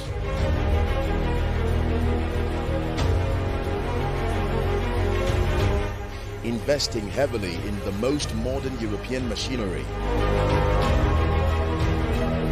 Inventing excellent products. Producing innovative and franchised brands.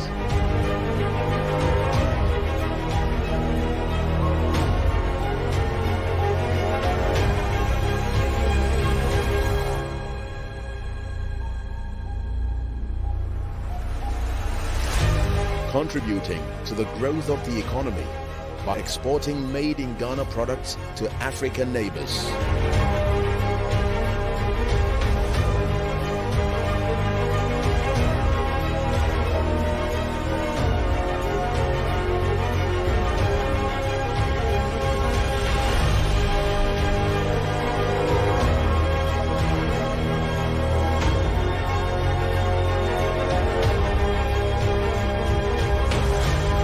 Twillium is officially certified by HACCP and ISO, making it the most internationally recognized system for food safety management.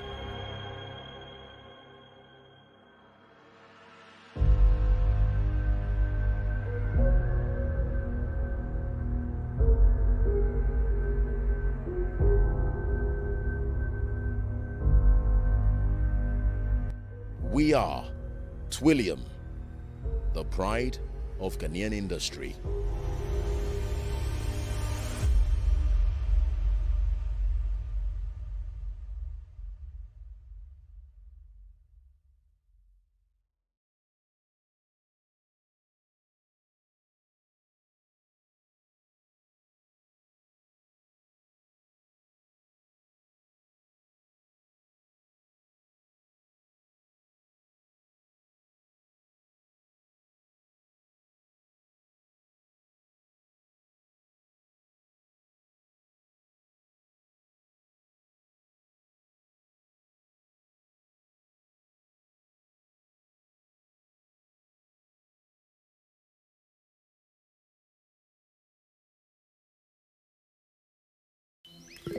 Wow.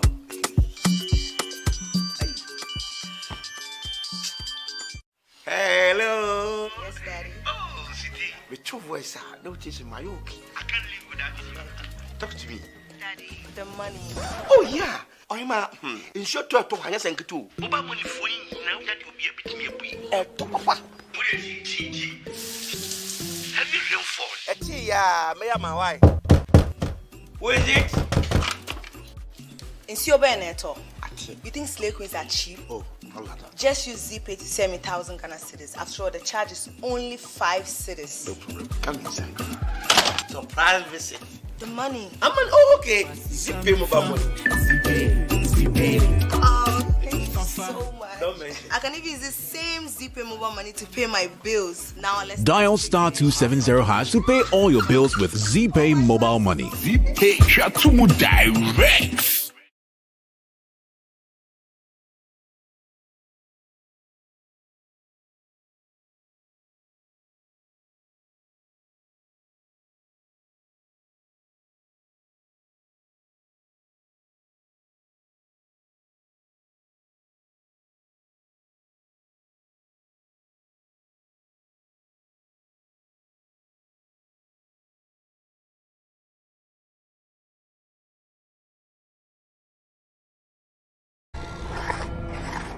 Sandra, easily scared, but she's always here for the horror movies. Anita left earlier, always laughing. She was here for the comedies. This evening, my favorite Sheila, she'll be here for the action, movies. My boss has endless options to entertain all his friends. That's because on YFlix, 50 pesos a day, 3 CDs a week, or 9 CDs a month gives him all the entertainment he loves. Now enjoyment be affordable for this house. Visit yflix.com to sign up now. YFlix, a new experience every day.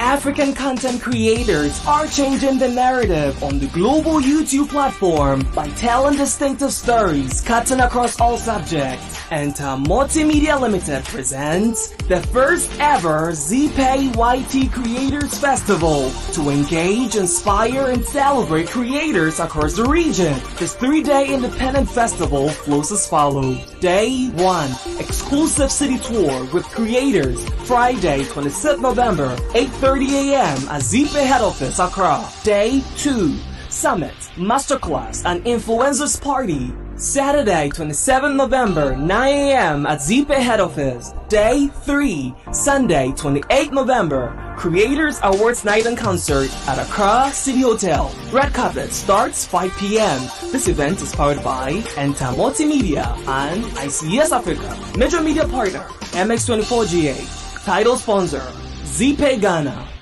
Support and sponsors: Twellium Ghana, Menta Music, Ghana Gold Expo, Beyond the Return, Africa World Airlines, Einen Events, A2 Bake, Event Boutique, Music Africa, Accra City Hotel, YFlix. Partners. Come, let's engage, create, and connect. Visit ytcreatorsfestival.com for more.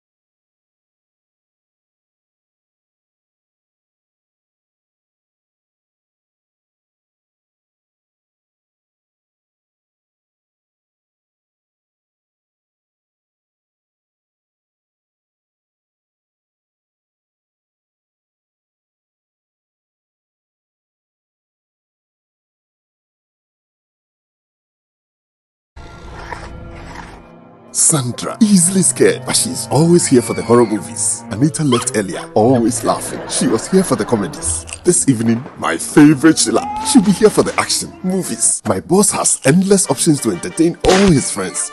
That's because on YFlix, 50 pesos a day, 3 CDs a week or 9 CDs a month gives him all the entertainment he loves. Now enjoyment be affordable for this house. Visit yflix.com to sign up now. YFlix, a new experience every day.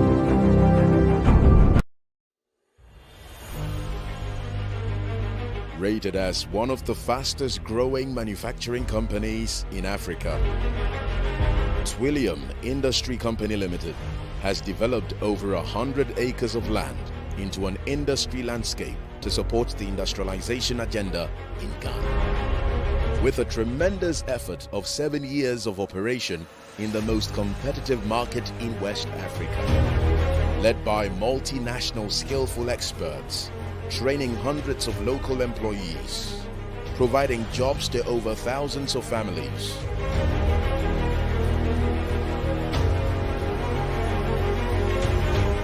Investing heavily in the most modern European machinery.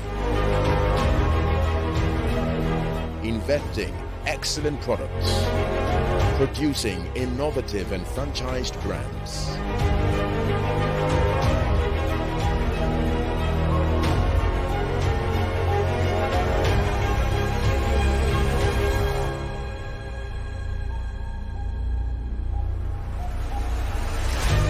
Contributing to the growth of the economy by exporting made-in-Ghana products to African neighbors.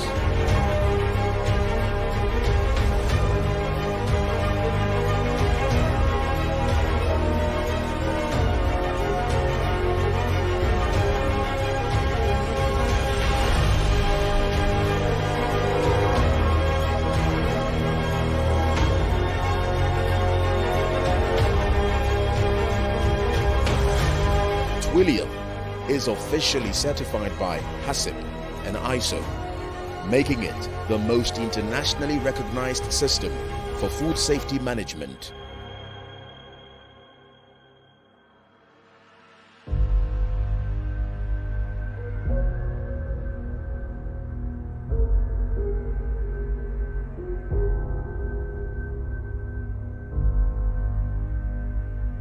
We are Twillium, the pride of Ghanaian industry.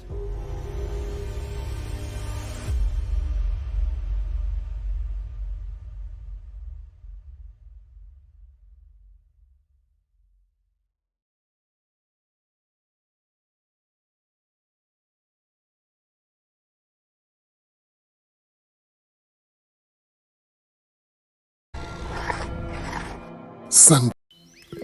Wow.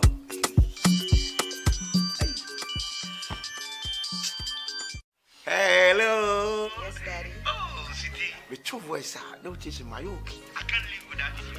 Talk to me. Daddy, the money. Oh, yeah. I'm in short to talk. I just think too. Oba money for you now that you'll be able to me. Papa. What is it? Have you real phone? Yeah, me and my wife. What is it? In Siobeneto, you think slave queens are cheap? Oh, no matter. Just use ZeePay to send me 1,000 Ghana cedis. After all, the charge is only 5 cedis. No problem. Come inside. Surprise visit. The money. Okay. ZeePay mobile money.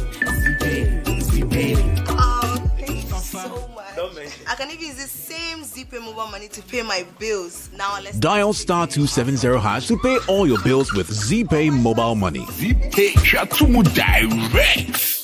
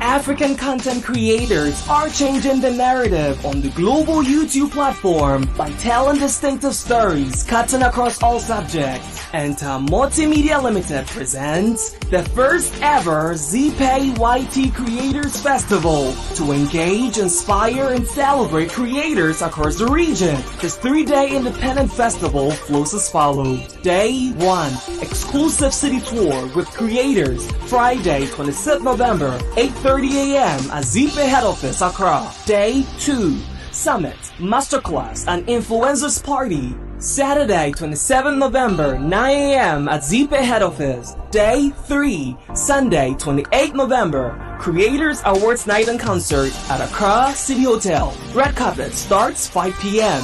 This event is powered by Entamoty Media and ICS Africa. Major media partner, MX24GA. Title sponsor, ZeePay Ghana. Support and sponsors: Twellium Ghana, Menta Music, Ghana Gold Expo, Beyond the Return, Africa World Airlines, Inan Events, A2 Bake, Event Boutique, Music Africa, Accra City Hotel, Whiteflip. Partners. Come, let's engage, create, and connect. Visit ytcreatorsfestival.com for more.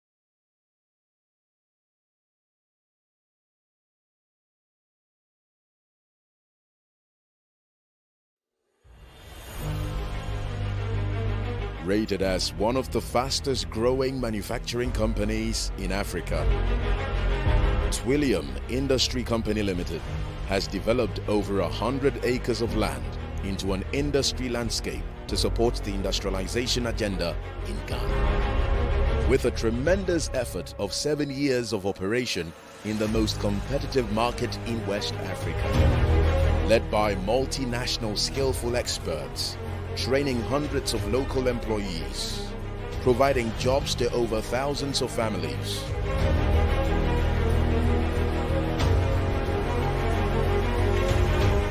Investing heavily in the most modern European machinery. Inventing excellent products. Producing innovative and franchised brands.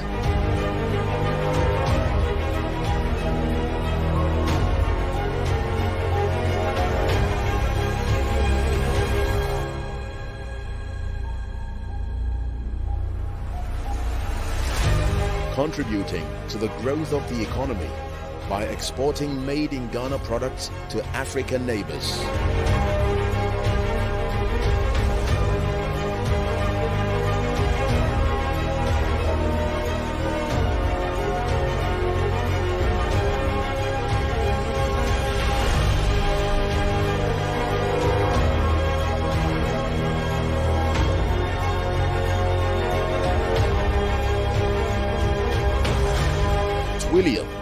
is officially certified by HACCP and ISO, making it the most internationally recognized system for food safety management.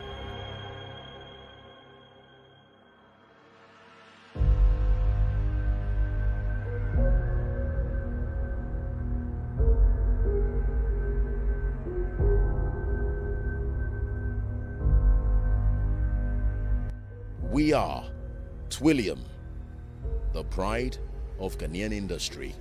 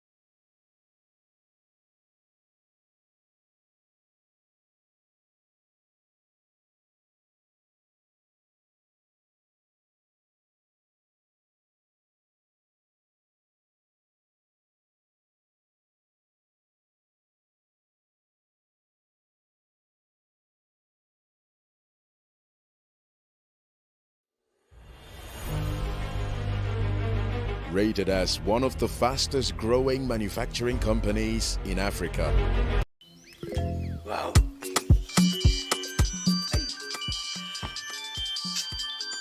Hello. Yes, Daddy. Oh, Sidi. With your voice, no change in my yoke. I can't live without it. Talk to me. Daddy, the money. Oh, yeah. Oima, in short, to Hanya Sankitu. Oba money for you now that you'll be able to me.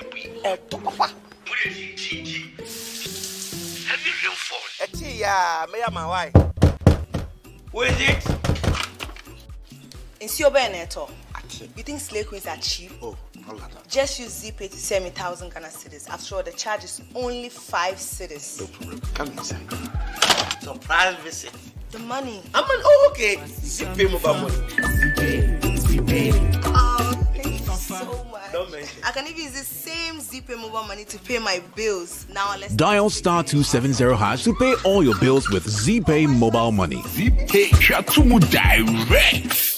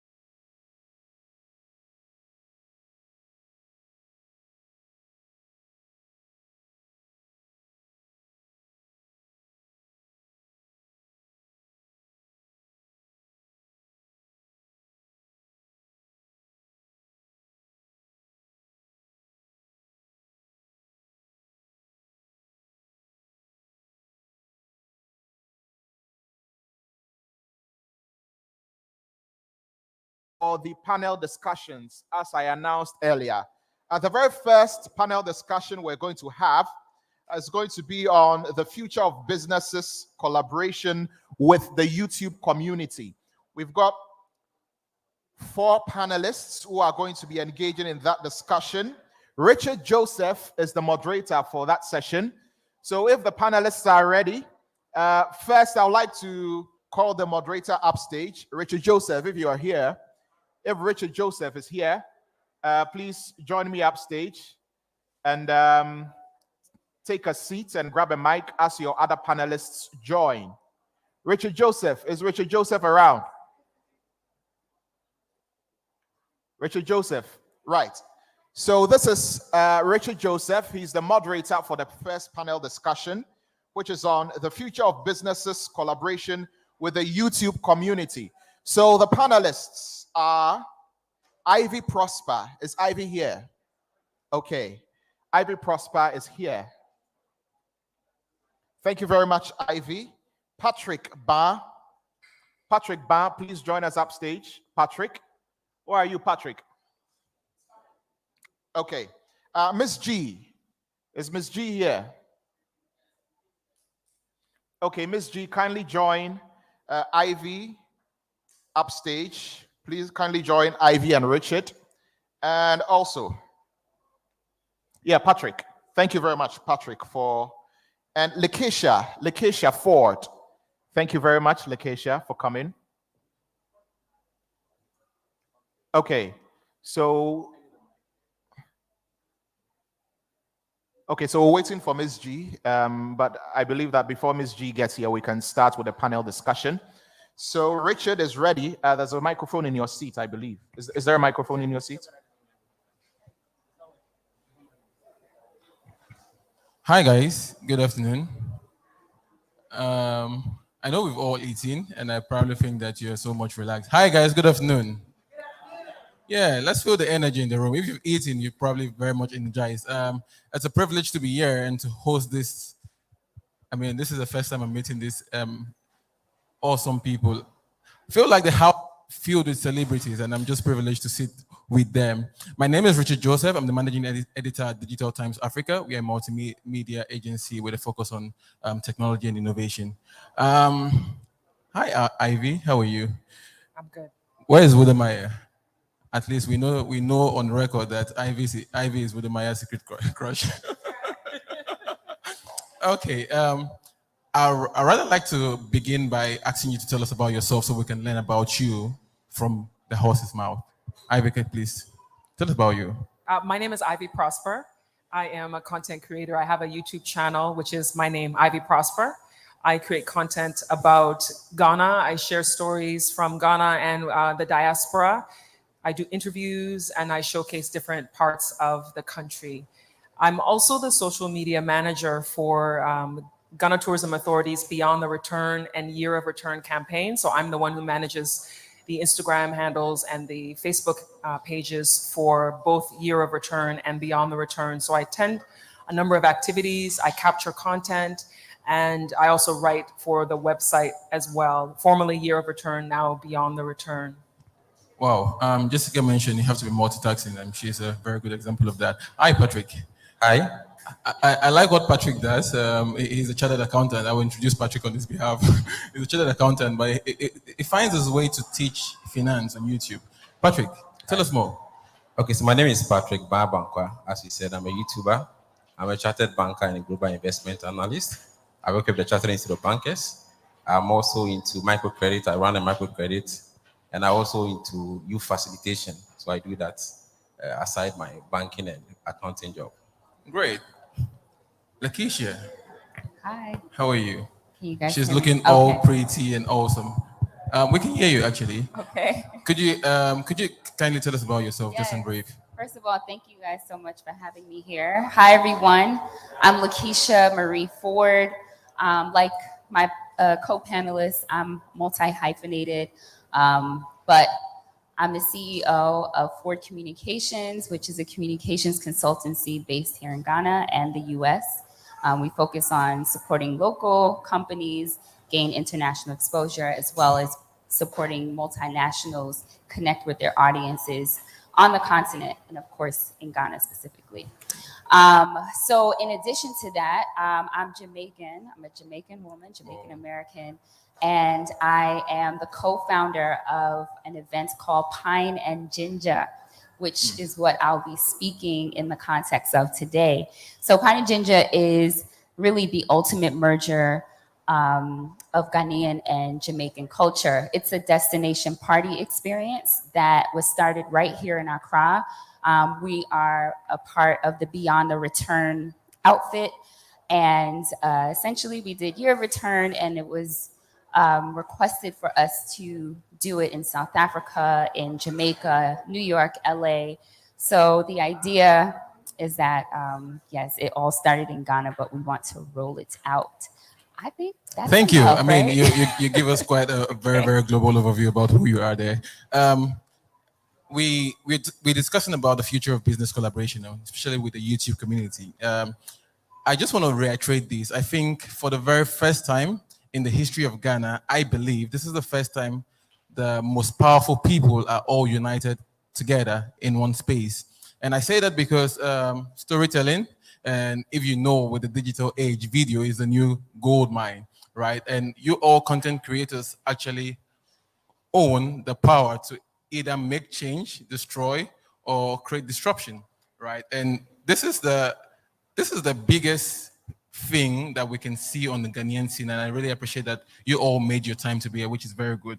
Talking about the future of business collaboration, most creatives, right, including myself, I'm a creative though, don't really understand business, right? So it's all about the passion, it's all about creation, right? Ivy, having begun where you begun and how you've grown, right? What differences have you seen on your journey, and what would you share on how creative can actually jump on the business bandwagon? Going away from just the passion of creating content. I would start off by saying that my journey has actually been quite long, much longer than a lot of people might realize. So when I first joined YouTube, it was like late 2005, early 2006, when YouTube just started. And at the time, I didn't go onto YouTube because I was trying to be a creator. It wasn't a thing back then because YouTube literally had just launched. Yeah. And so most people who were posting videos was they just want to post something just to share, you know, your friends, your family would see something. So at the time, I was using it actually as my CV, resume.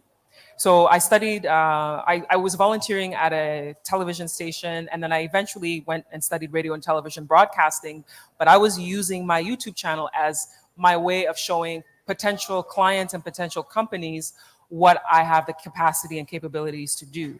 So if I went and I was reporting on a story, if I knew there was an event going on and I went and recorded, I would put it onto the YouTube channel, and at the time I would make it an unlisted link. So when I send my resume to a company, I also shared the link to say, this is what I can do. I produced this, I wrote the script, I did this, and then they see that, okay, you can do A, B, C, and D. So those initial videos that I did actually turned into jobs. I got some freelance reporting jobs. So people always focus so much on the initial revenue of, I want to get the views, I want to get the ad revenue, I'm looking to see the analytics if I'm going to make money. But sometimes you won't make money on the platform itself. Sometimes what you do on the platform leads to something else.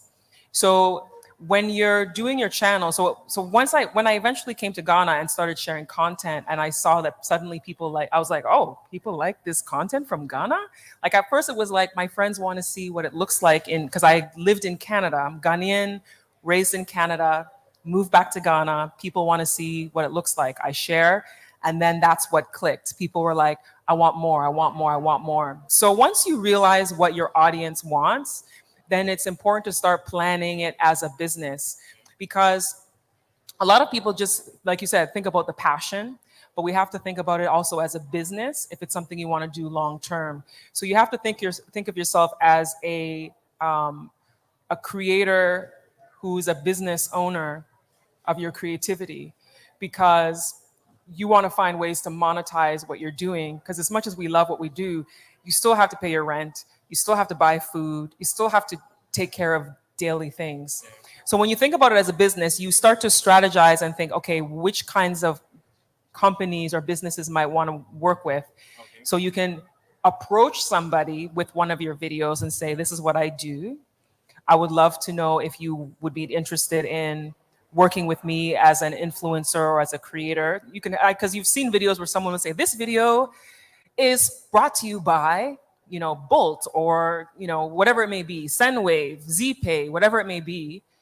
And you know that it's a partnership, it's a business partnership. So for you were it was more like a capability deck you were building on your YouTube page, and then you furthermore moved into using that as a tool to leverage on your capabilities to sell to businesses. That was my initial, but I'm on the vision. I'm on the passion of changing the narrative of Africa.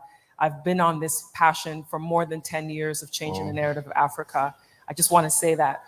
Interesting. Not to cut you short, because you just mentioned that, I'm going to move over to Lakeisha, Yes, because she has interesting background, and she wants to be able to connect businesses in Africa and telling positive stories about Africa, right? Lakeisha, thinking about the narrative of Africa, right?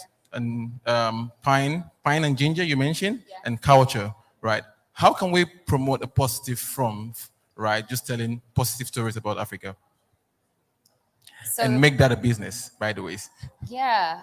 So what I will say is we have to open our minds to form, right?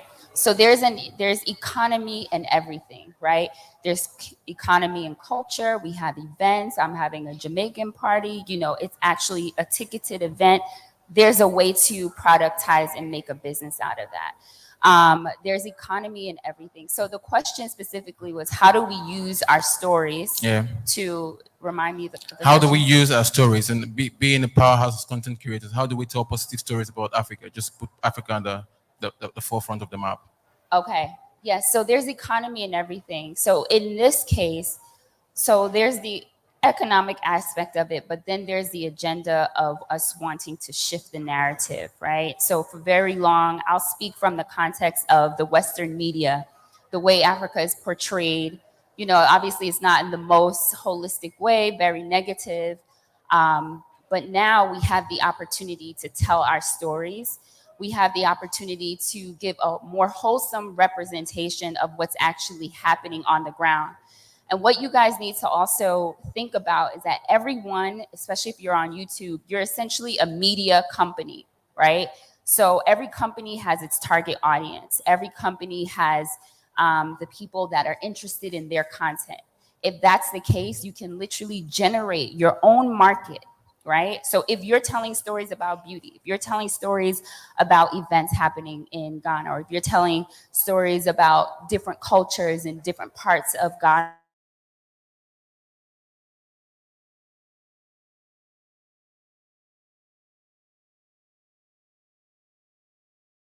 sell products, you can do that.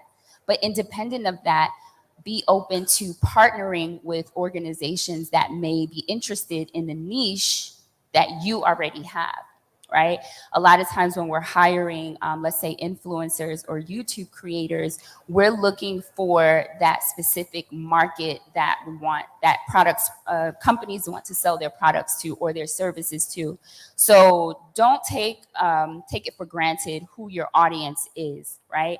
As you're on the journey of telling this story, telling your story, or changing the narrative, because whether you think you're doing it or not, that's what's happening. As you're on this journey, we have the opportunity to look at our community as a market, but even our work, looking at it as a product that other organizations, maybe bigger ones, can partner with. So that also goes in alignment with what Ivy shared when she talked about thinking about yourself as a business. That's definitely important. Yes. Yeah, great. I mean, even Mark spoke about it. Every creator that sat on the Spotlight series spoke about it. Hi, Miss G. Good to have you on board.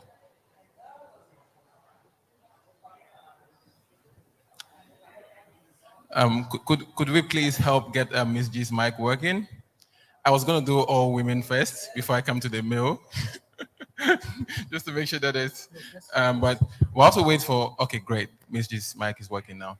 All right, hello. Please tell us about yourself. Short one.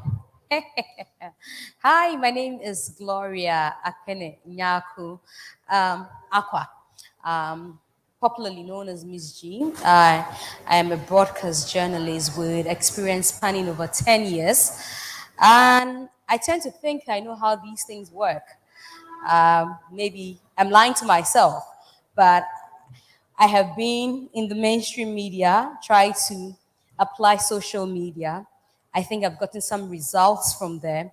And I know that the creator economy is the next thing to hit us. And for those of you who know recently, that's how come I've left mainstream media and I've started by myself on social media because I believe that there's a future there. Please, a round of applause for Ms. G. Before you even touched on that, I was actually going to go there. What business opportunity did you see within the creative economy that made you jump ship?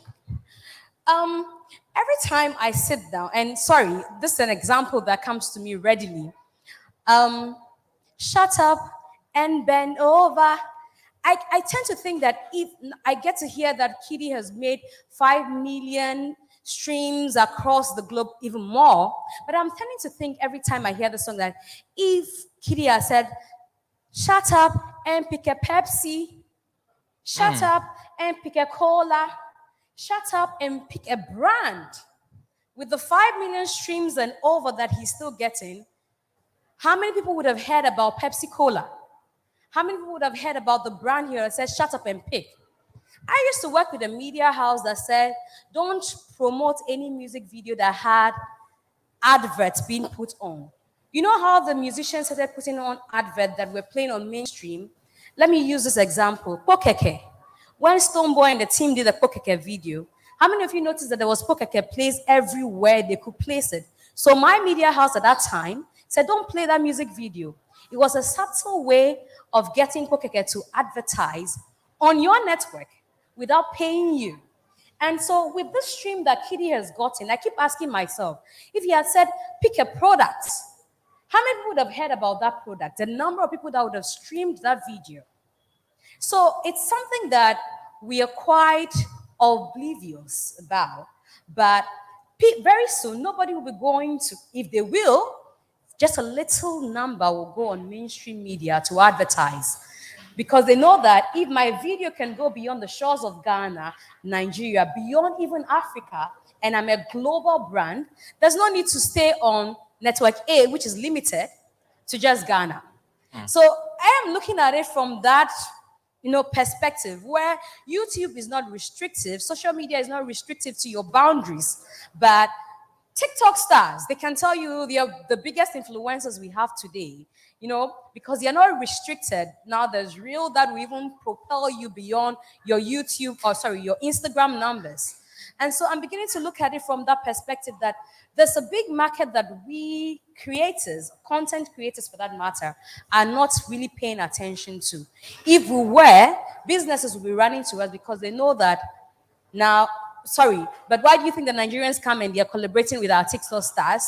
They are not stupid for flying all the way from Nigeria to come and collaborate. They know that you have a market that transcends theirs. They have a market that they want to come into yours, and you want to go into their space.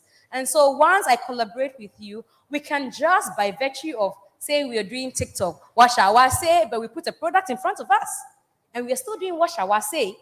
But it's transcending beyond our boundaries. So I think it's per that motive that I'm saying, look, I'm wasting my time. Why not join the Z generation and see what you're doing and tap into it and make some money? Thank you so much, Ms. G. That deserves a round of applause. And earlier, if you listened to the conversation with Andrew did mention that bloggers or vloggers are the new mainstream media. I'm just coming over to you, Patrick, right? I was going to ask about what inspired you to go into financial YouTube creation, but no, let's take it out of there, away from there. Rather, right, are there business opportunity within the YouTube creators economy that YouTubers can tap into, given your experience with the banking sector, and what potential would that look like? Thank you very much. I think I just want to add something to what Ms. G said. I think about 5 years ago, I wanted to run this financial program on a radio station. So I went to the radio station and asked them to give me data on their listeners within a certain time frame. Data, not airtime. Just data, as in how many You just people wanted to know listen how many to people listen to this your radio program station, yeah. between, let's say, 10 and 12. And they told me about 10,000. I asked, what's about 10,000? I see. Metrics. So now you come into the YouTube space and people are able to give you evidence of numbers, data. People who are watching our video at every point in time. So when businesses look at YouTubers and they want to sponsor them, they are looking at what? Data. And that is the leverage that YouTubers have over the mainstream media. Now, when you create a content, first of all, you need to have at the back, as has been said here, is the content I'm creating a business product. What can I do with the content that I've created? If it's an episode I've created, who can I give this content to in the form of marketing? If you have that at the back of your mind, anything you see on your channel, every word you use on your channel, you'll be mindful of it to the point that it's a business thing that you are saying. Wouldn't that rather diminish the creativity or like just the passion to want to build forward? You see, we, in spite of the passion, in spite of the creativity, as she said, you still have to pay the bills. So you have to learn to marry the two. Yes, I'm coming out, I'm being creative, I'm bringing up an idea. So you were asking about why I went into the financial space. Yeah. Yes, it's because of what I saw when I was growing up. I realized that if you don't save, you will not be able to make up in life, no matter how much income you get. So I began to interpret that into an idea. I started doing Facebook. I was just writing text. And I realized that people wanted more than the text. So I now had to involve cameras, speak to people. So that's how I started it. But as the program was going on, I realized that there were other areas that I could target. So we talk about the insurance, talk about other pension areas. The moment you locate other areas that are linked to your product, you'll be able to locate the business that you can target as a sponsor. So away from insurance and just to stay on you, away from insurance and those products you mentioned, are there other opportunities within the financial landscape that YouTubers can actually tap into? Because why I keep on hitting on this is because I know that when you are a premium, right, when you niche, you make more money, right? So if people who don't know what CPRs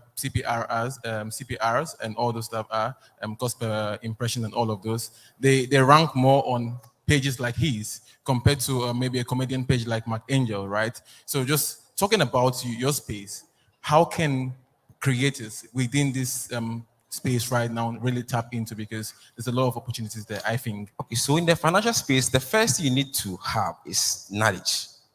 How knowledgeable are you in that field? You really need knowledge in finance? Yes, you need knowledge. Otherwise, when you begin to say things that people who understand finance know that it's wrong, when they come up against you, it will shoot your channel down. Okay, all right. It may not be like other channels that you just come and maybe say something. But when it comes to the financial space, people who are watching with the financial eye. That, okay, you said this about inflation. You said this about saving. You said this about interest rate. It's not true. The moment people come against you that way, your channel will go down and you begin to lose credibility. So credibility is very important in this particular space. Okay, maybe you shouldn't venture. Take your time and go learn. Let me come back to you, Lakeisha, right? Just talking about taking off from where Ms. G spoke about and what Patrick said. As a strategist, right? How would you advise creators to be better positioned or niche, right, as to help them really grow? Right, that's a good question. So to be honest, we talked about marrying the two, the creative aspect and the business part, but truly, I think a lot of this is a discovery, right? So you tap into your creativity. Yes, keep making content. However, I think you will see feedback from your audience. You'll see feedback from your audience, which will tell you, that communication will tell you what people want more of, and it'll be up to you to say, okay, this is what I want to focus on. So what I'm basically saying is go ahead and create. Feel free to create, but also do it with intention, knowing that while you're creating, you also need to listen to see what people are interested in, see what gaps are in the market, and then try to basically fill that gap. And you can fill that gap. Filling that gap would be your niche, right? Maybe there's a lot of content out there about one subject, but not necessarily through the perspective of, let's say, women or through children, just hypothetical, right? There's a gap in the market. You can develop and create a niche that way. But don't necessarily feel too pressured to be very business oriented right off the bat. It is a discovery process. It is a listening process that really is organic. It should be organic. Sometimes when we try to force things too much, you're kind of putting your will out there as opposed to listening well. And it's the listening that will tell you which direction to take. Great. Ivy, talking about listening, so we have positive and negative feedback, right? How do we use negative feedback? Because mostly you get negative feedback for starters. So how can you advise, or how would you advise creators to use negative feedback as a foil, right, to build on their creativity? I think that negative feedback is important because it gives you an opportunity to see where maybe you are lacking or what you're missing. And it also shows you what people want, depending on what the type of comments are. Because sometimes the negative comments are just people who are really hating or people who are really being mean. And I think that those are the kind of negative comments that you shouldn't give any energy to. But if somebody says, oh, I watched this in your video, but why didn't you mention this? Or you never mentioned that. So that gives you an opportunity to see that, okay, this is something that I'm not familiar with. And now I have to take the time to go and research this so that when I do give information, I give relevant information. Because one of the problems too is you don't want to talk about something that you are not that knowledgeable about, and then you are not credible anymore. Because once you say something about something you're not aware of and you act like you know, and then people find out, oh no, the truth is this, then it's like they'll look at you as somebody who just talks and doesn't know what they're talking about. Going to what she's saying about knowledge and about it being organic, I think it's important to spend a lot of time reading the comments, as you said, whether it's positive or negative, and it gives you an idea of what people want, and spend time looking at your analytics.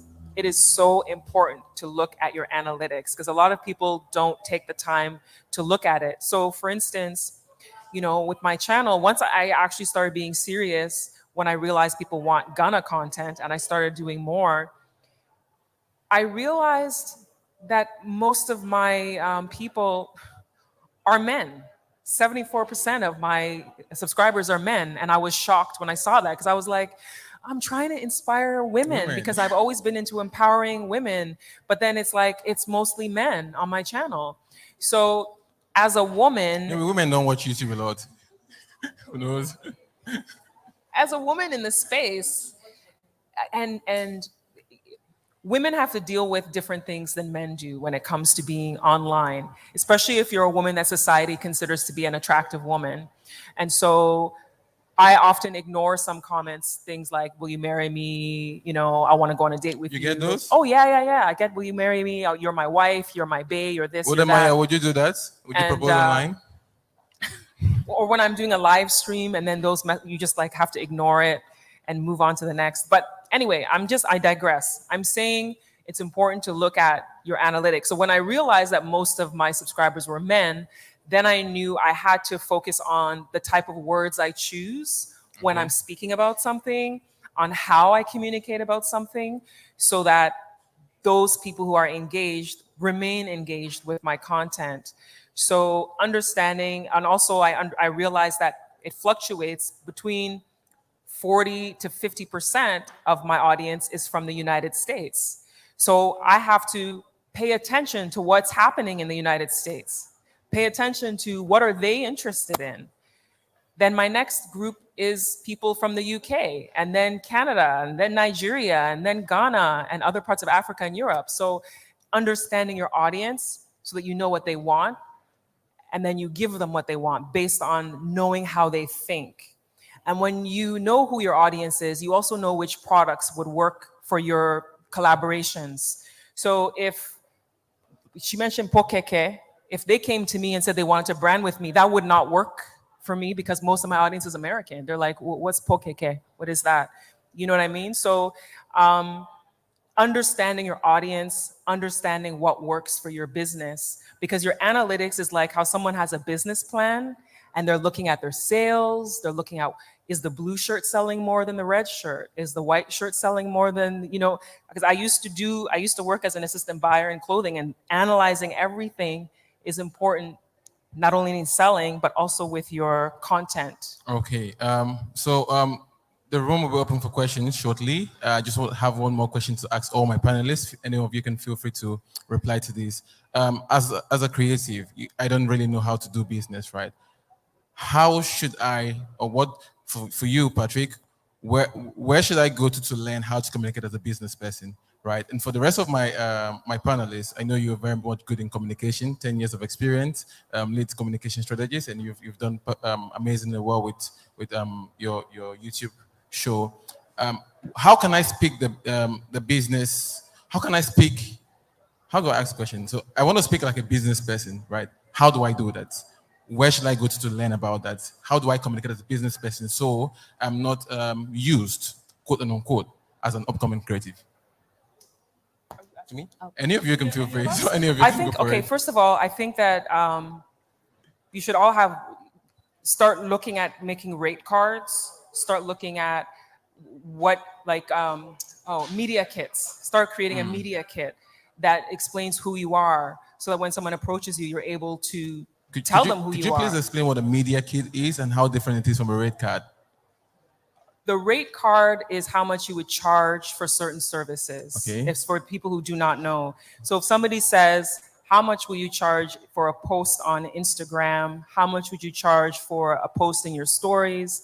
How much would you charge for a product placement in your YouTube?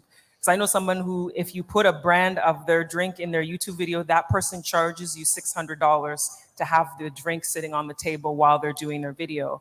So come up with what your rates are. You can make a range if you want to make a range, so that you can negotiate when people approach you.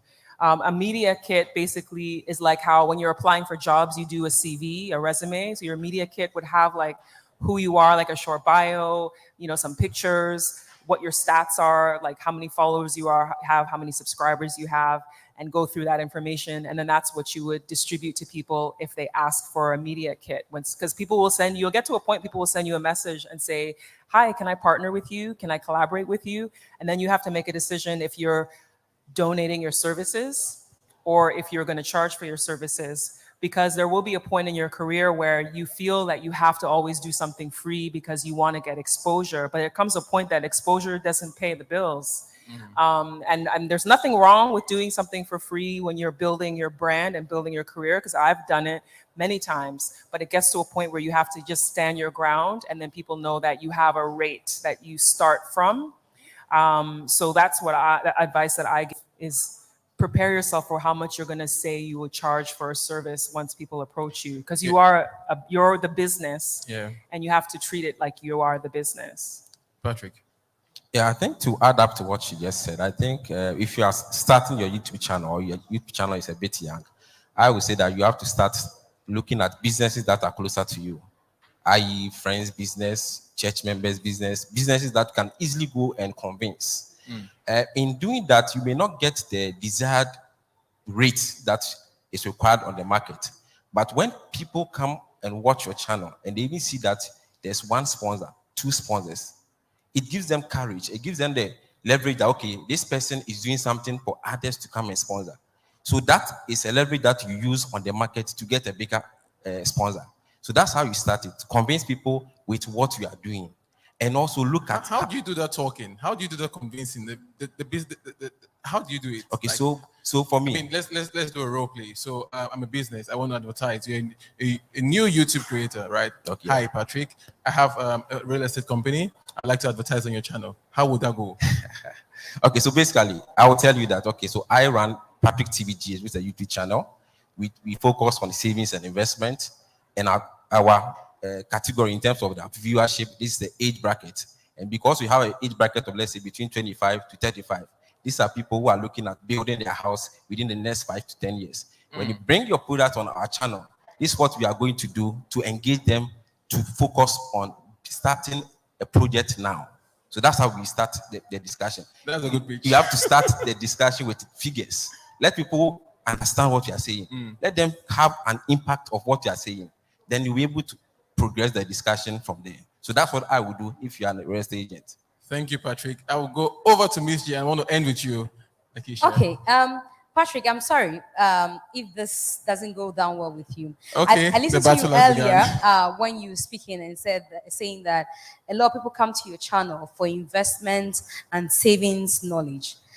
What we, those in showbiz and entertainment, take for granted is that the Z generation, and Patrick, you will help me with statistics, we are not necessarily interested in savings and insurance at this stage.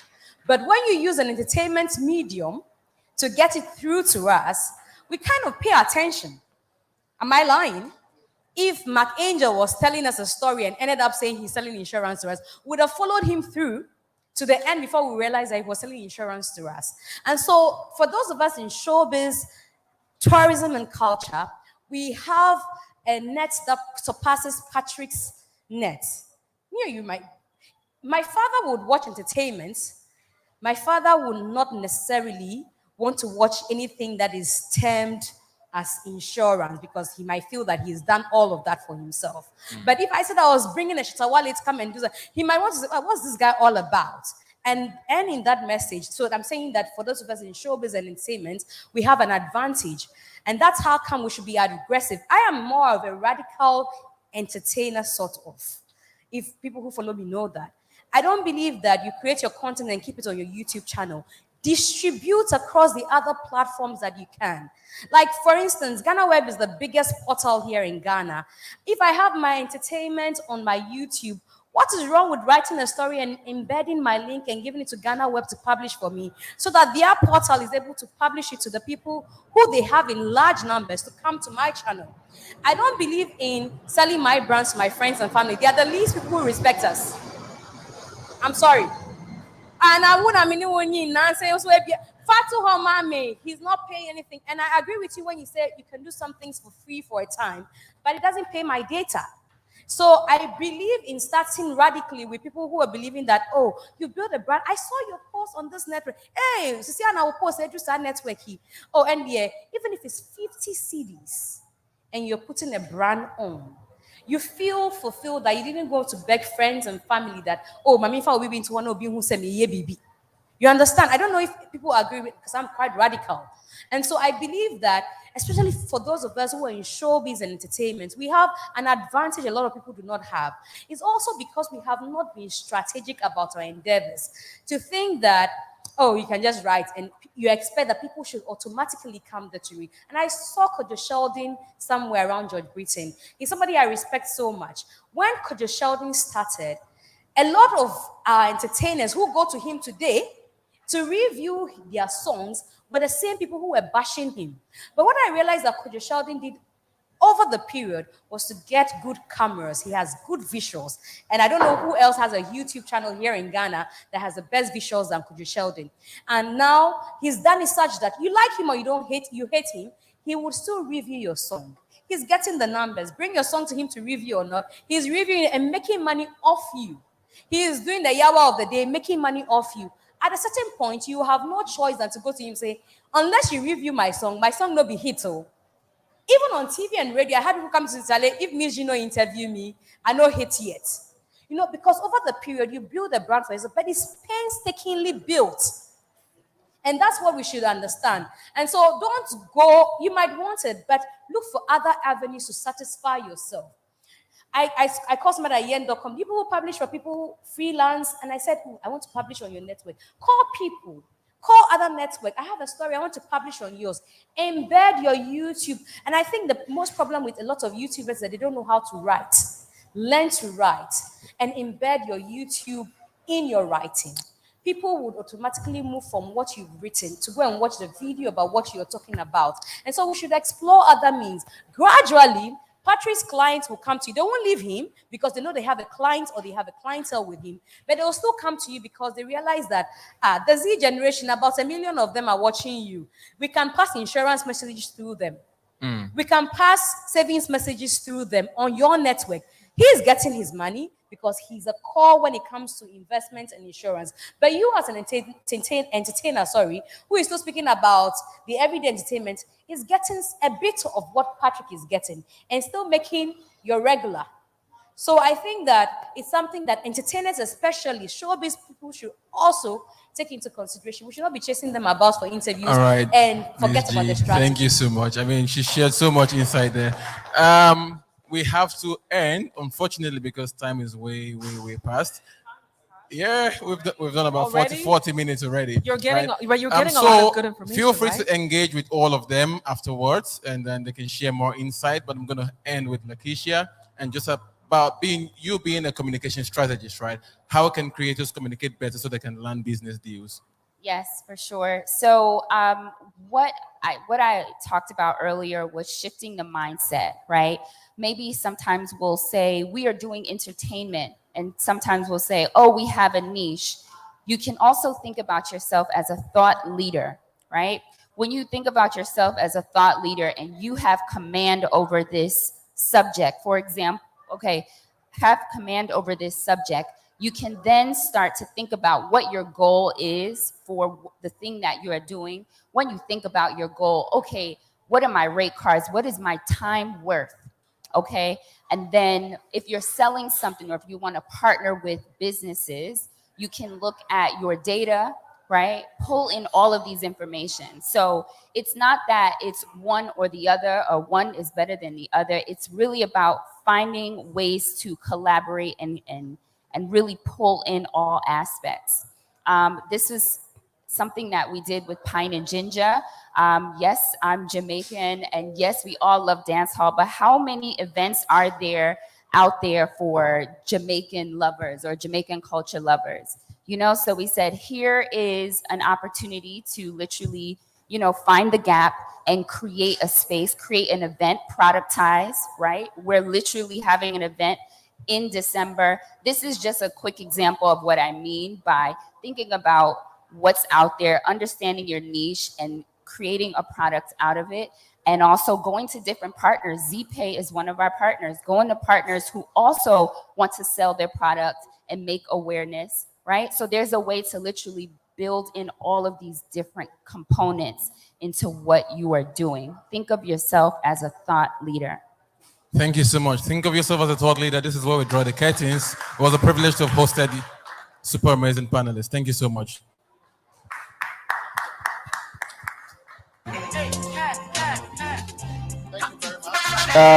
Thank you. I think we can give them a better round of applause. This is a wealth of information that has been given to us by our panelists, and this is information which is very useful and information which is going to be very, very beneficial to each and every single one of us. We're going to have our next panel discussion, but before I go on with our next panel discussion, I'd like to take some time to acknowledge our major sponsors, major partners, and of course, media partners as well.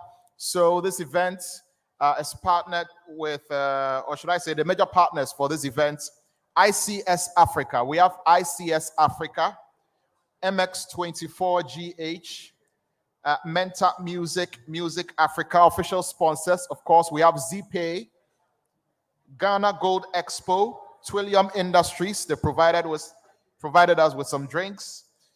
The Accra City Hotel, A2 Bakes, Africa World Airline, and Yflix.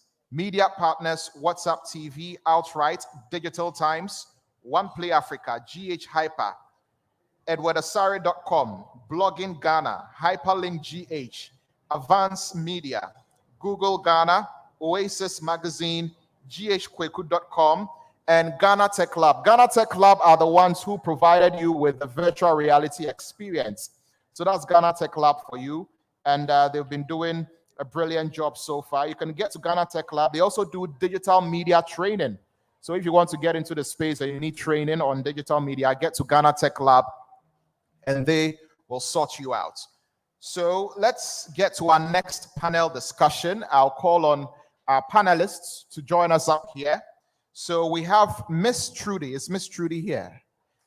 Miss Trudy. Do we have Miss Trudy? Yes, Miss Trudy, kindly join us upstage for our next panel discussion. Kojo Sheldon, is Kojo Sheldon around? If Kojo Sheldon is around, please join us here. Berima Amwening, join us here. And George Britton. George Britton. So this next panel discussion is going to be on staying on trends. Staying on trends. And it's going to be moderated by Miss Edem Fari. Miss Edem Fari.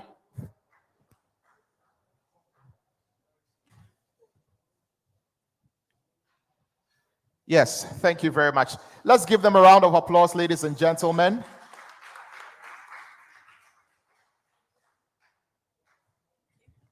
Hello, kings and queens. How are you all doing?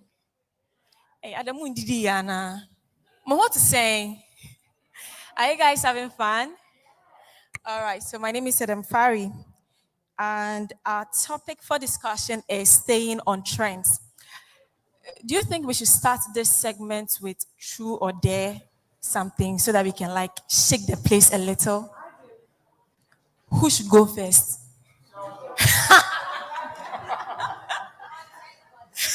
Okay, so what should you do? Truth or dare? Kojo. Before we start the truth or dare, where is Entamoty? You. Please, as content creators, we need to take time seriously, you understand? We were scheduled to come on here at 2. Check your time. It's 4. I'm someone I don't joke with my time. So next time or in subsequent meetings, make sure we go by the time. So as a matter of fact, you are going to give me money after this because compensation. I'll send you my mobile money so that you deal with that because I came here around 2. I've been sitting outside and it's not nice, you understand? Yes. Now, noted. Mm-hmm. You know, Sheldon always like to pick a feud, eh? It's not a feud. Noted. You said I should come on at 2. I came here at 2. Please, let's be serious here. That's fair. All right, so Kojo, truth or dare? Dare. Please don't tell me to remove my cap. It will not happen. The Kuje. If you are going to tell me to remove the Kuje, it will not happen. So let us. No, nobody's removing this thing. Please. Okay, we would like you to twerk for 1 minute.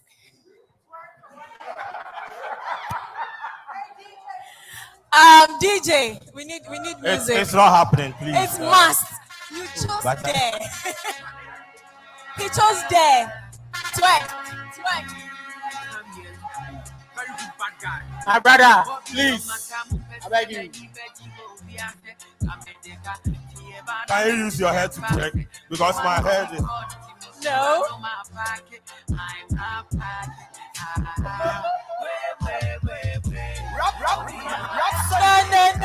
You have to twerk. You have to try. You have to try something. But you can't do this to us. All right. Okay. So on to our first question. Samuel. Yes. Okay. So how crucial is it to be on trend as a YouTuber? Thank you very much, Adam. Obviously, yes. My name is Berima Amwening, Samuel of Entamoty. I think, yes, being on trends, it's very important because always we have trends. All the time we have things coming up, even in music, even in food. Sometimes we have new trends. So as a vlogger or as a YouTuber, I think it is very important to study the trends. You need to study the trends. But at the end of the day, I mean, you just don't follow the trend. You have to make sure that whichever trend that you want to jump on, it goes with your niche. So, for example, let's say I'm just gonna talk about music a little bit, but let's say you are an Afrobeat artist and maybe hip life is trending. It's not like you stop doing Afrobeats and then you jump on hip life. It makes sense. So, if you want to follow the trend, then it has to be something that goes with your niche. But staying on trends is very, very important. Other than that, TikTok will not be everywhere. Okay, got it. Okay, so George, the next question is to you. Okay, so must you sideline credibility just to be on trends? Come again, please. Must you sideline credibility just to be on trends? No, I don't think so. I don't think so because trends last for a very short while. Hello, hi. Hi, Yedin. Hi, thank you. All right, thank you. Good. So no, I don't think so. I think trends last for a very short while, and then I manage talent. So at the moment, I've got some few, let's say, musicians under me. For them to participate in trend, I'll look at how it will affect their brand. It might be good, it might be bad, but at the end of the day, I look at the kind of results that it bring to them. If it's going to make them trend for a very short while, and of course get a nationwide attention, but at the end of the day, goes against them, I will not buy into that. All right, thank you very much. Okay. So, Miss Trudy, right, our next question is, why does fake news sell more than credible items or news?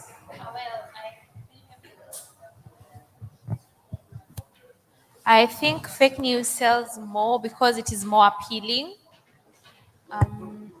It's more appealing to people, and people want to. Whatever is appealing is what people write on. Not that it is what is right, but that's just how life is. Because fake news, most of the time they make it fake because they know it is what people would want to see. So it's more appealing. I'm not saying it's the right thing to do, though. Have I answered your question? Does anyone have a follow-up question on that topic? With fake news? No?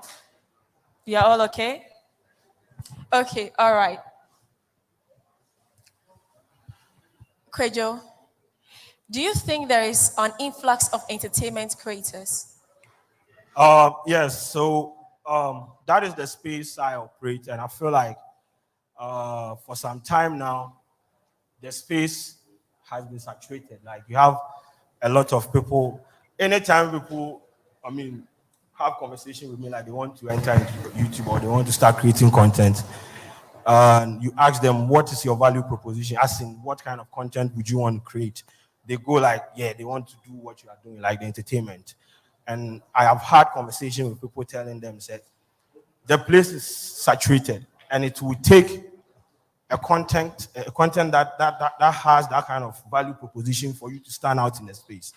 And the fact that you have people just coming in, everybody, once the person has a phone now, you start picking up stories, videos from Twitter, put a logo on it, post it on YouTube, you understand? Sometimes they don't even add any value to it. The value is the logo. And they call themselves entertainment blog and all those things. Yes, the space that we operate currently is saturated. And I feel like I've always advocated for this, that there is a lot we can do than just entertainment. Because look, I always say, when you go on YouTube, hardly would you find a lady doing, let's say, sports content. You understand? There are spaces out there that people are not exploring. Everybody wants to talk about Shatawale. Everybody wants to talk about, everybody wants to do what, let's say, Kojo Sheldon is doing. You understand? And I feel like if you want to do it, fine. But in the end, you are just going to be another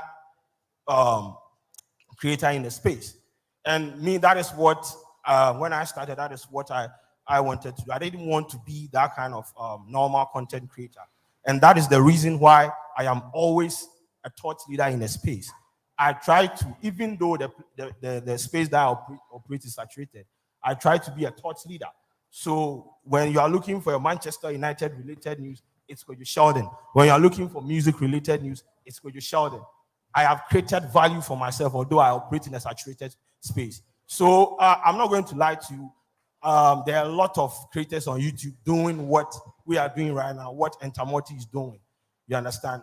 But I feel like there are spaces that we could explore that would make the content evenly distributed. When people, content consumers are looking for content to consume. It's not always going to be. So if you come to my channel and I have done a story about, let's say, Shatawale, you go to the other story, Shatawale. It's like it's boring. So you should give value to your audience. Don't you think that is just because they want to be famous, or is it because of the click? Well, if you want to create content to be famous, then you are doing the wrong thing.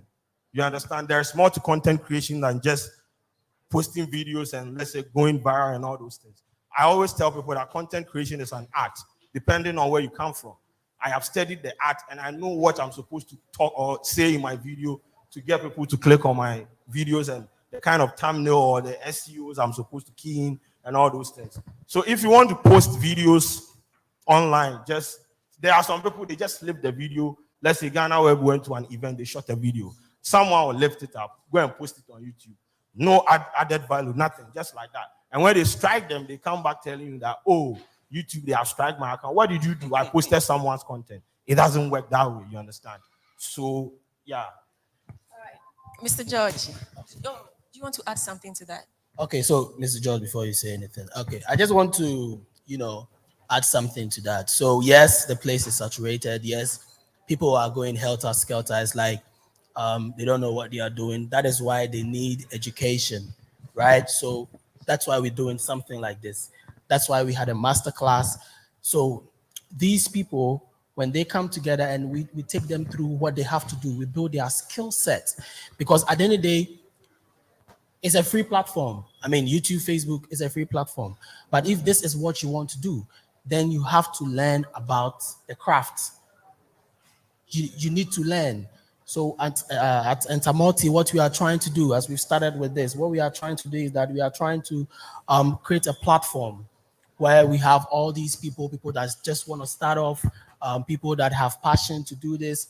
Somebody, maybe they've just seen the entertainment, maybe they've seen Koji Shorten, probably they're just a fan. So yes, they want to do it. But if you sit this person down, you assess the person critically, and you see what they are doing, you realize that no, maybe you can even be good at tech.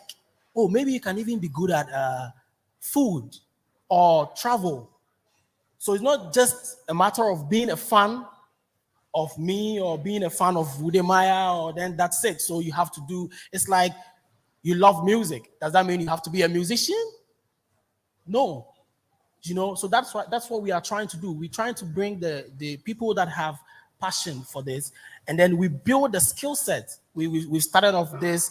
We want to get cameras for creators. So after we build the skill set, then we have to get them the gadgets and all of that, so that they can start off. Because I believe, I said it when I started my welcoming speech, I believe that when we know what we are doing, when we have the right support, when we get the right training, I believe that when we equip young people with digital skills, is going to be one of the main means where youth unemployment can be reduced here. So I finished school. I didn't know what I was doing. I just write for this blog. Okay, your writing skills is good. I went to work like 9 to 5. Nothing is working for me. So I said, no, I have to start something. So I did it. My first video, it was about Sarkodie. I had 90,000 views. That was maybe I'm lucky. Yeah, I know some people are doing a lot of things. Maybe I'm lucky. 90,000 views. At that time, they've not introduced the 1,000 subscribers and the 4,000 hour. That thing is too much. Like when they are starting off, they've not introduced that. So later I went to check my analytics and I realized that I made quite some money. And that's it. So I have to learn. I have to learn, self-learn, and then we get there. So that's what we are trying to do. We're trying to bring everybody together at the right time. We put out the rollout, so how you can participate, and then we take it from there with the funding and everything. Yeah. Thank you. All right. So, Mr. Britton, I think you've been in the entertainment space for a long time. Mm-hmm. All right. So this question is, would you advise anybody or upcoming creator to do YouTube full time? Yes. Yes. I mean, listen, when we started this thing, it was more of a tea.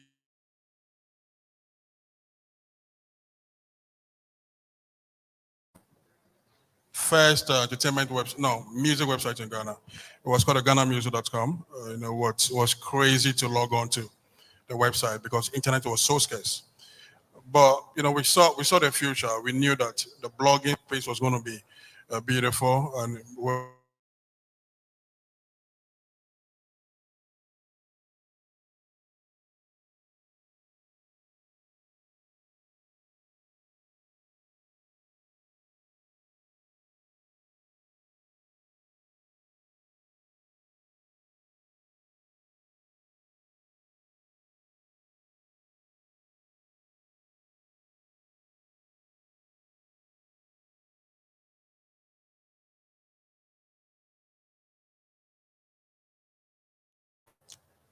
clearly he's making a living on YouTube. And not just him, I'm sure that if any of us here pick up our phone and decide to, let's say, vlog on tech or auto, because that's what I think is lacking here. We have very few automobile bloggers. If someone decides to, vloggers, sorry, if someone decides to spend his entire day, entire time to vlog about autos, and I know very much where to go when I want to know about the latest Benz, the latest BMW, the Hyundai, and all these things. I think that person will be making a living. I mean, a clear example is Kojo. I've known Kojo from the days of OMG Ghana. Today, I'm not sure he does anything with his, aside his videos, his content creation. So if you will understand and give yourself time to learn. Now, the problem here is that most people want to get into the space and want to make money instantly. A lot of people don't want to wait till you master the craft, then you're able to sell yourself properly. People want to get into, because the question is, how much money do you make when you have 1,000 views? That's the first question people ask you. But whereas you can build content and get exciting, I can only come to you when the content is exciting. Because when I go on YouTube, there are a few things I look out for. I look out for sports, which is more tilted to the EPL, all the analysis and all that. I spend time to watch. I come to Ghana here. I watch, all entertainment and politics. Now, me and you do politics. Then, then of course, some few, automobile vlogs. So I spend, hardly do I watch TV. The only time you get me watching TV is football. If it's not football, I don't watch TV. So the same times that I could have spent watching TV, I'm spending the same time online. That clearly tells you that if somebody's going to produce content for me to be watching, and I'm sure there are a million plus of me out there that we have a place to go see content. So do what you do it right, and you can make a living. All right, thank you very much. Okay, so we are going for our next round of truth or dare. Who should be next? Oh, do we all agree? Yeah. Oh, truth or dare? Truth. Are you sure? Yeah, truth. Hey, like.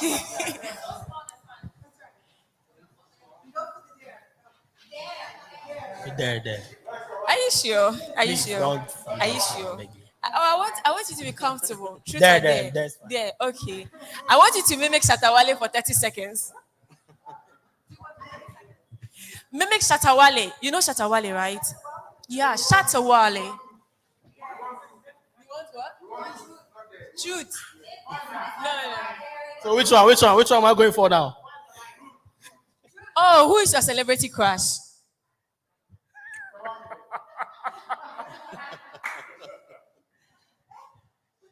We are waiting. What are you thinking? Like, what genre call him from? Bring it here. No, I used to have one, but Amaki Arabesa is actually my celebrity crush. So yeah. Yeah. That's so cool. That's yours is calm. All right, Miss Trudy. The next question is to you. How does one build their niche, and how can one keep them engaged? Well, I feel like the best way to build a niche is to try. First of all, you've got to try, because when you're starting off, you don't know what works for you. And if you don't try, you'll never know. So you need to try different things. And then once you see what works best for you, you stick to that and you keep being consistent at it. And how to keep them engaged is just, small things like replying your comments. I feel like if you upload videos and you don't even engage when people respond, then people get tired, you know? Like, you don't have to respond to everyone, but at least try. Because people will be like, we watch you, we want to engage, but it looks like you don't care, then why bother? So for me, I love to keep people, engaged by replying their comments. Yeah. All right. So just to clarify, you said they should try everything, and the one that is going to get the most engagement, then they should build on it. Should that be in in the space of their interest? In the space of their interest, something they love to do. Oh yes, of course. You start with what you love. Like for example, when I was starting, I was doing hair in the house. Hair didn't really work for me, and then I started doing makeup. I'm not a makeup person, so that flopped. And I just tried cooking. It didn't work for me. Then I started travel, and people enjoyed travel. I also enjoyed it as well. So I was like, oh wow, let me build on this, and yeah. So that's what I've been doing. Though I am a lifestyle content creator. I don't just travel. I do things also around lifestyle, but that is my main niche. Thank you very much. Thank you. Okay, so we are on you, and we would need you to. Would you like truth or dare? Truth. Guys, really, really. I like a truth because if you tell me to dance, I really don't know how to dance. Guys, if you don't know Miss Trudy, she's like one of the biggest vloggers in Kenya. So that's Miss Trudy. If you guys don't know Miss Trudy, check her channel out. Miss Trudy, one of the biggest in Kenya. Trust me. Thank you. Yeah. Kenya. Have you ever lied to get out of a bad date? Have I ever lied to get out of a bad date? Yes. What happened? Well, things were just awkward. Things were extremely awkward. That was a while back when I was in campus. I went out on a date with a guy, and I don't know if you've ever been with someone and things are just awkward. Everything is just awkward. So, but it wasn't a really bad lie. I just lied about having to go. What did you lie about? Tell us. Like, what did you say? No, I just lied. Like, I really needed to get home. There are people waiting for me, and there was no one at home. So, I just had to get out of the situation because it was weird. Okay. Yeah. All right. Thank you. Kwejo, the next question is to you. All right. What are some of the basic commitments needed from a beginner to become a successful YouTuber? Please, I'll need you people to be quiet. Those people talking over there. Hello, please. I don't know if people are part of us, but if people are interrupting us, so yes. Thank you very much. The question again. What are some of the basic commitments needed from a beginner to become a successful YouTuber? Okay, so I'm going to use myself as an example because I can speak from my perspective. Now, what worked for me was consistency. And I have said this on several platforms before. There are creators in this room that they release videos like it's like a festival. So they will release one today, the next monsoon season, they will release another one. That is not going to get you anywhere. And see, YouTube works with content. The algorithm, they work with content. Now, you can't drop a video today and drop another video like next year and expect to be successful in a space. Unless you want to do it for fun. You know, there are people who shoot this content for fun. Maybe they go to a party and they want to drop a video here and there and all those things. But if you want to take content creation, YouTubing, as something that you would want to explore as a career path, then I don't think inconsistency is supposed to be part of your plans. Now, I started creating, hosting Yaw all the day on YouTube. I used to host it on OMG. Now, when the pandemic was up there, I decided to transfer the content to my YouTube. Now, the first video that I posted, I had around 5,000 views. So normally there are some people out there that are going to say, okay, I'm having 5,000 views. So next time when I'm not doing anything, I'm going to drop another video. The next day I shot. The next day I shot. It got to a point I was using my phone to put out about 10 minutes long video. like 5 pieces of content every day because I detected that people needed to consume that kind of content. There was demand for my content. I was shooting content from a Samsung Note, something like that, Note 9 or something like that. The quality wasn't up there, but subsequent videos, I was having about 50,000, 60,000, and with a small channel, I was penetrating the trend list. So I detected that people wanted to consume content from my perspective, because obviously everybody out there is just giving you the normal kind of, okay, a snake has bitten someone. The person will just come and stand there and just put the content out there. Then there is Coach Sheldon, who is going to present the news. At the end of the day, you even forget that the snake has bitten someone, because I knew what to say in the content. I knew how to trigger people's emotion. I always say, I'm not funny, and I am not the best content creator in the world. But at the end of the day, I know how to create content. I know how to create content people want. And that is what has helped me, consistency. And the fact that I don't wait for, let's say, if like things are trending, when I go on Twitter, maybe they are talking about Stone Boys, Grammy, Rocky Dawuni's Grammy, and all those things. Then I wait to like 4 days later before I come and create content. No, I'm always the thought leader in the space. When an artist releases a song and you key in the title of the song, you get an artist song, then you get my breakdown. Because I am not going to sit down there and allow someone to overtake me in the space. And I always say it, before you even, I always try to learn SEOs. What words am I supposed to key in the tag segment to get people to, when they search the content, they are going to discover my content. Because in content creation, people discovering your content is a plus for you. There are people that the notification, actually they work for 3 videos in a day. So when you post, let's say you have 5 videos and you post it on YouTube, the notification system is going to distribute it to like 3. They'll pick 3 of your videos and distribute the notification. The rest, the notification will delay. So if you want people to actually search your content, there are people who come on YouTube, key in Sheldon, and they will come on your page and come and look for the content. These are some of the things you put in place, your SEOs and all those things, so that when you put the content out there, you don't have to even struggle or stress yourself to get your content in the newsfeed. The algorithm will push your content in the recommended list and all for you. So back to the question.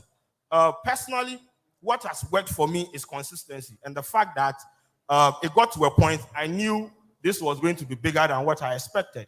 So I had to invest in my craft. When you come to my house, I have converted every room to a studio, and I have bought lights, cameras, everything, brought in a lot of people, because I would rather put quality content than just sit in my, I can sit in my room, do the video with my phone, make that money I'm making and go out. But I prefer to give people quality. That is why always when you come to my Twitter, people are talking about, Sheldon, is your video in 4K or 1080? I don't joke with those things. So if you are a creator and you want to take this, you want to plot it, you want to use this, you want to explore this as a career path, these are some of the things you put in place. You don't just, you are getting money and you are still maintaining your standard. No, you are supposed to invest the money that you make into your craft, so that at the end of the day, what you put in the news feed is going to attract more people. But what worked for me was consistency. Thank you very much. All right, so okay, very much to our last question. Can content creation and digital skills reduce unemployment among youth in Ghana and Africa? Oh yeah, I think I've already even touched on that. So yes, it can. What I'm saying is that we have to learn more. That's the purpose of all of this. The skill sets must be built, because it's not just about doing it. Whatever you are doing, you need to learn more about it and get more skills. That's it. Thank you very much. Okay, so does anyone have a question? You? Okay. You also have. So two, just two. I have 2 minutes. Okay, good evening. My name is Nene Odomple. I run a news-oriented channel called the 1957 News. My name is Nene Odomple, and I run a news-oriented channel called the 1957 News. My question goes to anyone who can answer this for me. So when Jemai came to Ghana, I was part of a bloggers who went to meet him at the airport. I posted a video about Jamaica. I shared a link. I posted a video about Jamaica when he came to Ghana. I shared a link. 3 days later, I had about 30 views for the video. When Jamaica left Ghana, I went back to check the video and I had 18K views. Now, when I checked the analytics, the people who saw the video were people who searched the video. My question is, how do I get people to click on my link to watch my video so that I add that to those people who search the video to get it? So your question is about getting people to click on your videos or what? The link. I don't get it. On YouTube or... I share my link, but the link do not get me views. Okay. Instead, where did you share the link? On Facebook, on Twitter, on WhatsApp. Okay. Yeah. But people do not click on the link to watch my videos. When I check the analytics, the analysis is saying that the people who watch the video are people who searched for Jamaica in Ghana. Okay.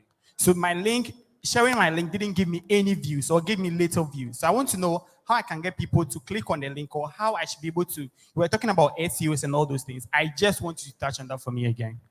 Well, with the SEOs, I think it works with the Google search. So, but with what you are saying, you shared your link on your WhatsApp, Twitter, Facebook, and you didn't get referrals. That's what you're talking about. Now, let's take Twitter, for example. I'm sure when Jim I came to Ghana, he trended on Twitter. There was a conversation. And I'm not sure when you shared your link, you added any hashtag. You just shared the link and went to sleep, right? So you know where I'm going towards with this. Your question has been answered. Thank you very much. So that ends today's session. Oh, sorry. This segment. My name is Adam Fari, and I'm so new to YouTube. So please follow me, subscribe. Thank you. All right, thank you very much. Let's give them a big round of applause. They've done well. I can't hear the applause, so come on. Big round of applause. Thank you very much for that panel discussion. Puff, puff, pass, my Mary Jane. I'm high on life, wanna meditate. So allow me.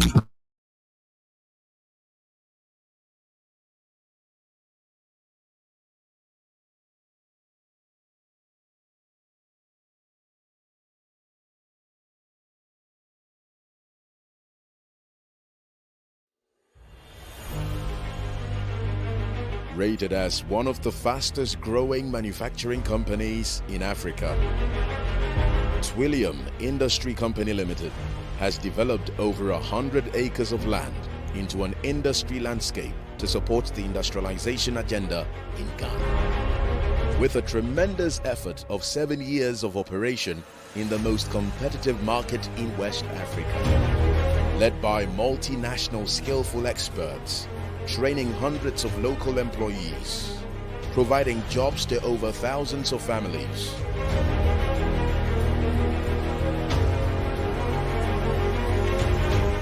Investing heavily in the most modern European machinery. Inventing excellent products. Producing innovative and franchised brands.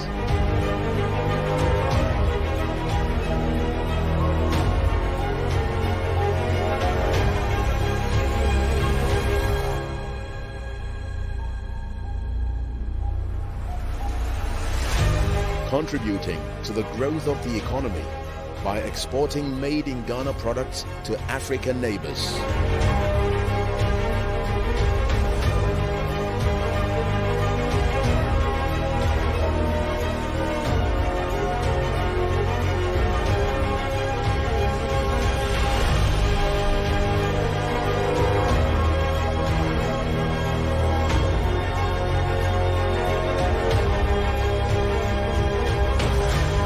Twillium is officially certified by HACCP and ISO, making it the most internationally recognized system for food safety management. And DJ Gregory, you can see the pool behind me. The pool is going to be utilized in a very nice way today for the after party. But we have a very last one right before the after party. In fact, this is the beginning of the after party. So our last panel, if they are here, let them join us up here as the entertainment begins. They are going to entertain us. They are going to be doing some charades for us as the party begins. And let's all prepare ourselves because we're going to have a lot of fun. We're going to have a lot of great music from DJ French Kiss and DJ Gregory. There's a lot to drink and there's a lot to happen at the after party. So let's have the last panel here. Let's have the last panel here. Stella Chanelli, Ni Yemwa, Nanefua, are you guys here? Mr. DJ, give them some music to come up. Give them some music. All right, let's go.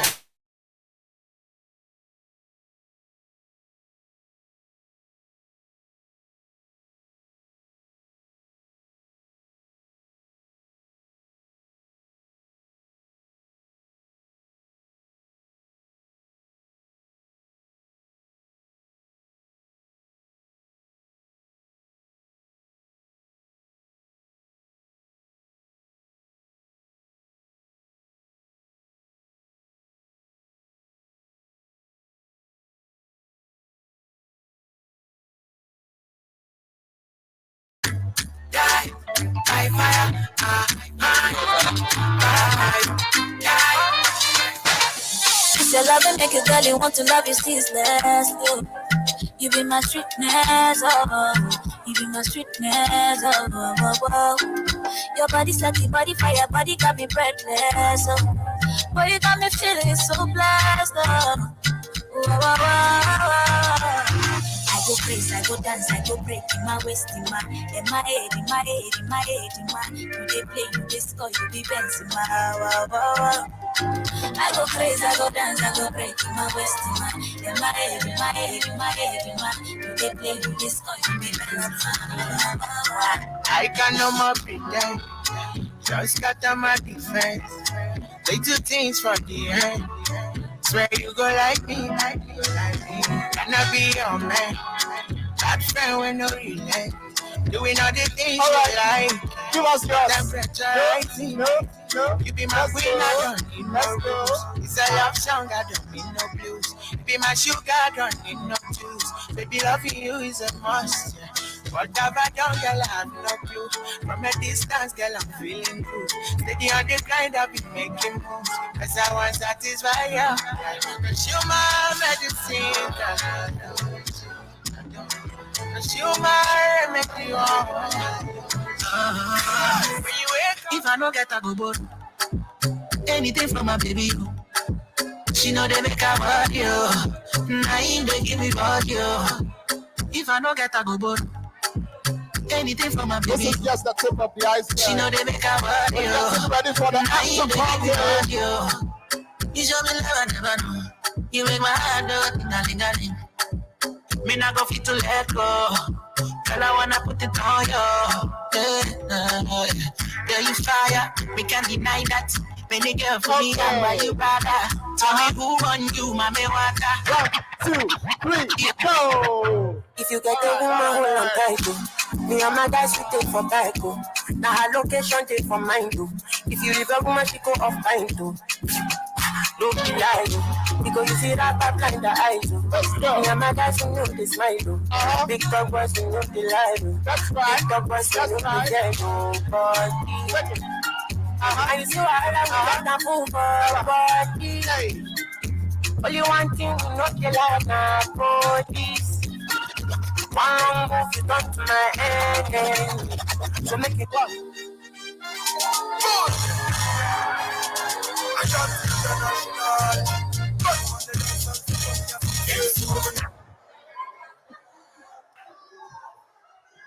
Let's make some noise for these people. Let's make some noise for these people. Come on, I didn't hear the noise. Let's make some noise. All right, so the after party has just started. This is just the beginning of the after party.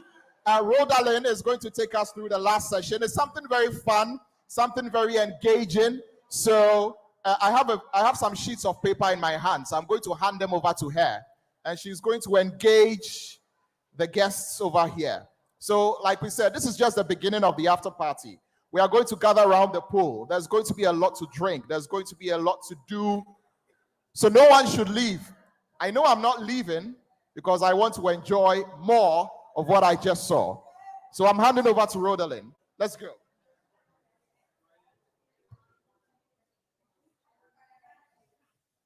Okay. So that was a lot of exercise, you know.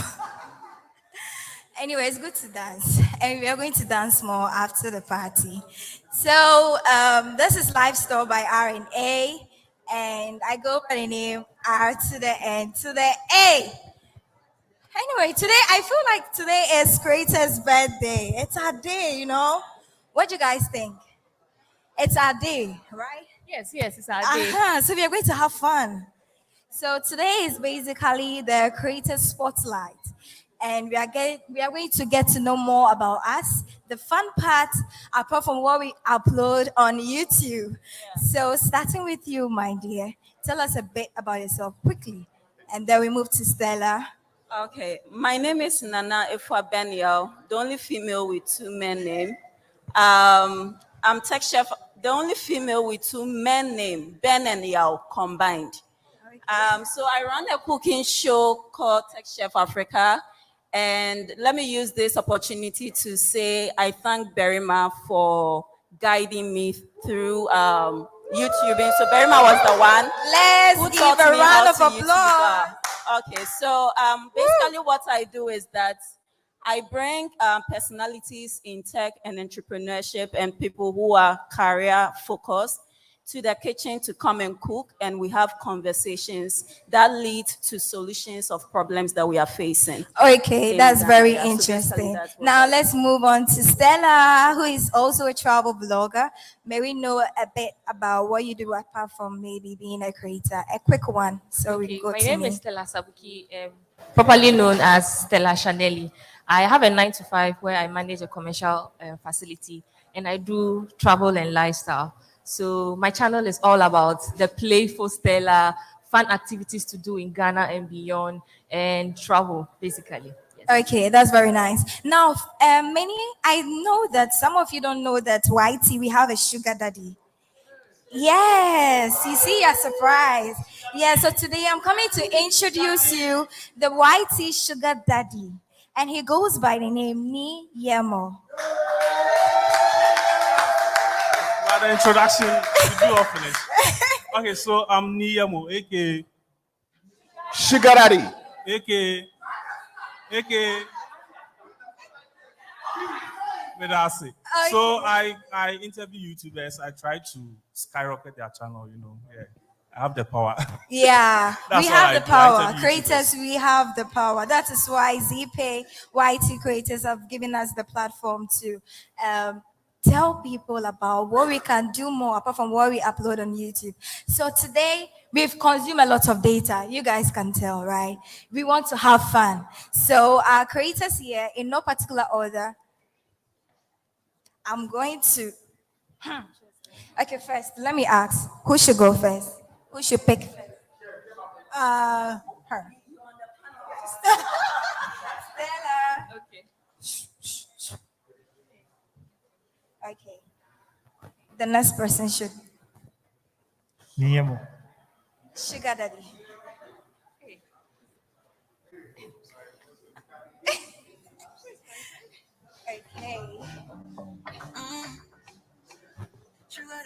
I hope I picked something positive. Okay, so since Stella picked first, Stella, read what you have on your paper. Okay, so it says, act like your favorite celebrity. Wow. So first of all, who is your favorite celebrity? That is why it's a spotlight. Yeah. You've been My put on the favorite is spot. Stoneboy. Stoneboy. Yes. Okay. Sing his song. Okay, don't worry. The DJ will help you. So which of his songs do you really like? Please, you give me the trending one, eh? Okay, so DJ, if you can hear us, give us a trending song from Stoneboy. So Stella, over to you. Okay, so whilst the DJ is trying to get the song. Why don't we get to know what our sugar daddy have for us? Okay, so do a TikTok challenge. Woo! That would be fun. Okay, so you have to think about the TikTok challenge you do. For you, All right. are you, Stella, over to you. On God.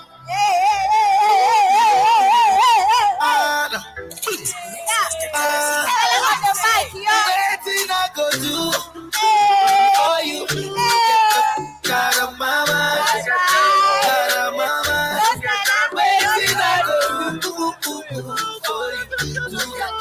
Got a mama, got a mama. Yeah, I'm a top for you. On top your mata for you. Plenty raba for you. Plenty raba. I am a top for you. On top your mata. Okay, that was very great. Plenty raba. Let's go for Stella. Okay. So Stella, that was a good one. Me? Yeah. Are you ready for your TikTok challenge? You have to give me a challenge. Okay, wait. So since we have a lot of TikTok challenge that is trending, would you do shawase or sip alcohol or what? Love one thing. Okay. What shall I say? If you want what shall I say, you say yay. What shall I say? Love one thing. What shall I say? Okay, what shall I say?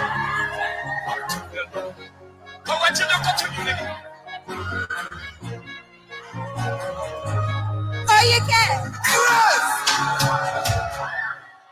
Sonny, me, relax. No. So, me will be joined by.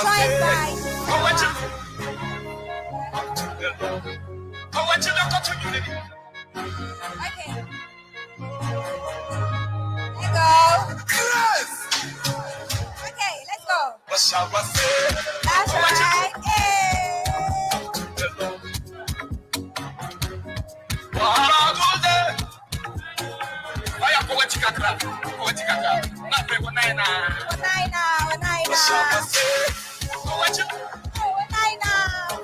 Okay, DJ, give us alcohol. Give us alcohol. I want to do my dance. Please give us alcohol because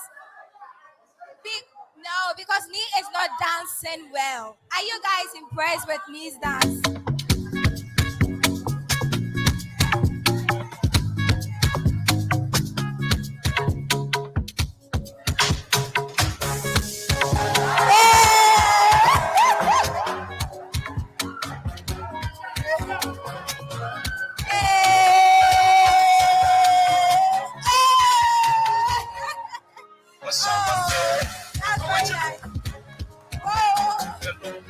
Okay, thank you, Mr. DJ. Thank you, DJ. Thank you so much. Thank you. So our last creator, Nana, are you ready? Okay, I think literally both creators have done what I have here. So I'm curious to know what you have. However, what I have here is dance to your favorite music. And I think we've already played the music. What shall I say is your favorite? Yeah, for now. Oh, no. We have to change. You know, we are even in a government of change. Yeah, so we need a new song that you love. Okay. What's your favorite song? Okay. I do a voice and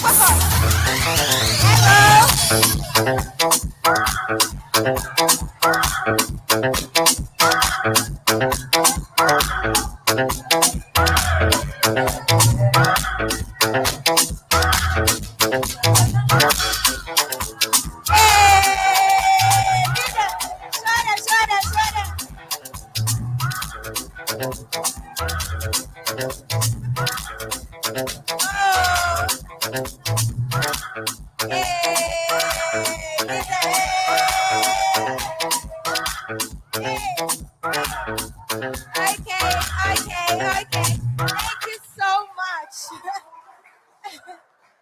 That was a great moves. Okay, then after the party, we are coming for dancing class. Anyway, so we've come to the end of this. We actually not done. I'm curious to know what do you have. Okay, so for those who want me to be part, say yay. Yay!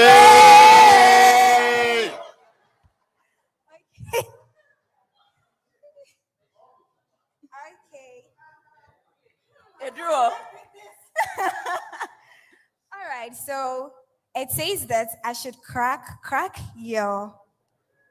a joke. Okay. It's trying to say that I should crack a joke. And in this case, I'm not a comedian. You can try, definitely. Okay. Then since I'll be putting on the spot, then you guys have to laugh by force. So you guys should start laughing. Okay, so I would say this. There was this girl that the mom told that no guy should touch your boobs. So, and also no guy should touch your V. So this girl growing up, she has it in her mind. And then it got to a stage where she got a boyfriend, but the mom wasn't aware. So one day she went out on a date with a guy, and then it was time for the do. So the guy touched her boobs and she said, "Don't." And the guy was confused. I'm like, what are you trying to say? So the guy went ahead to touch the V and the girl said, "Stop." And then the guy was doing it, and then the lady was like, "Don't stop, don't stop, don't stop, don't stop." Don't stop clapping. Don't stop clapping. Don't stop clapping. Who that sweet girl? Wait, see. Who be that sweet girl? You get breasts, you get things, you can't stick fan, you can't sabi cook. Normally, you be wife material. Normally, you be wife material. Hey. Normally, you be full options, see girl. Normally, you be full options. Who be that sweet girl? You get breasts, you get things, you can't stick fan, you can't sabi cook. Okay. Normally, you be wife material. Ah. Normally, you be wife material. Hey. This fine girl now, this sweet girl now, this set girl now. Full option, babe. Are you take it? Who is that sweet girl now? Thank you. All right, thank you very much. Did we have fun with that? Yeah, the after party has just started, but before we get into it, we'll get our closing remarks. And Mr. Stephen Aka from the Ghana Gold Expo will get up stage and give us the closing remarks as we get ready for the after party. We're going to have a lot of fun. We are not going anywhere. We are not going anywhere at all. I am psyched up. I am pumped up for the after party. But Mr. Stephen Aka from the Ghana Gold Expo is going to take some time and give us the closing remarks. Round of applause for Mr. Stephen Aka. Hello. Hello. Do I have your attention? Do I have your attention? All right, Mr. Aka, the floor is yours. Thank you very much. Hello. All right, thank you very much. My name is Stephen Blessing Aka. There's Blessing. So we are part of the sponsors of this event. And personally, I've known Entamoty when he started 8 years ago. And we've been very key to him to support his initiative. We started way back. And as we are going on, we also want to push him.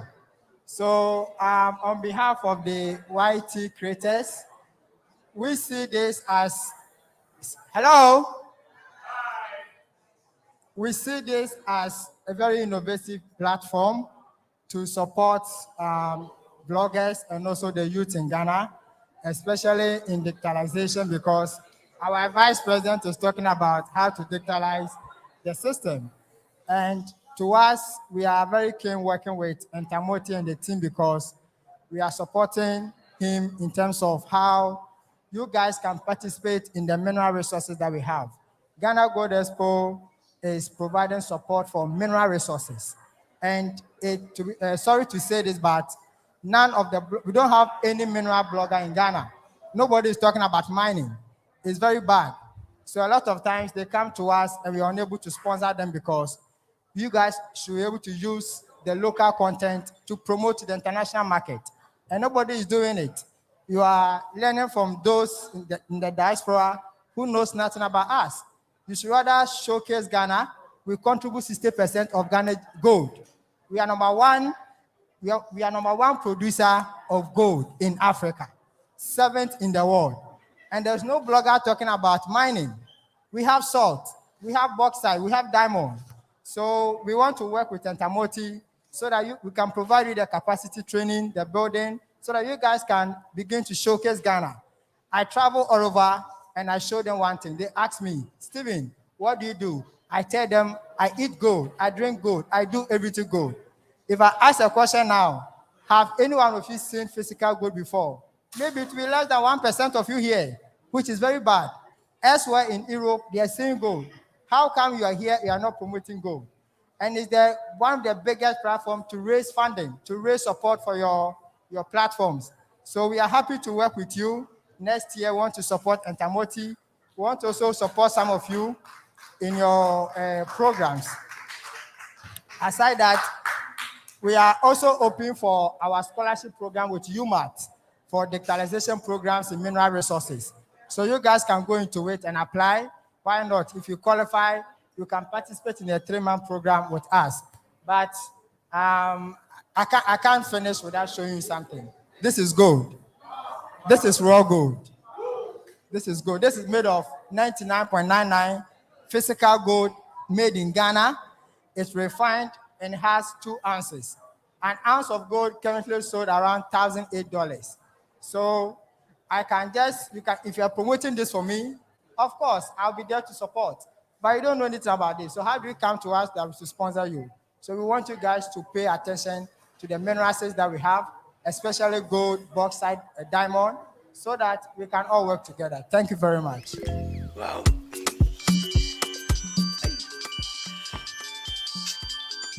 Hello. Yes, Daddy. Oh, City. With your voice, no teaching my okay. I can't live without you.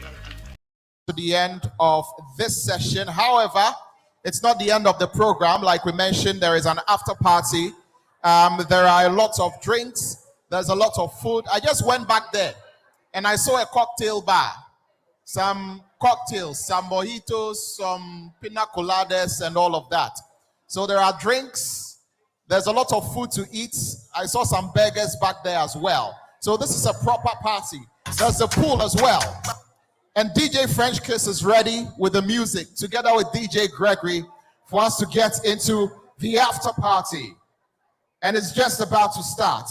But once again, let me acknowledge the sponsors for this program, the partners and the media partners as well. ICS Africa, MX24GH, Mentor Music, Music Africa, official sponsors ZeePay, Ghana Gold Expo, Twillium Industries, Accra City Hotel, A2 Breaks, A2 Bakes, Africa World Airline, and Yflix. Media partners, WhatsApp TV, Outright, Digital Times, One Play Africa, GH Hyper, EdwardAsare.com, Hyperlink GH, Advanced Media, Google Ghana, Oasis Magazine, ghkweku.com, and the Ghana Tech Lab. Once again, thank you all for coming. Let's stay for the after party. DJ French Kiss. Welcome to I Cry. But let's be reminded that the program is a 3-day event. There's going to be an award ceremony tomorrow to award content creators in the digital space. Awards night and concert. There are going to be a lot of people who are going to be performing. We have Kwesi Arthur. All of them are going to be there performing at the awards night tomorrow. And we are going to be awarding YouTube creators with top and emerging content. All of them are going to be recognized. So it's happening tomorrow at the Accra City Hotel. Awards night at the Accra City Hotel tomorrow. So be there. All right, DJ French Kiss, turn up the volume. Let the party begin. No girlfriend, no problem. All right, so let everyone outside come in. The party is beginning. We want to close the doors. We want to close the doors. So please come in. Let the party begin. Come in as the party begins. Yeah, I am. I can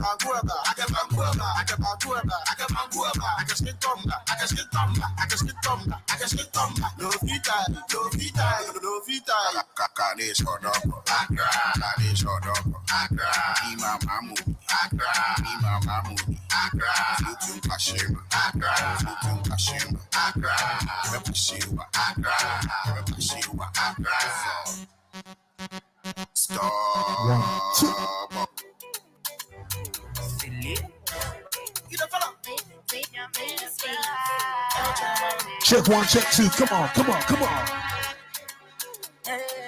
We're gonna have a party.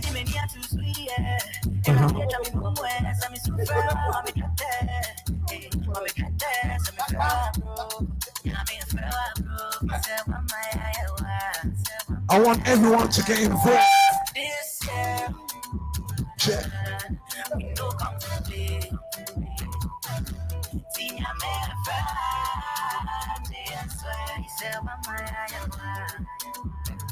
Where my beautiful ladies at?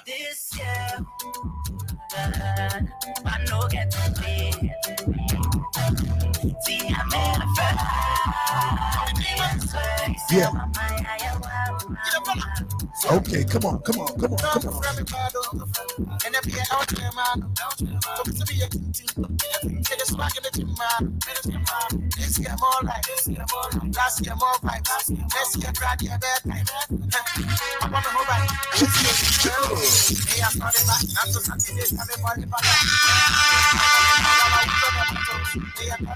Okay.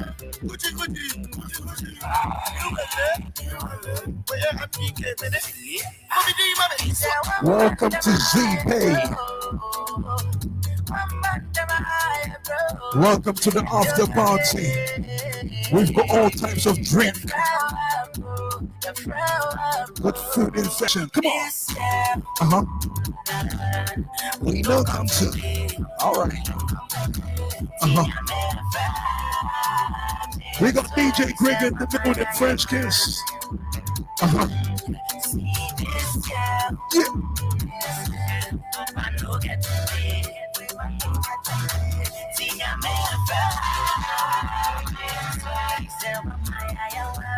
Okay. Come on.